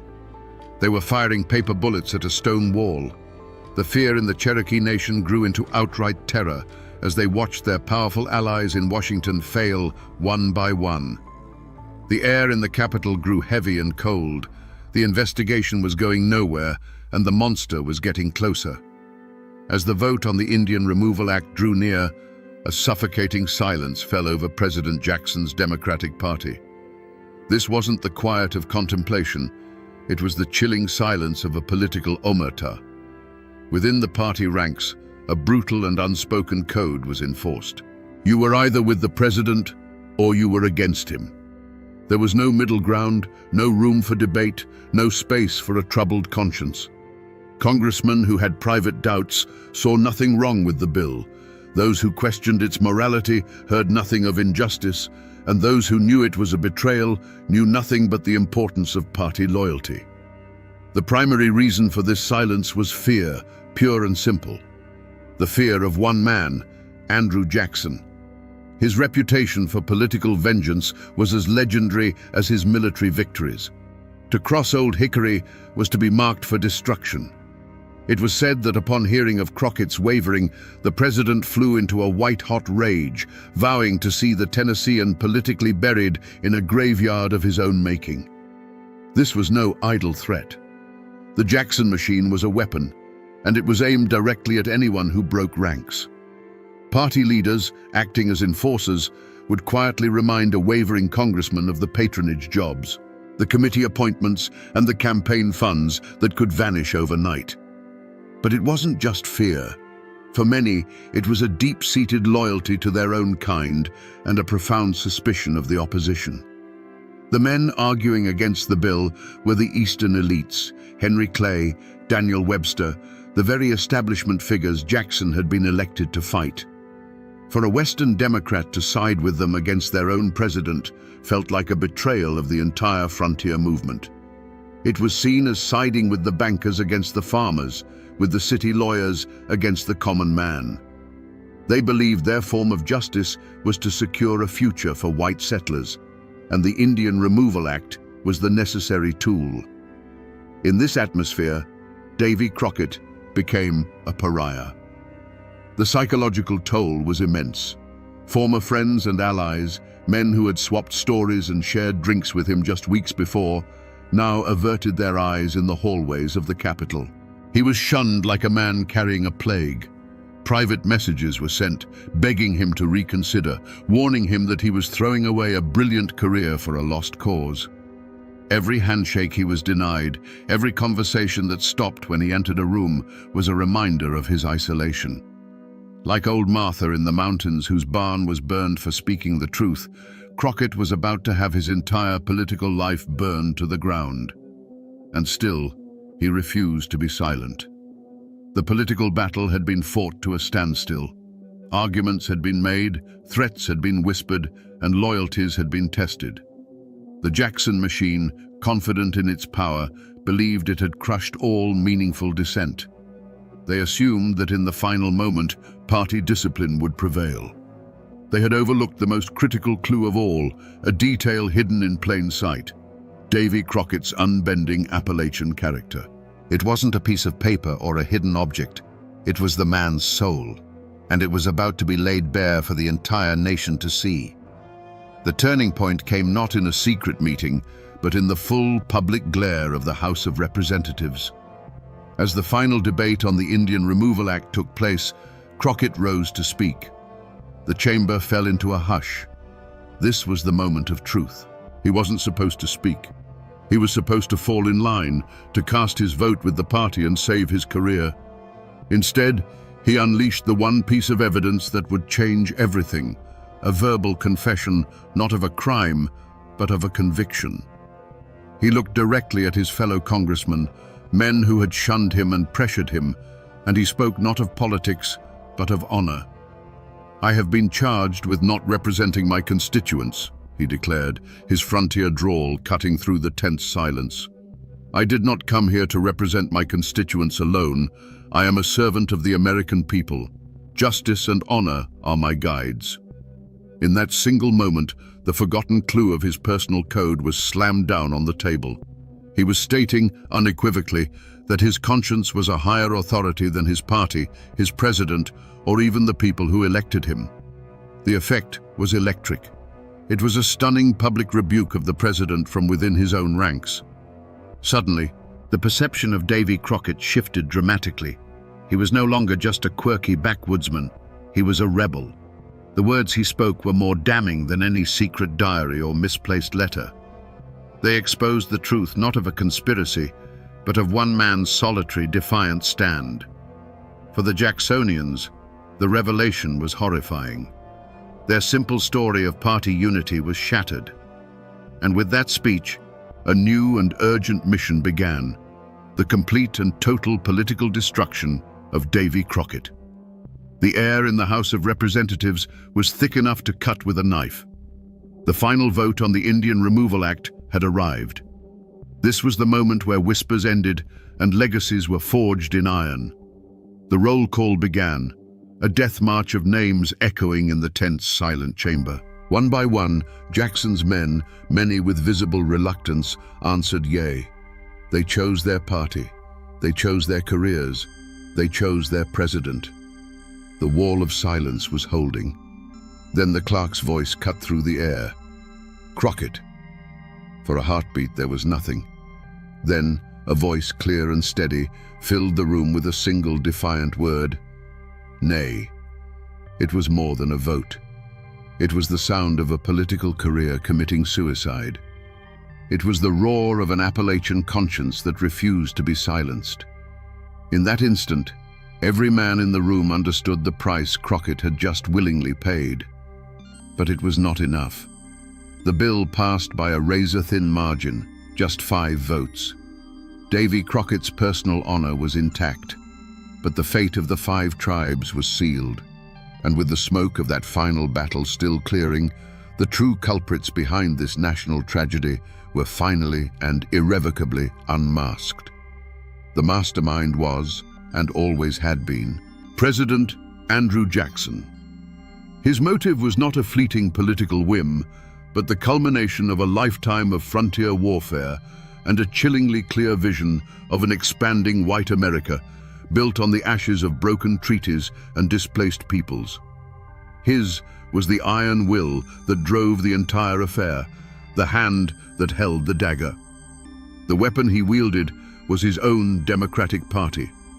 Their motive was not malice, but a toxic combination of fear and ambition.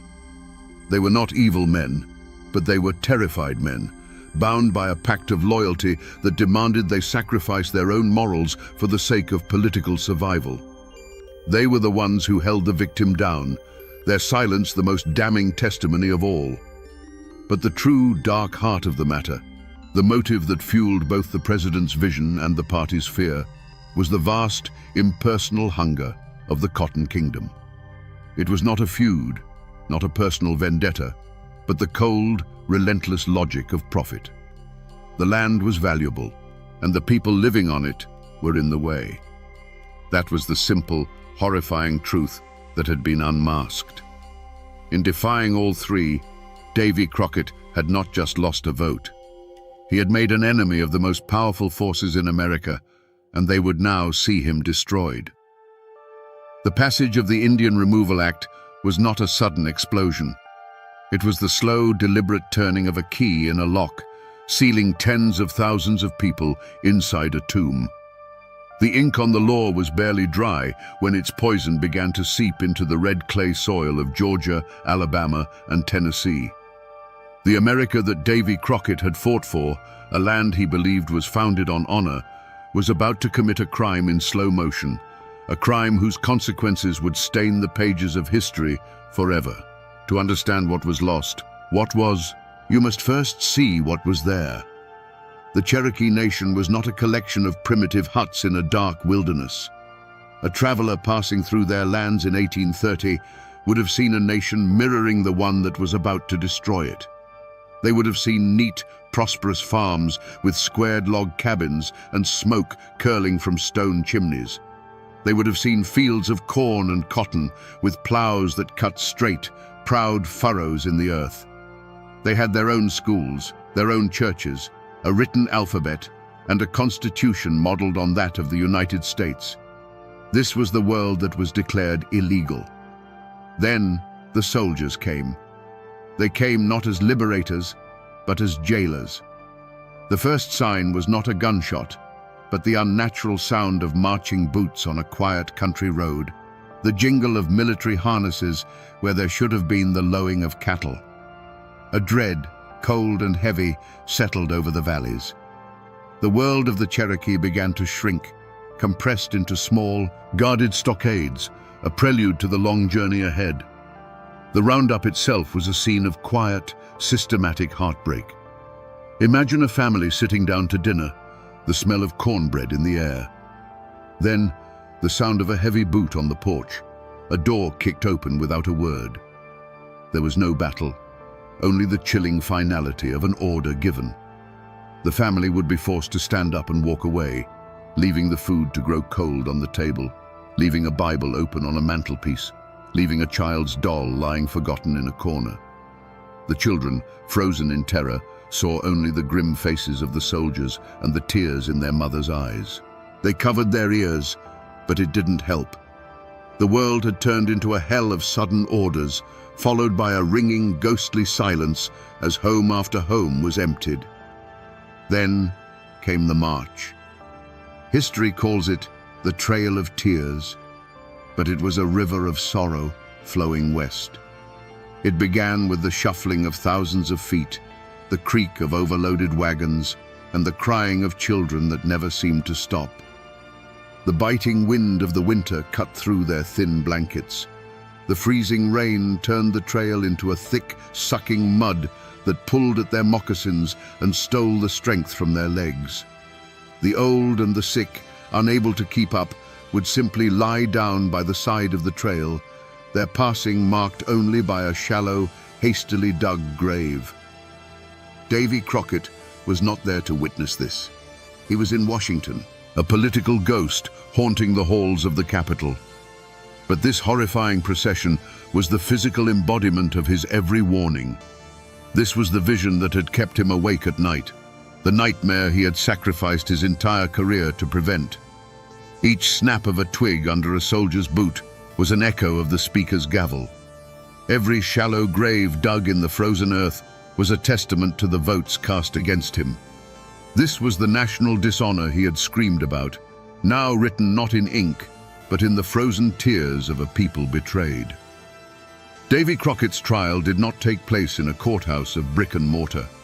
His courtroom was the dusty town squares and stump-speaking platforms of West Tennessee during the election of 1835. The charge, laid out in venomous ink by every Jackson-friendly newspaper, was political treason. The prosecution was the full, terrifying weight of the president's political machine, which had sent money, organizers, and a hand-picked candidate, Adam Huntsman, to see Crockett destroyed. The jury was the very people he had once called his friends and neighbors. The atmosphere was electric with tension. This wasn't a campaign, it was a political blood feud playing out in public. The prosecution's case was simple and brutal. Crockett had betrayed them. He had sided with the Eastern elites against their president, their party, and their own interests. His vote on the Indian Removal Act was painted not as an act of conscience, but as a direct assault on the dreams of every poor farmer who wanted a piece of that land. They branded him an arrogant traitor who had forgotten the common man. Crockett's reaction to these charges was not one of remorse or quiet defense. He showed nothing but defiant, thunderous contempt. He didn't plead his case. He prosecuted his accusers. He climbed onto the stump and spat his defiance at the Jackson machine, mocking the president as King Andrew I and daring the voters to cast their ballots for a man who would be a mere puppet. He didn't run from his vote on the Indian Removal Act. He owned it. He held it up as a badge of honor, a symbol of his integrity, and he challenged the jury of his peers to show that they valued honor as much as he did. On election day, the verdict came in. David Crockett was found guilty. He lost the election to Huntsman by a narrow margin. The Jackson machine had succeeded. The bear-hunting congressman had been politically executed, cast out into the wilderness by his own people. But this was not justice. It was a political assassination. The verdict was a product of a trial utterly corrupted by outside influence, a result bought with a flood of presidential power and money. It was a verdict that would spark arguments in those hills for generations to come, a bitter debate over whether a representative's first duty is to his own conscience or to the immediate desires of the people who elect him. In the end, Davy Crockett did not accept the verdict quietly. He stood before the people who had condemned him and delivered his own final judgment, the legendary farewell that would become his epitaph. "You may all go to hell, and I will go to Texas." He had lost the trial, but he walked away a free man, finally unshackled from the system that had tried to break him. For David Crockett, the verdict of the 1835 election was not just a political defeat, it was a spiritual severing. It cut the taproot that connected him to the people and the land that had defined his entire existence. He was a man without a tribe, a legend who had been voted into irrelevance. This rejection haunted him far more than any bear or political rival ever could. His journey to Texas was not merely a search for new adventure, it was a desperate flight from a world that no longer had a place for his code of honor. He went west, looking for a new frontier where a man's word still meant something, a place where he could fight for a cause he believed in without being branded a traitor. His political death in Tennessee was the direct cause of his physical death at the Alamo just a few months later. One fate was inextricably tied to the other. The victors, President Andrew Jackson and his party, also found their destinies forever altered. They had won. The Indian Removal Act was law, and the lands of the Southeast were open to white settlement, cementing Jackson's legacy as a powerful and decisive leader. But it was a poisoned victory. The horrific reality of the Trail of Tears, the deaths of thousands on that forced march, became an indelible stain on his presidency. History would forever bind his name not just to the victory at New Orleans, but to this act of calculated cruelty. His life was changed from that of a simple American hero to a figure of immense and troubling complexity. For the Cherokee, Choctaw, and other tribes, their lives were shattered beyond recognition. They survived, but as a shadow of their former nations, scattered in a strange new territory far from the sacred ground of their ancestors. They carried with them the trauma of the stockades and the ghosts of those lost along the trail. The political decision made in Washington became a wound carried in the hearts of their people for generations, a story of betrayal and loss that would be told around their own campfires for a century to come. And what of the people of Tennessee, the voters who had cast Crockett out? They got what they wanted. The land was opened and a new wave of settlement and prosperity followed. But their lives, too, were changed. They had traded a man of unbending principle for a man of party loyalty. In local law, some say a quiet shame settled over those hills, a lingering memory of the great man they had rejected. They had silenced the one voice who dared to tell them a hard truth, and in doing so, they became complicit in the tragedy that followed. No one, from the president in the White House to the smallest farmer in a Tennessee holler, escaped the consequences of that fateful vote. Even now, nearly 200 years later, the echoes of this story are not hard to find. The name Davy Crockett is carved into the American landscape. You can walk through his replica birth site cabin in East Tennessee, a humble structure of rough-hewn logs that feels charged with the energy of his spirit. Statues in his likeness stand in town squares, often depicting the mythical hero, rifle in hand. But the most powerful and most tragic, tangible remnant of this era is the land itself. The Trail of Tears is now a national historic trail, a scar of memory that stretches for more than 2,000 miles. It is marked by quiet roadside plaques, preserved segments of old roads, and lonely, often unmarked graves that lie just beneath the surface of the modern world, silent witnesses to an epic of sorrow. Culturally, the story has been told in two vastly different ways. One is the roaring campfire legend of Davy Crockett, king of the wild frontier. It's a story immortalized in song and on screen, a comforting myth of a simple, grinning hero in a coonskin cap. That legend, powerful as it is a shadow. The true story, the one we have told today, is the one whispered in the halls of Congress and preserved in the dry, brittle pages of the official record, the story of a man's lonely, costly stand for his own conscience. For the descendants of the 5 tribes, the story is not a legend. It is a living memory, a foundational trauma that has shaped their identity for generations. It is told not in folk songs for entertainment, but in their own languages, passed from grandparent to grandchild as a testament to their resilience and survival. It is the story of who they are, where they came from, and what they overcame. It is a fire that has never gone out. The world might remember the cartoon, but the Appalachian mountains themselves hold the memory of the man. His story is etched into the very character of the place, a permanent reminder that deep within these hills, a code of honor can sometimes grow that is stronger than politics, more unyielding than a president's will, and more enduring than a man's own life. The mountains remember the man who stood alone, and they do not forget. So we return to the question that started it all. Why did one of the most famous men in America turn his back on his country and march toward his own death in Texas? The answer, we now know, is far more complex than a simple thirst for adventure. Davy Crockett didn't just go to Texas. He was driven from a United States that had broken his heart. He went because his government had chosen greed over honor, his party had chosen loyalty over justice, and his own people had chosen land over the man who tried to tell them the truth. The Alamo was not his destination. It was simply the last stop on a desperate journey to find a piece of the world that still lived by the code he understood. This is a story not just of a crime against a people, but of the brutal, soul-crushing cost of conscience. It serves as a chilling lesson in how the machinery of power can isolate, demonize, and ultimately destroy a person who dares to stand in its way.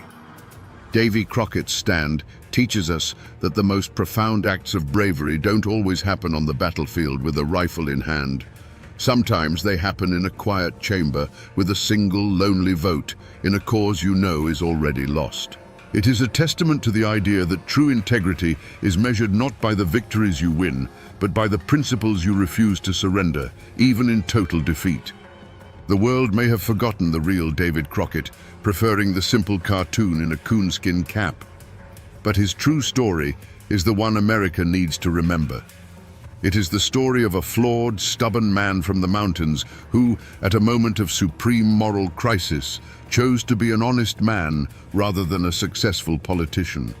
He lost his career, his home, and ultimately his life, but he never lost his honor. And now, my friends, you know the rest of the story, or at least as much of it as the mountains are willing to give up.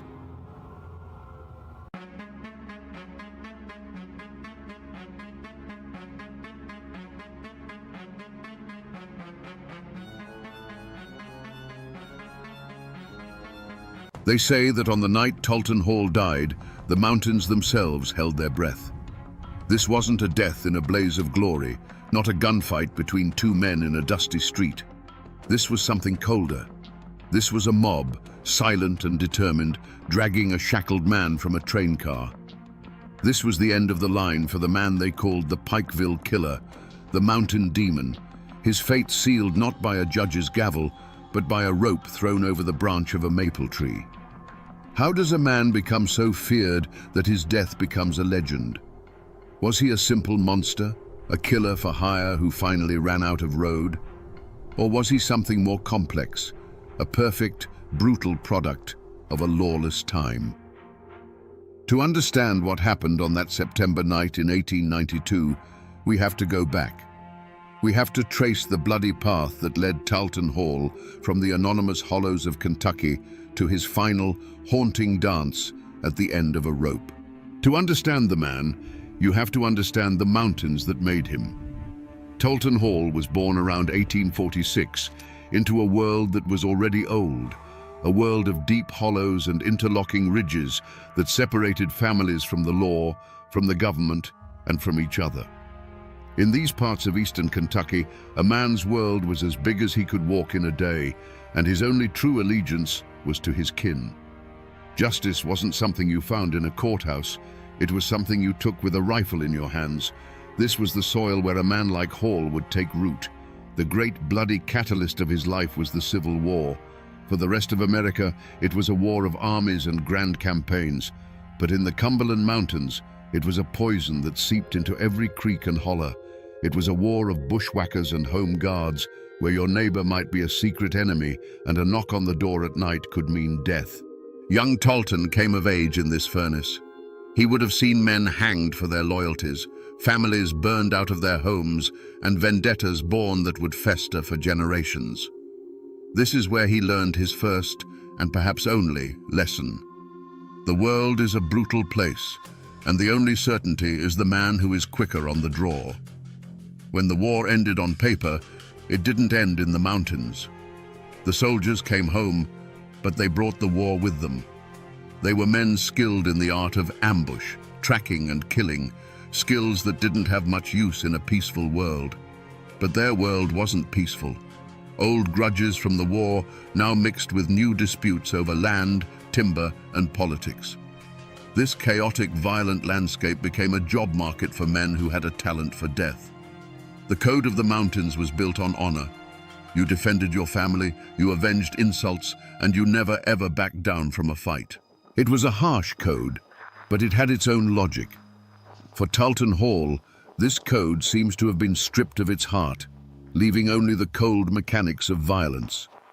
He saw that the loyalty men had to their families could be manipulated. He saw that honor could be used as an excuse for murder. And he realized that his own detachment, his lack of fierce loyalty to any one clan, was a valuable commodity. Imagine him as a young man, perhaps returning from the fringes of the war. He sees the Hatfield clan rising in power, the McCoy clan nursing their wounds, and a dozen smaller families sharpening their knives over some perceived slight. He watches as men kill each other for the sake of a family name, for a pig, for a dirty look. And in that moment, he doesn't see tragedy or honor. He sees an opportunity. He sees a world where his steady hand and empty conscience could earn him a living. This was the forge that created Talton Hall.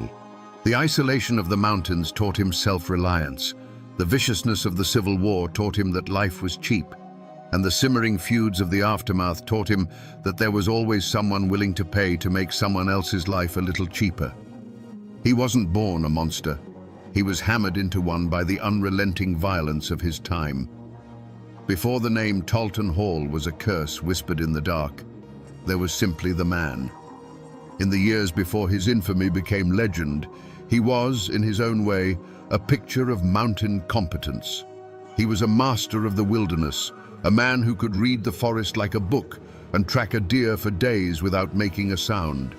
He was a crack shot, his skill with a rifle a thing of local renown. In a land where these abilities meant the difference between a full belly and starvation, or life and death in a confrontation, Talton Hall was exceptionally gifted. He embodied the rugged self-sufficiency that his world demanded. In the periods between the bloody work that would later define him, his life was likely one of stark simplicity. He would have had a cabin tucked away in a hollow so deep and remote that the law was just a rumor. There, he was just another man living off the land, hunting, perhaps tending a small patch of corn for his own use. This was his sanctuary, the place where the ghost could rest. This quiet, solitary existence was the world he sought to protect. It was a world built not on love or community, but on anonymity and isolation, a peace purchased with the proceeds of violence. His relationships, too, were likely forged in the currency of the mountains, fear and pragmatism. He had kin, as all men did, and they would have afforded him the loyalty that blood demanded. But it would have been a loyalty tinged with terror. They may have benefited from his protection, safe in the knowledge that no one would dare cross the family of Talton Hall. But they would have lived under the shadow of his cold nature, always aware of what he was capable of. He wasn't a man who inspired love. He inspired a dreadful, unshakable respect. In his prime, before the New Year's massacre and the murder of Officer Belcher, his reputation was less that of a demon and more that of a tool. A dangerous tool, but a useful one. If a timber company needed a troublesome squatter scared off a piece of land, they might seek out Talt Hall. If a moonshiner needed his still guarded from rivals or federal agents, Hall was the man for the job. He was seen as a regulator, a human weapon to be aimed at a problem. He was the final, violent answer to a dispute that couldn't be settled any other way. In the brutal logic of the mountains, he provided a service. This was the life he built, a quiet existence in the hollows, punctuated by brief, violent forays into the world of men. His stake in the world wasn't a family's love or a community's admiration. It was his freedom, the freedom to move through the mountains unseen, to be a name without a face, and to be the master of his own dark destiny. It was this self-contained, predatory world that was about to be threatened, and its destruction would unleash the full measure of his brutality. Every great tragedy is born from a single, deep-seated flaw. For Talton Hall, it wasn't greed or a quick temper. His flaw was a cold, patient arrogance, a venom that had been brewing for years. He had operated as a shadow for so long, a bringer of death who melted back into the mists, that he had begun to believe he was untouchable. He saw himself as an instrument of a higher, more primal law, and he believed the world of common men, with their sheriffs and their courts, simply did not apply to him. This wasn't just simple pride, it was a core part of his professional identity. It was a shield. The stories they told about him in hushed tones around the fireplace weren't just tales, they were his armor. It was said that Hall could walk into a crowded Pikeville saloon, and the simple act of him ordering a whiskey would be enough to end a loud argument at the other end of the room. He didn't have to raise his voice or draw his gun. He would just fix his piercing eyes on the source of the trouble, and the problem would evaporate. He had come to rely on this aura of fear, to see it as an absolute power. This belief in his own myth was both his greatest strength and his most profound weakness. It gave him the nerve to take on impossible jobs, to face down armed men without flinching.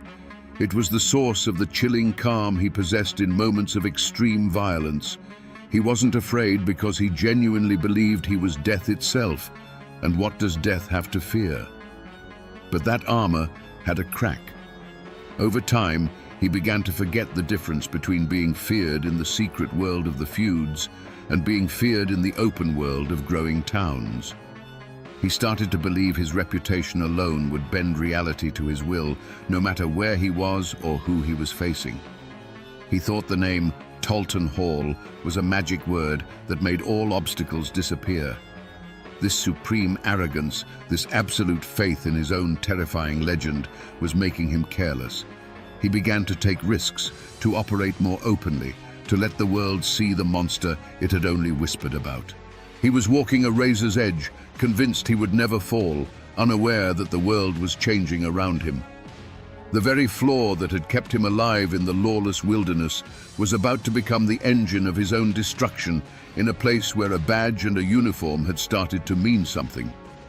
For a man who lived in the shadows, Tarleton Hall had grown dangerously comfortable with the light. In 1891, he crossed the state line into the burgeoning town of Norton, Virginia. He wasn't there on business, not for a contract. He was there for himself, and he was full of whiskey. The quiet, calculating professional had been swallowed by the arrogant legend. He was loud, belligerent, and causing a disturbance, a man who believed his very name was a shield that made him immune to consequence. He was no longer a specter of death. He was a drunken bully, daring the world to challenge him. And the world sent a man named Charles H. Belcher. He wasn't a rival feudist or a hired gun. He was a town policeman, a symbol of everything the mountains were not. He represented order, society, and a law written in books, not in blood. When he saw the disturbance Hall was causing, he did his duty. He walked toward the Pikeville killer, his simple blue uniform a stark contrast to Hall's reputation, which was as dark and formless as a mountain shadow. For Officer Belcher, this was just another drunk to be quieted. He had no idea he was walking toward a man who considered himself a god. The affront, in Hall's mind, was not an insult or a threat. It was the simple act of being confronted. The moment Belcher spoke to him, the moment he attempted to impose the town's law on the mountain's killer, was an intolerable challenge to Hall's entire existence. Eyewitnesses would later describe the look in Hall's eyes, not anger, but a cold, dismissive contempt. Here was a man with a tin badge who thought he could lay hands on Tarleton Hall. The arrogance that had been simmering for years now boiled over. In Hall's mind, this wasn't a man. It was an obstacle, a thing to be removed. His reaction was not the wild swing of a drunk.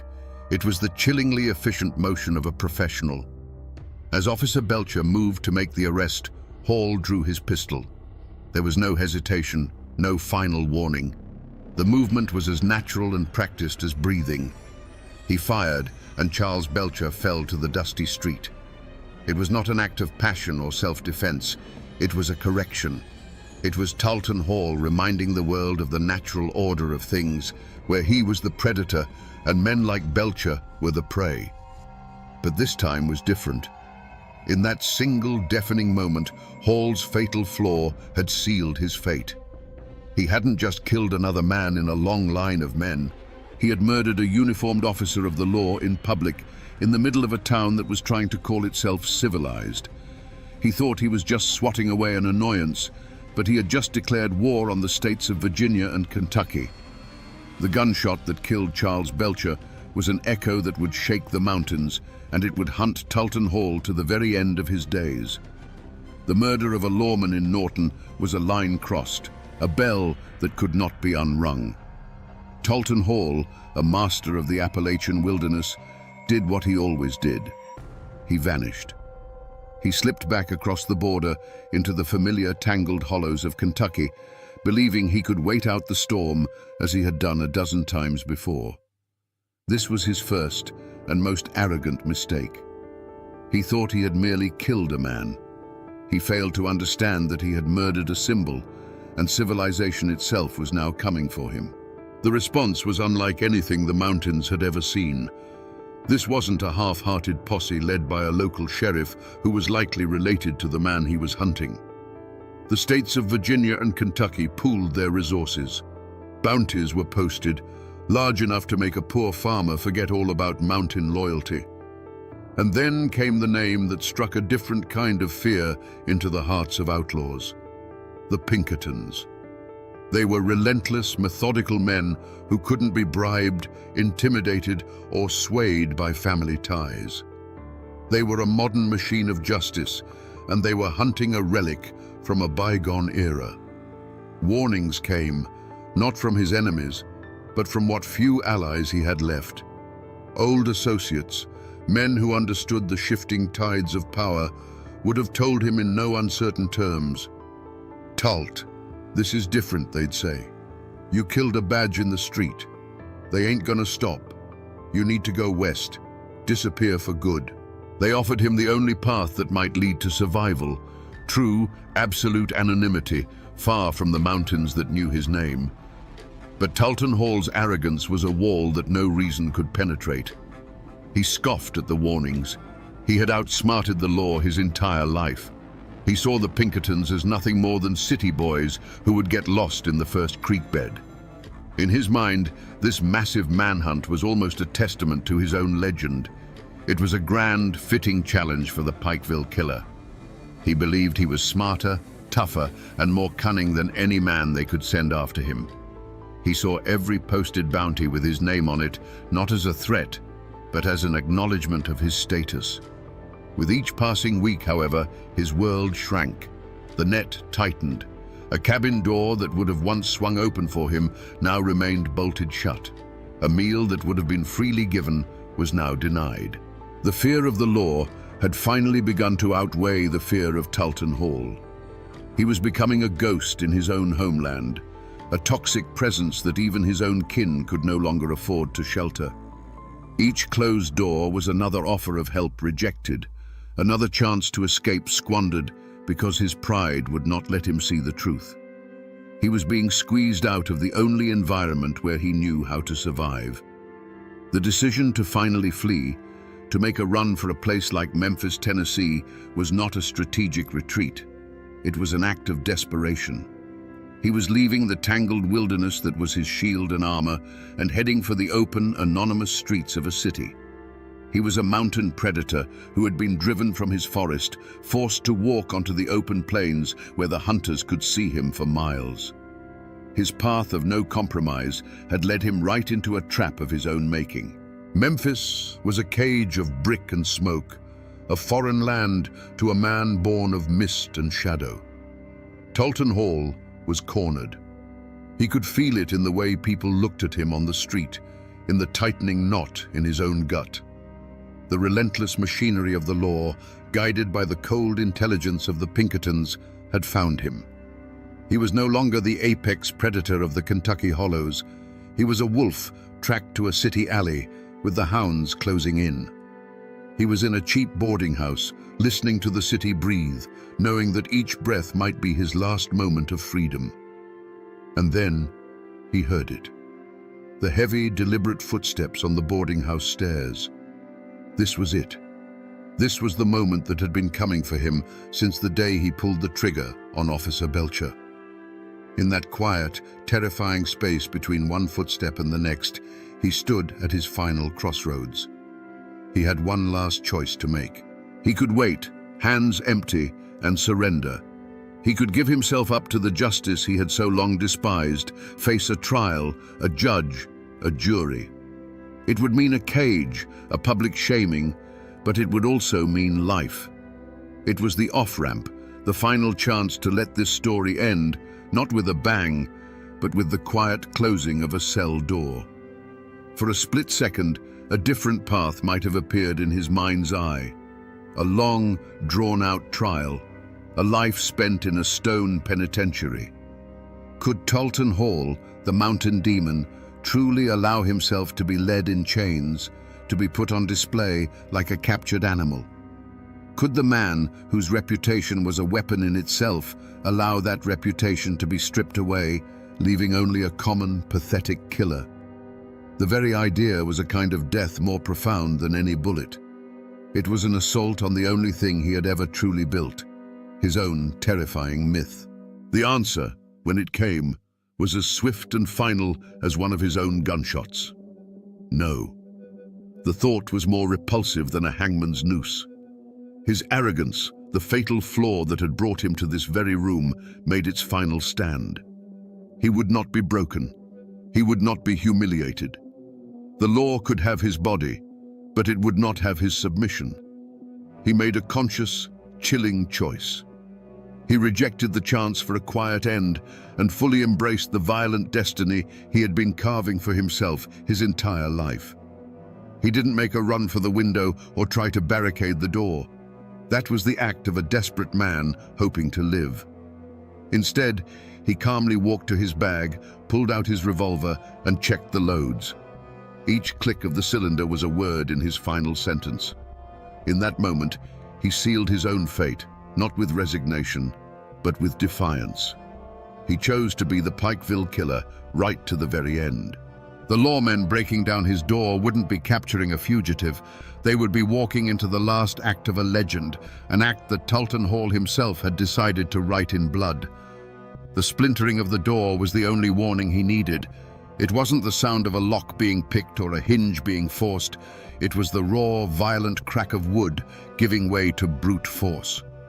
For Tulton Hall, the world, which had been a tightening cage of streets and unfamiliar faces, suddenly shrank to the size of that small boarding house room. He was a creature of the deep woods, and in that moment, the lawmen crashing through the door were no different from a pack of hounds cornering a wolf in a box canyon. He wasn't panicked. He was eerily calm, the way a man is when he finally meets a fate he has been expecting his whole life. All the running, all the hiding, it had all led to this cramped, smoke-stained room. The revolver felt cool and familiar in his hand, a solid piece of certainty in a world that was coming apart. The figures in the doorway were just shapes, dark silhouettes against the light of the hallway, and in his mind, they ceased to be men. They were simply the final problem he had to solve. His hand moved with a fluid economy that was born of 1,000 deadly calculations. The room erupted in a deafening concussion of sound and fire. The muzzle flash was a bolt of lightning in the dimness, momentarily illuminating the determined faces in the doorway. It was the only language he knew how to speak to a world that sought to contain him, a single, explosive syllable of pure defiance. The smell of burnt gunpowder filled his nostrils, a scent more familiar to him than any perfume. But this was not a mountain holler where a single shot could settle an argument for good. Thunder answered thunder from the doorway. More flashes of light strobed across the room, turning the air into a chaotic storm of noise and swirling, acrid smoke. The world narrowed to the kick of the revolver in his hand, the ringing in his ears that drowned out all other sounds, and the shadowy dance of figures in the smoke. For a few heartbeats, Tulton Hall was in his element, a whirlwind of violence at the heart of the storm. Then, a sensation he hadn't felt in years, a sharp, searing impact in his arm, a force that felt like a blacksmith's hammer. His fingers went numb. His trusted revolver, the instrument of his will, suddenly felt like a useless lump of lead. The weapon clattered to the wooden floor, the sound small and insignificant after the deafening roar of the gunfight. The storm inside the room had passed as quickly as it had begun. An almost supernatural silence descended, broken only by the harsh sound of men breathing and the slow, acrid clearing of the gun smoke. The dark silhouettes in the doorway resolved into tired, grim-faced lawmen, their own pistols still smoking. They moved in, not with anger, but with a weary professionalism. The fight was over. The great Tulton Hall, the Pikeville killer, was standing in a ruined room, his arm useless, his gun on the floor. The final act was not a shout, but a cold, metallic whisper. The chilling slide and click of handcuffs locking around his wrists.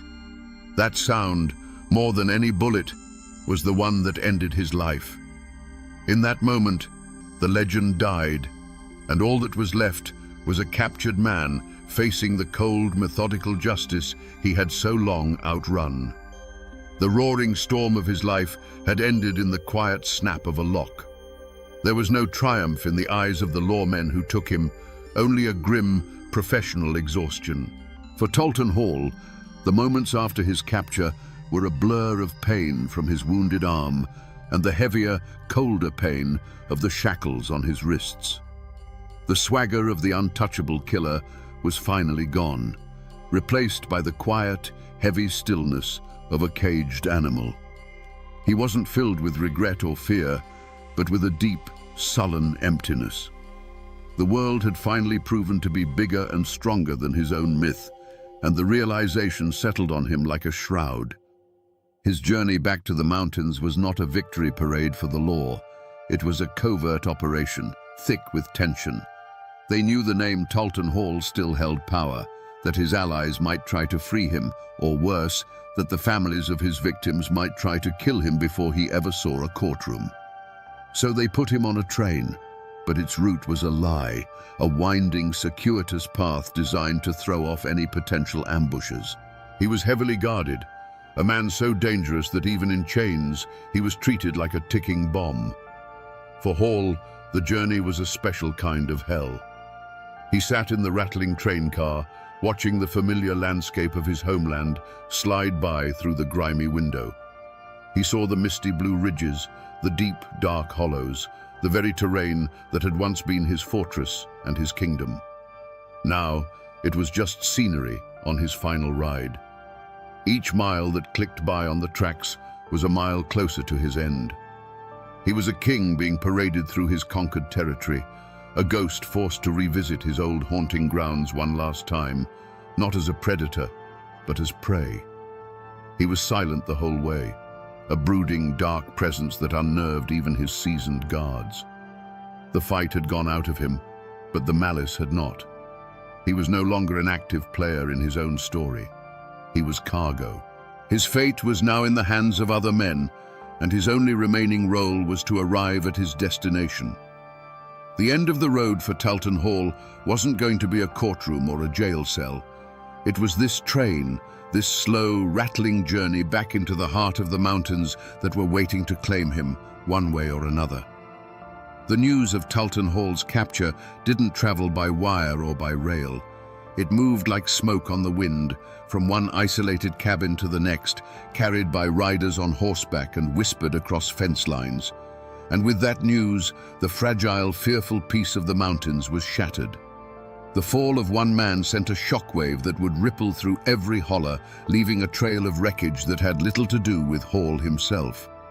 His personal story was ending, but the tragedy he had authored was just entering its most brutal chapter. For his own kin, the name Hall, once a shield of fear, now became a target. The protection his terrifying reputation had afforded them vanished overnight. Now, they were just the family of a captured killer, vulnerable and exposed. Every shadow on the road, every late-night bark of a dog would send a spike of fear through them.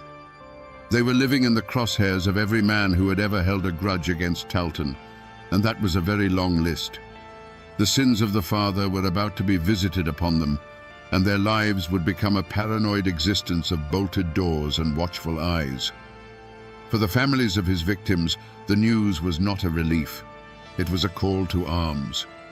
For the widow of Charles Belcher, it was the reawakening of a grief that was still raw.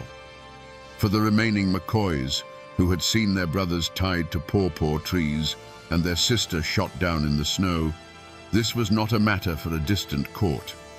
It was a personal debt of blood that had come due. Hall's capture didn't bring closure. It tore the scabs off wounds that had never healed, and the pain demanded a release. Their desire was not for legal proceedings, it was for a reckoning. The entire community felt the tremor. For years, the violence had been, if not controlled, then at least predictable. It followed the dark logic of the feuds. But Hall's capture created a power vacuum, a chaotic moment where old hatreds could flare without a central figure to fear. He had acted as a cancer on the region, and his removal didn't cure the disease. It simply sent the body into a violent, final spasm. The quiet resentment of his reign of terror now had a voice, and it was a chorus calling for vengeance. The true wreckage Talton Hall left behind was not the bodies he had buried, but the hatred he had cultivated. He had spent his life profiting from the region's culture of violence, and now, even in chains, he was about to give it one last, terrible gift. His capture hadn't brought peace. It had simply brought the promise of a different, more terrible kind of violence, a communal violence, where an entire region, haunted by his ghost, would gather to deliver a final bloody verdict of its own. The law had done its part. It had hunted a killer across state lines, engaged him in a gunfight, and brought him back in chains. The next step in the machinery of civilization was a trial, a slow, methodical process of evidence, testimony, and deliberation. The Commonwealth of Kentucky intended to give Talton Hall a proper legal defense, a jury of his peers, and a verdict rendered under the solemn roof of a courthouse. It was a testament to the new order that was trying to tame the mountains, an insistence that the rule of law was absolute and applied to all men, even the devil of the Tug Fork. But in the mountains, another court was already in session. This court didn't meet in a building. It gathered in secret, in barns and on ridges, under the cold light of the moon. Its jurors were men with names like McCoy and Belcher. Its evidence was not written on paper, but scarred into their memories. The image of a burning cabin, of brothers tied to trees, of a good man bleeding out in a dusty street. The code they operated under was ancient, simple, and merciless. It was the mountain code of an eye for an eye, a blood debt that could only be paid in one currency. The clash between these two systems of justice was inevitable. As the train carrying Talton Hall chugged closer to Pikeville, the official legal process became more and more irrelevant. The law saw a prisoner who needed to be tried. The community saw a rabid dog that needed to be put down. The lawmen guarding Hall were operating under their code of duty and due process. The mob gathering to meet the train was operating under a code of honor and vengeance that was etched into the very stones of the mountains. The community's verdict had been reached long before Hall was ever captured. He was guilty, not just of killing Officer Belcher, but of everything. He was the living embodiment of the fear and violence that had plagued their lives for a generation. A trial, in their eyes, was a farce. It was a place where legal tricks and silver-tongued lawyers might let a monster walk free. They had seen it happen before. They had no faith in a system that seemed so far removed from the raw, immediate reality of their lives. They believed in a more direct, more certain form of justice. The train carrying Talton Hall was the ultimate symbol of this clash.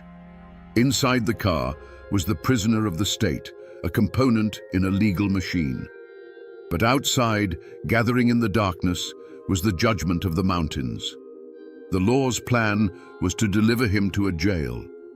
The mountain's plan was to deliver him to a tree. In the end, it was a question of whose jurisdiction was more powerful in that place, on that night. Was it the new, fragile authority of the state, or the old, unyielding power of the clan?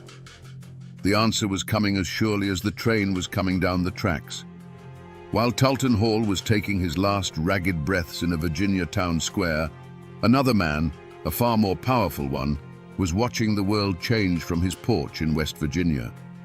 What became of Anderson Devil Anse Hatfield, the patriarch who had employed Hall's gun and allegedly directed the New Year's night massacre? Did he face a mob's justice? Did he ever see the inside of a courtroom for the crimes of the feud? The answer adds a bitter, complex layer to this story of mountain justice. The brutal attack on the McCoy cabin was a turning point. It was too savage, even for the feuding mountains, and it brought the full weight of the law down on the Hatfield clan. Several of Devil Anse's sons and supporters were hunted down, tried, and sent to prison. One, Ellison Cottontop Mounts, was hanged for his role in the massacre. The political power that Devil Anse had wielded for decades began to crumble. The war was over, and in a way, he had lost. But Devil Anse himself, the great leader of the clan, was never made to pay by the law. He was indicted, but he was never arrested, never forced to stand trial for the murders of the McCoy children. He lived out the rest of his days as a timberman and a farmer, a living legend who had outlasted his own violent era. In a final strange twist, the man they called Devil Anse was baptized in his old age, seeking peace with his God after a life of war with his neighbors. He died of pneumonia in 1921 and was buried on a mountainside overlooking the land he had fought so fiercely to control. This is the messy, unsatisfying truth of it all. Talton Hall, the hired gun, the disposable instrument of violence, was lynched by a mob for a crime committed in the open. His death was brutal, public, and absolute. But the powerful man who had allegedly paid for his services, who had directed the feud from the top, died a free man in his own bed. The mob got its vengeance, but it got it from the hired help, not the man who wrote the checks. The story of Talton Hall's end is not just about justice being served, it's about who it's served to and who gets to walk away. After the mob dispersed and Talton Hall's body was cut down, a strange and heavy quiet fell over Wise, Virginia, and the surrounding mountains. The great bloody chapter was over, but the book was not yet closed. The years that followed were not years of celebration or relief. They were years of silence. The community had performed a brutal act of surgery on itself, cutting out a cancer. But the wound was deep, jagged, and slow to heal. For the descendants of Talton Hall, the name became a curse and a burden. They scattered, some moving deeper into the anonymous folds of the mountains, others leaving the region entirely, hoping to outrun the ghost of their infamous kinsman. They became quiet farmers, miners, and laborers, their primary goal to be unremarkable, to be forgotten. To admit you were kin to Talton Hall was to invite suspicion and open old wounds. They buried the name under a blanket of deliberate obscurity, hoping that with enough time, the blood on it would fade. The community, too, sought healing through a kind of collective amnesia. The men who had been part of the lynch mob went back to their fields and their families. They had to live and trade with their neighbors, some of whom might have been Hall's distant kin. To speak of that night, to name the names of the men who held the rope, would have been to invite a new generation of bloodshed. And so, they simply stopped talking about it. The lynching of Talton Hall became a story told only to outsiders or to children as a cautionary tale. Within the community itself, it was a scar that everyone could see, but no one dared to touch. But the power dynamics of the region had been irrevocably altered. Hall's death was a brutal exclamation point at the end of an era. It was a clear and bloody message that the days of the untouchable gunfighter, the man who could be hired to settle a family squabble with a rifle, were over. The power of the old clan patriarchs like devil ants was waning, replaced by the growing influence of coal company bosses and county sheriffs. The law, which had failed to bring Hall to a trial, had still won in the end. The community's own violent act of justice had, ironically, reinforced the idea that the old way of the feud was a path to ruin for everyone involved. The era of private wars was dying, and the era of state-sponsored law, however flawed, was being born. The man named Talton Hall was gone, but the ghost of his name lingered.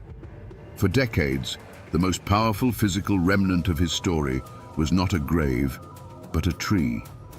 The big maple in the courthouse square in Wise, Virginia, became a dark landmark. People would point it out to their children, their voices dropping to a whisper. "That's the tree," they'd say. "That's where they hung the Pikeville killer." Its branches, which had once offered shade, now seemed to cast a permanent, chilling shadow. It was a living monument to a night of mob justice, its roots rumored to have drunk deep from the blood-soaked ground. Eventually, as the town grew and tried to bury its violent past, the tree was cut down, its wood hauled away, as if removing the object could erase the memory. His other physical traces were quietly erased. There is no grand tombstone bearing his name.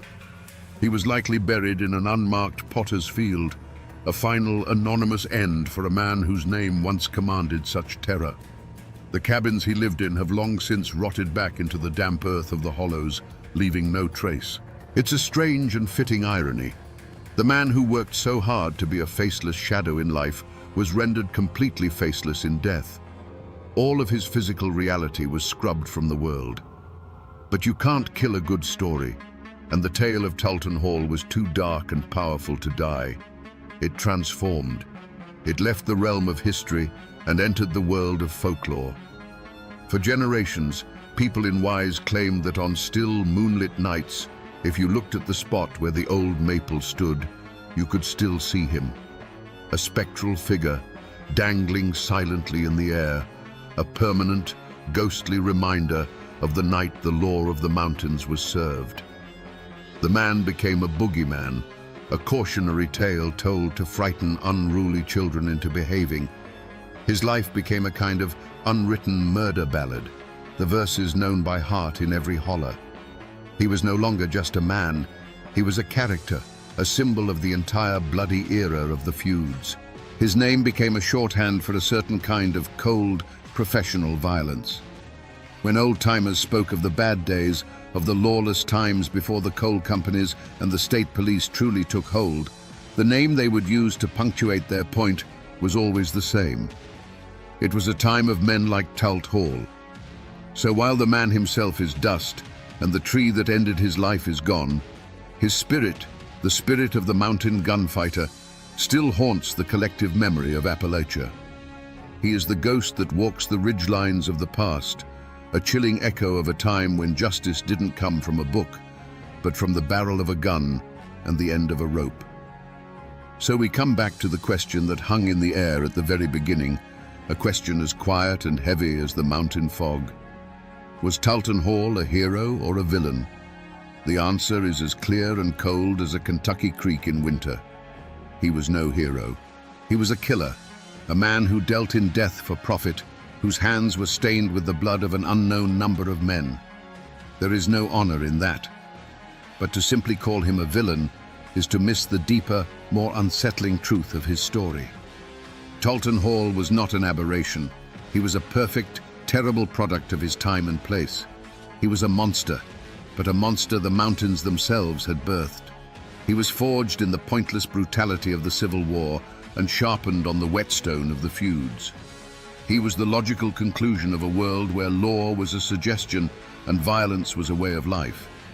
He was a symptom of a disease, not the disease itself. In the end, this is a story about a man whose greatest strength, his absolute belief in his own terrifying legend, became the flaw that destroyed him. He saw himself as a timeless force, a permanent part of the mountain landscape. But the world was changing around him. The law, clumsy and slow as it was coming. He was a relic of a savage past, unable and unwilling to adapt. The same cold arrogance that made him a feared gunfighter made him blind to the fact that his time was over. And that, my friends, is the ballad of Talton Hall. A killer who sold his gun to the highest bidder and whose life was finally paid for, not with silver dollars, but with a rope, in a town square that wanted to forget his name.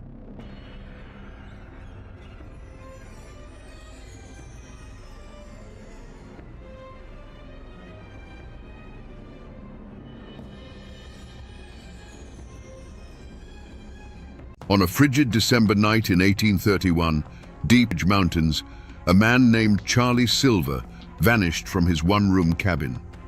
When the search party arrived, they found his body dismembered, burned in the hearth, and buried beneath the floorboards. His killer was his 18-year-old wife, Frankie. The newspapers screamed of a jealous monster who butchered her husband with an axe. But under the laws of that time, Frankie Silver was forbidden from speaking a single word in her own defense at trial. So what really happened in that isolated cabin? Was this the cold-blooded act of a she-devil? Or was it the desperate last stand of a terrified girl with no other way out? To understand what happened, you have to understand the world they lived in. This wasn't a town. It wasn't even a settlement. This was the raw, untamed heart of the Blue Ridge Mountains in the early 1830s, a place carved from rock and hardship. Their home was a single-room log cabin perched in a lonely hollow near the rushing waters of the Tow River. The wind didn't just whistle through the gaps in the logs, it moaned. The mountains weren't just a backdrop, they were a green cage, beautiful and deadly, that cut you off from the rest of the world. Life in that cabin was a relentless battle. Their entire universe was contained within those 4 log walls, with a dirt floor under their feet and a stone hearth that was the center of their existence. It was where they cooked, where they slept, and where they found their only defense against the bone-deep cold of a mountain winter. It was a place of immense intimacy, but also a place with nowhere to hide, where every frustration and every dark thought had no room to escape. Charlie Silver was just 19, but he was a man of the woods. He lived by his rifle and his traps, often disappearing for days at a time into the deep forest, chasing deer or checking his lines for beaver and fox. He was young, strong, and restless, a man who understood the language of the wilderness far better than the quiet, contained life of a husband and father. He was the one who brought the outside world and the meat for their table back to that isolated cabin. And in that cabin was Frankie. At 18, she was already a wife and a mother to their 1-year-old daughter, Nancy. While Charlie roamed the mountains, her world shrank to the size of that single room. Her days were measured by the cry of her baby, the crackle of the fire, and the deafening silence of the hollows. That kind of isolation can do strange things to a person. It can sharpen your fears until they have a razor's edge, and it can make the four walls of your home feel like a tomb. You can imagine their life was a cycle of hard work, long waits, and the brief, simple relief of reunion. The smell of wood smoke, the sound of an axe splitting firewood, the sight of Charlie returning through the trees with game slung over his shoulder. This was their ordinary life. This was the world they had built, fragile as it was. But the winter of 1831 was coming, and it carried a cold that had nothing to do with the weather. The conflict that ended Charlie Silver's life didn't begin that December night. Its seeds were planted generations before in the very soil of those mountains. You have to remember who these people were. They were the descendants of Scots-Irish pioneers, a people known for their fierce independence and their stubborn refusal to bow to anyone. They hadn't been given this land, they had tamed it. They had wrestled a living from the rocky hillsides, fighting the woods, the winters, and sometimes each other for every acre. This land held memories of blood. It was not a peaceful place. Many of their grandfathers had been over-mountain men, the frontier riflemen who fought with brutal efficiency in the Revolutionary War. They learned a hard lesson in those days, that the only law you can truly count on is the one you enforce yourself. That belief seeped into the ground and rose up like a mountain mist. They distrusted authority from distant towns like Morganton. They settled their own disputes, often with a fist or a rifle, and they kept their secrets locked tight within the family. To be a Silver in that part of the country meant something. They were known as a hardy clan of hunters and trappers, men who knew the mountains like the back of their own calloused hands. They were proud, quick-tempered, and not to be crossed. A Silver man was expected to be 100 acres of woodland or the four walls of a one-room cabin. For a young man like Charlie to carry, a pressure to be tough, to be in control, to never show weakness. Frankie came from the Stewart clan, people just as tough and rooted in the mountains as the Silvers. But when she married Charlie, she crossed a line. She became a Silver. In that world, a woman's identity was tied completely to her husband. Her reputation was his reputation. Her duty was to him. This wasn't a partnership of equals. It was a hierarchy as old and as unyielding as the mountains themselves. Frankie wasn't just an isolated wife. She was an outsider who now lived under the formidable shadow of the Silver name. In a place this isolated, the only thing that traveled faster than a winter storm was a rumor. And the air around the Silver cabin had grown thick with them. The community wasn't just a collection of distant neighbors, it was a web of eyes and ears. Every family was connected by blood, marriage, or shared hardship, and they all kept a close watch on one. Two most watchful sets of eyes belonged to Charlie's father, Jacob, and his brother, John. The Silvers looked after their own, and from the start, they viewed Frankie, the Stewart girl, with a certain suspicion. They saw her as the outsider who had taken one of their boys. Whispers followed Charlie Silver when he came down from the mountains. Some said he had a temper that could flare up like a flash flood, especially when he'd been drinking. Stories of arguments that echoed through the hollow, of a young man growing restless and bitter with the heavy burdens of a wife and child were passed from cabin to cabin. These weren't necessarily malicious tales. They were just observations, the way mountain people took the measure of a man. But each story added another thread to a net that was slowly tightening around that little cabin. The most poisonous rumor of all was that Charlie was planning to leave, not just for a long hunt, but for good. The story went that he'd been saving money and that he planned to take their daughter, Nancy, and head where a man could start over. Some versions of the rumor even gave his plan a name, another woman waiting for him somewhere down the trail. For a young wife like Frankie, alone and entirely dependent on her husband, this wasn't just gossip. It was a death sentence. You have to understand, these whispers weren't just idle talk. In a world built on honor and reputation, they were stones being thrown. Frankie would have felt their impact every day. A neighbor who wouldn't quite meet her eye. A sudden silence when she approached a group of women at the creek. The air in that community, judgments and hidden tensions long before Charlie disappeared. The isolation of her cabin became a social quarantine, leaving her trapped with her fears and a husband who, the whispers said, was ready to abandon her. So when that fateful December arrived, the stage was already set. This wasn't a sudden storm breaking over a clear sky. This was the culmination of months of pressure building up behind a cracking dam. The neighbors were whispering, and inside that one-room cabin, a silent, bitter war was being waged.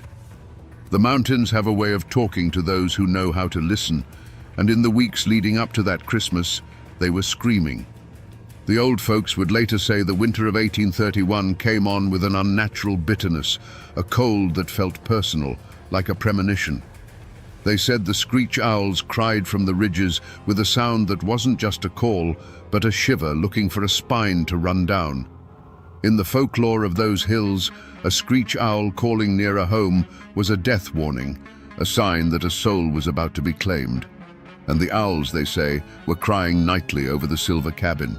But the most dangerous omen, it was sitting across the hearth. Charlie Silver had become a stranger in his own home. The restlessness that had always been part of him had curdled into something darker. He was a caged animal, pacing the confines of his small life, and his eyes were fixed on the distant promise of the West. Every mention of leaving, every coin he saved and hid away, wasn't just a plan, it was a threat. His presence in the cabin was no longer a comfort for Frankie, but a constant, grinding source of tension. He was the human catalyst, the walking, breathing prophecy of the disaster to come. And Frankie felt it. She felt it in the pit of her stomach, a cold knot that had nothing to do with the winter chill. She'd stand in the doorway of the cabin with baby Nancy on her hip and look out at the woods. The familiar trees now seemed to cast long, grasping fingers of shadow. The wind whistling through the hollow sounded like it was whispering a warning she couldn't quite understand. It was a suffocating, the feeling you get when you're standing on a precipice in the dark. She couldn't have known what was about to happen, but she knew with every fiber of her being that her world was about to be torn apart. The night of December 22nd, 1831, arrived cold and clear. Inside the silver cabin, the fire in the hearth would have been battling the bickering shadows that danced on the rough-hewn log walls. The baby, Nancy, was asleep, and in that suffocating little room, the final act began. We will never know the exact words that were spoken between Frankie and Charlie. The fire was the only witness, and it keeps its secrets. We know that a line was crossed, a point from which there could be no retreat. Perhaps it happened just as the prosecution later claimed. Charlie, his mind set on a new life in the West, finally told her. Maybe he said it calmly, maybe he said it cruelly. He was leaving. He was taking the money they had scraped together. And most devastating of all, he was taking their daughter. For Frankie, this would have been a declaration of war, slow starvation and disgrace in the wilderness. In that moment, he ceased to be her husband and became the man who was going to steal her child and destroy her world. Or maybe the mountain legend is true. Maybe Charlie came home that night not with a plan, but with a bottle's worth of rage inside him. Maybe an argument over nothing exploded into violence. The legend whispers that he threatened Frankie, that he even threatened to harm the baby. In this version, Frankie wasn't a woman scorned, she was a mother protecting her young. He wasn't a man with a dream of the West. He was a drunken monster who had brought the terror of the outside world into the one place she was supposed to be safe. Whichever story is true, the result was the same. A final, unbearable choice was forced upon Frankie Silver. And in that cabin, there was a tool. It was an axe. It was not a weapon of murder.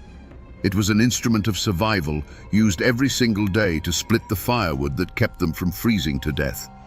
It was a familiar weight in a woman's hands. As Charlie turned his back, or as he fell into a drunken, snoring sleep by the fire, Frankie's hand closed around that smooth, worn handle. The decision was made. The argument was over. The whispers and the fears of the past months all converged into one single, terrible point of focus. The firelight glinted on the polished steel of the axe head. The sound of her own heart was likely a deafening drum in her ears. In the silence that followed the last angry word, she lifted the tool that had kept her family alive, and in the next moment, she would use it to end her husband's life. The first drops of blood were about to fall. We must now step into that cabin, into the moment after the axe has fallen. There was no scream. There was only a dull, wet thud that was nothing like the sound of splitting firewood. It was a soft, final sound.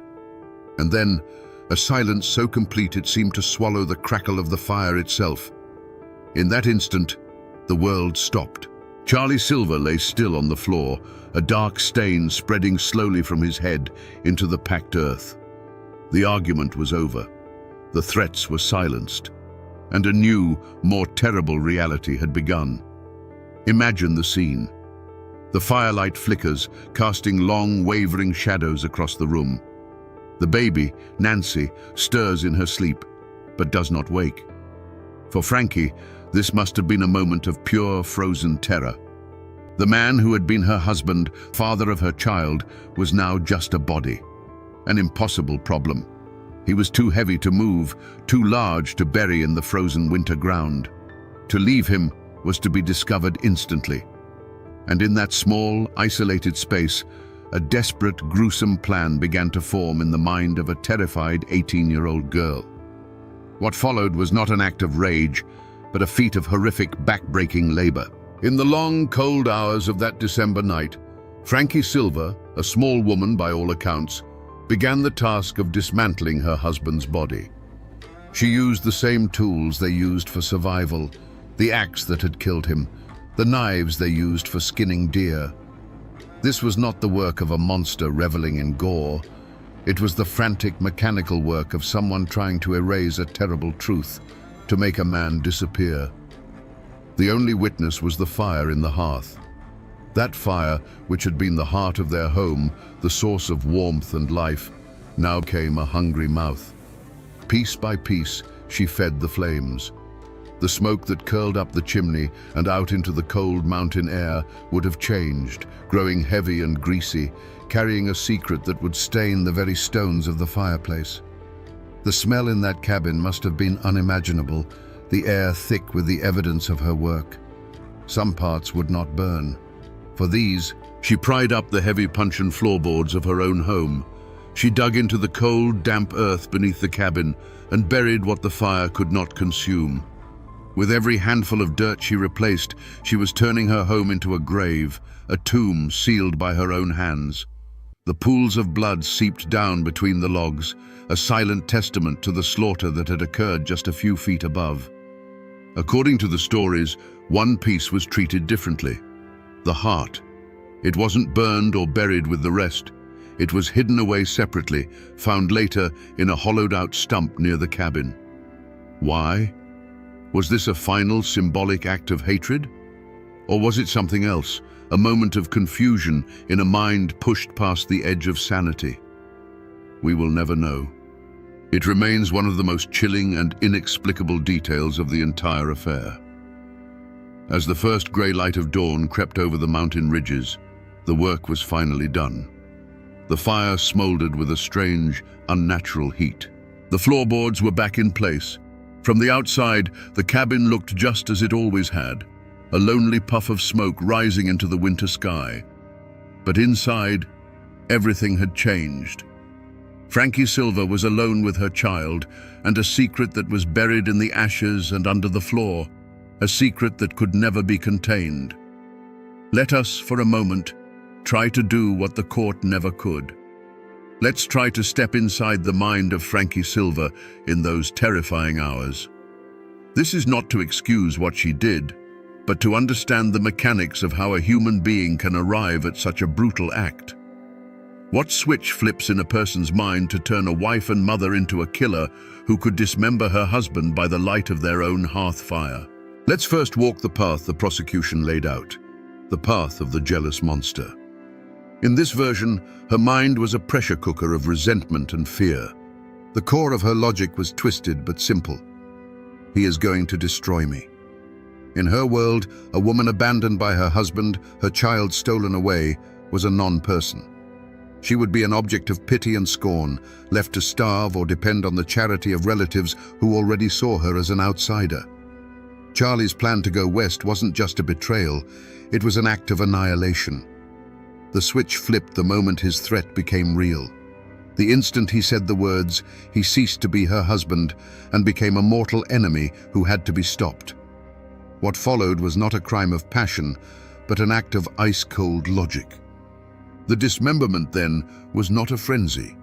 It was a problem to be solved.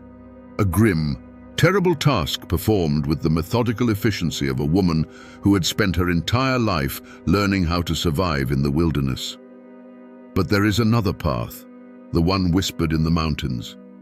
The path of the terrified victim. Here, the logic is not twisted. It is primal. He is going to kill my child. In this scenario, Charlie is not a man with a plan, but knowledge that no one will ever believe her. She isn't trying to erase a man. She's trying to erase a moment of justifiable terror that she knows will be her death sentence. After the deed was done, did she feel triumph, relief, or a chilling, bottomless emptiness? If she was the jealous killer, she might have felt a grim sense of victory, the quiet of a problem solved, quickly replaced by the cold fear of discovery. If she was the abused wife, she would have felt nothing but a hollow, ringing terror, a mind shattered by what she'd been forced to do. Only Frankie knew which path she walked in her own mind. And that is the most terrifying part of all. In the days that followed, an unnatural quiet settled over the Silva cabin. It was the silence of a secret. Frankie moved like a ghost through the small room, tending to the baby, stoking the fire, sweeping the dirt floor with a frantic energy. To any neighbor who might pass, she would have looked like a woman waiting for her husband to return from a long hunt. But inside, the air was thick with what was missing.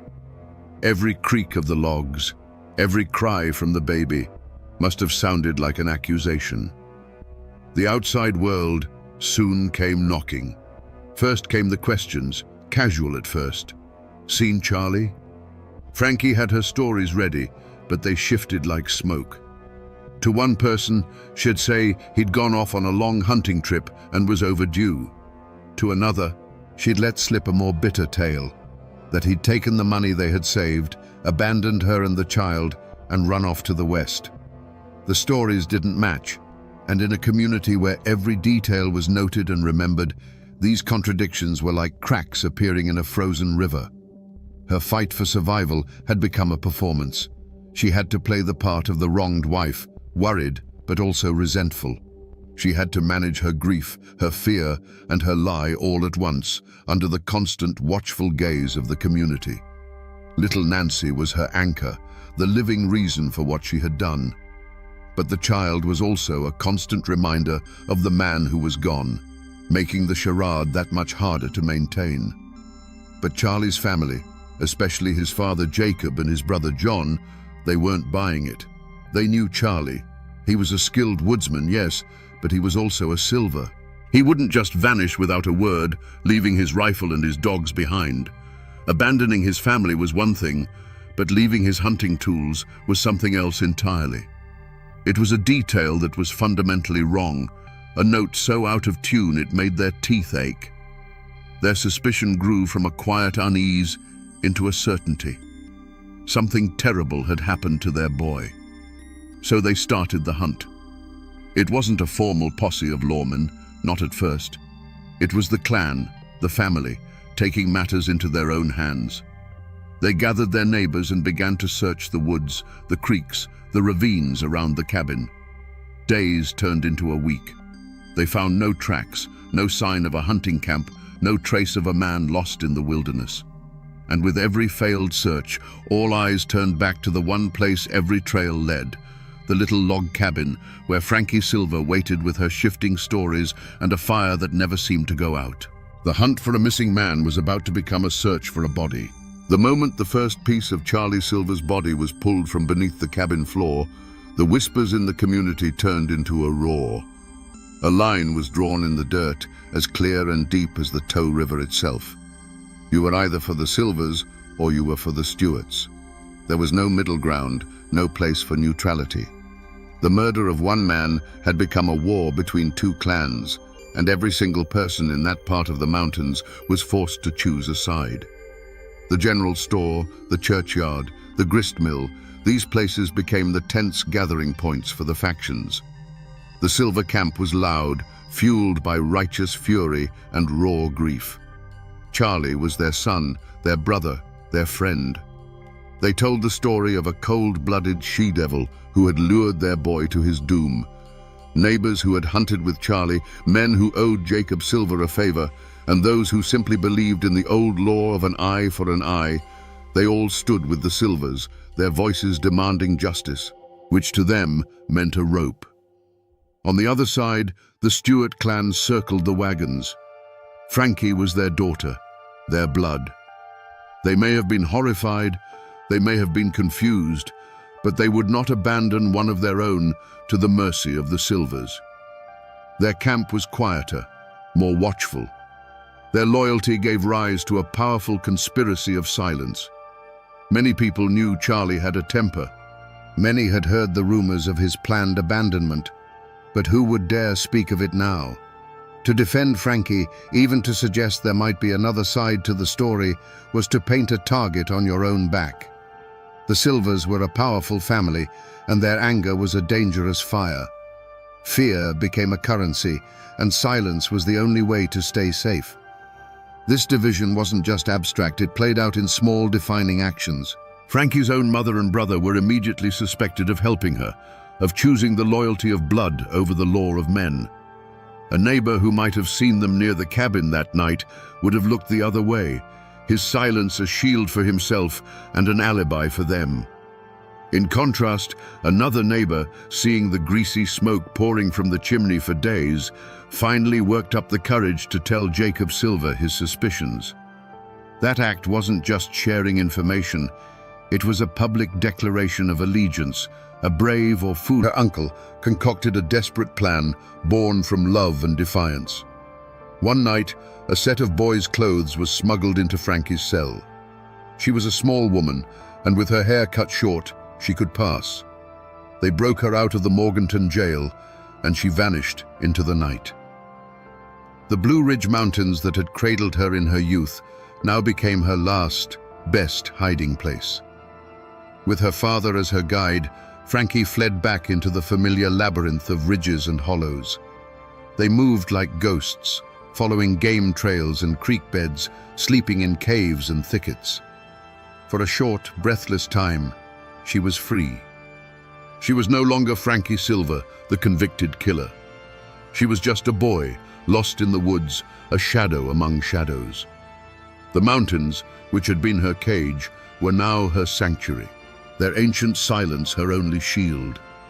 But back in the flatlands, a firestorm of rage had erupted. A posse was formed, led by the sheriff, but fueled by the cold fury of the Silver clan. They would not be cheated of their justice. A reward was posted, a substantial sum of money that echoed through the hills and hollows. It was a poison seed planted in the heart of the community. Suddenly, every neighbor, every old family friend had a price tag on their loyalty. The hunt for Frankie Silver became a hunt for gold. The chase was a desperate game of cat and mouse played out across miles of unforgiving terrain. The posse had numbers and dogs, but Frankie and her father had knowledge. They knew the secret paths, the places a stranger would never find. For days, they eluded capture, living off the land, always moving. You can just imagine the terror of it, the constant listening for the baying of hounds on the wind, the fear of a snapped twig giving away their position, the exhaustion that ground them down day by day. Finally, starving and exhausted, they were forced to seek help. They made their way across the county line into Rutherford, to the home of a family they thought they could trust. They took in the weary old man and the quiet, haunted-looking boy with him. For a moment, there was warmth, a hot meal, a chance to rest. But Frankie could not disguise her eyes. They were the one part of her that told her true story. The family recognized her, and the lure of the reward money was too strong. A quiet message was sent. The moment of capture wasn't a fierce firefight in the woods. It was a quiet, sickening betrayal. The sheriff and his men simply walked into the cabin. There was no struggle. Frankie, exhausted and cornered, knew the game was over. She had been run to ground not by the lawman's skill, but by a neighbor's greed. The mountains had given her a brief, wild freedom, but in the end, it was the people who lived among them who sealed her fate. The trial of Frankie Silver in March of 1832 was not a search for truth. It was a public spectacle. You have to picture the Morganton courthouse. It wasn't a sterile, quiet chamber of law. It was a tinderbox packed with bodies, smelling of wet wool and simmering hatred. Armed guards stood at the doors, not just to keep the prisoner in, but to keep the community from tearing itself apart. On one side of the room sat the Silver clan, their faces carved from stone, their eyes burning with a demand for vengeance. On the other side, huddled together, were the Stuarts, silent and grim, watching their world crumble. And in the middle of it all sat Frankie Silver. She was a small, silent figure, almost a child, swallowed up by the heavy machinery of the law. The most brutal fact of her trial was not the evidence against her, but the gag that the law itself had placed over her mouth. Under the legal customs of that time, an accused person could not testify in their own defense. She was a ghost at her own trial, forced to listen as lawyers and witnesses constructed the story of her life and her crime, while she was forbidden to speak a single word. She could not confirm, she could not deny, she could not explain. The prosecution had an easy task. The lawyer laid out the evidence piece by horrifying piece. He presented the bone fragments from the hearth, the blood-soaked earth from beneath the floorboards, the testimony of the searchers. He painted a simple, damning picture of a jealous, monstrous woman who had butchered her husband in a fit of rage because he planned to leave her. It was a story that was clean, brutal, and easy for a jury to understand. What could her lawyers do?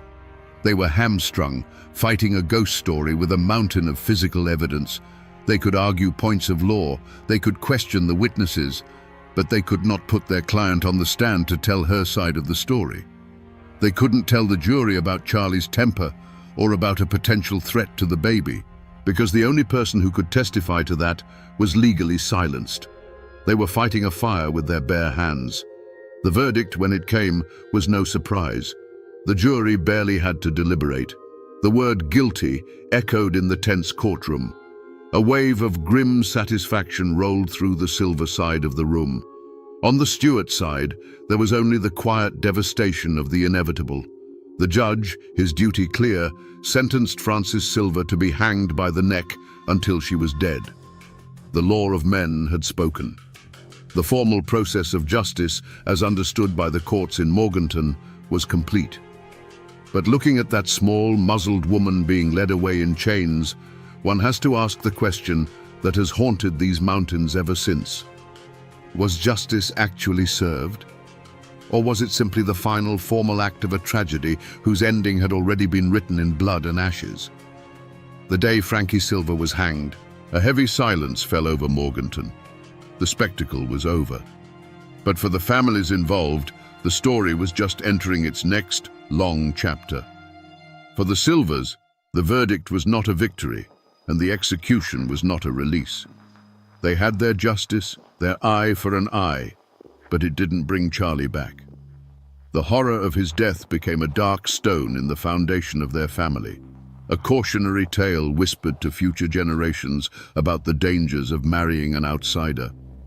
The name Frankie Silver became a curse in their homes, a synonym for the ultimate betrayal.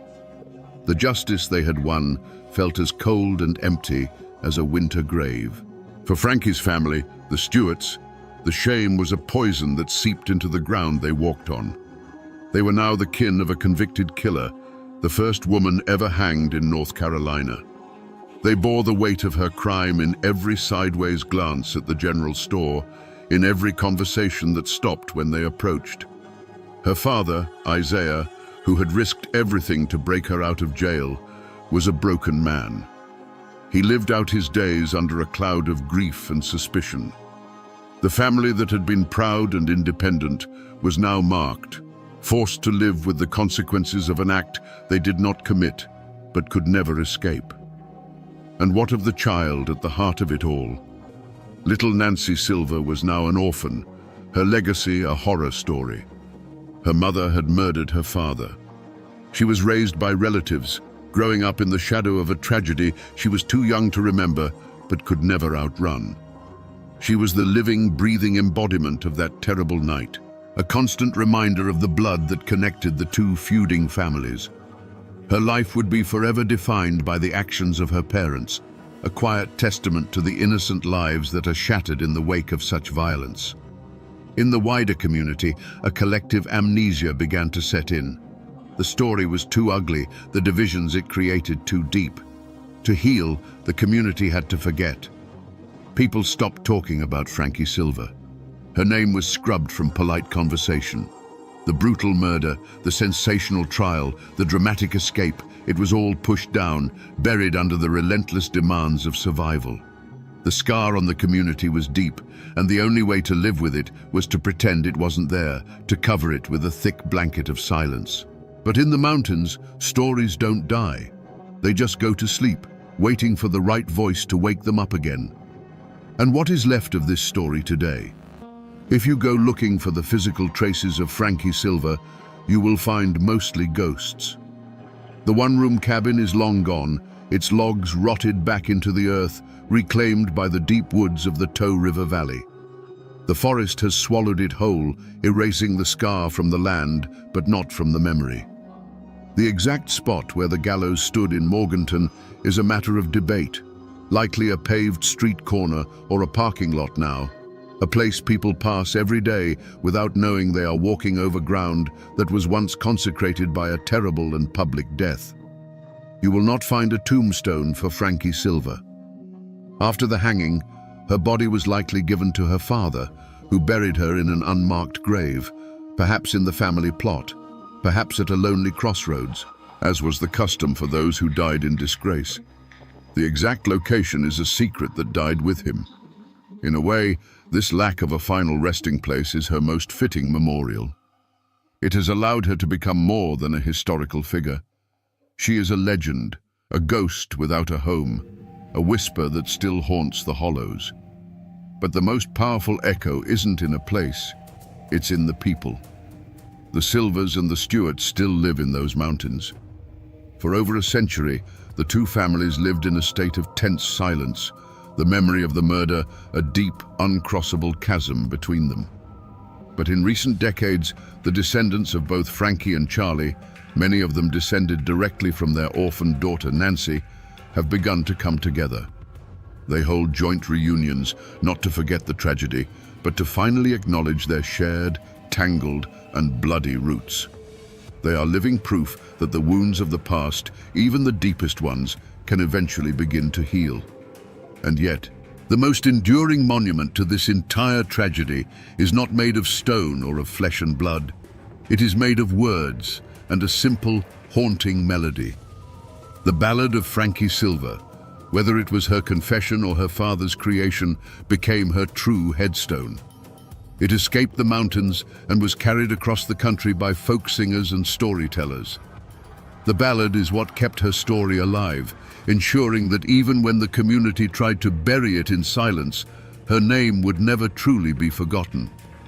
The people tried to move on, the buildings fell, and the graves were lost, but the mountains remember.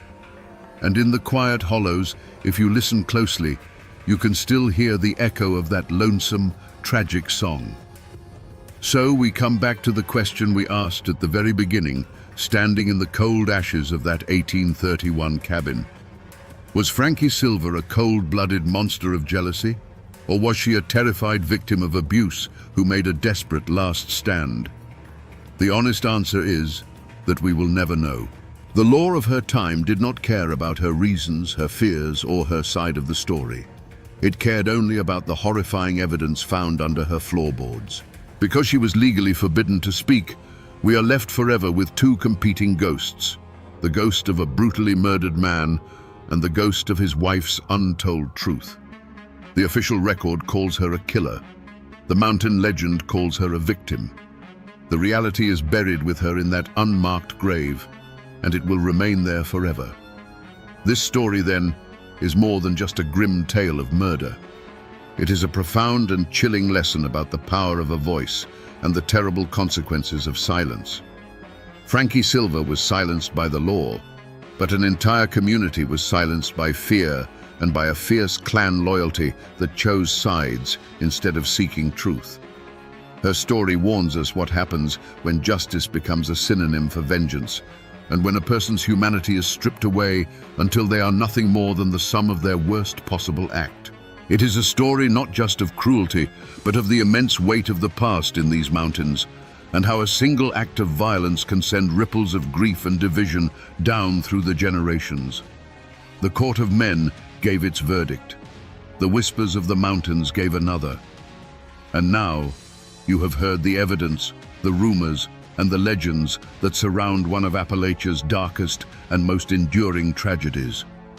The truth itself is lost to the wind that blows through the Tow River Valley. But the story, the warning, the mystery, the sorrow of it all, that story is now yours to keep. And now, my friends, you know the rest of the story.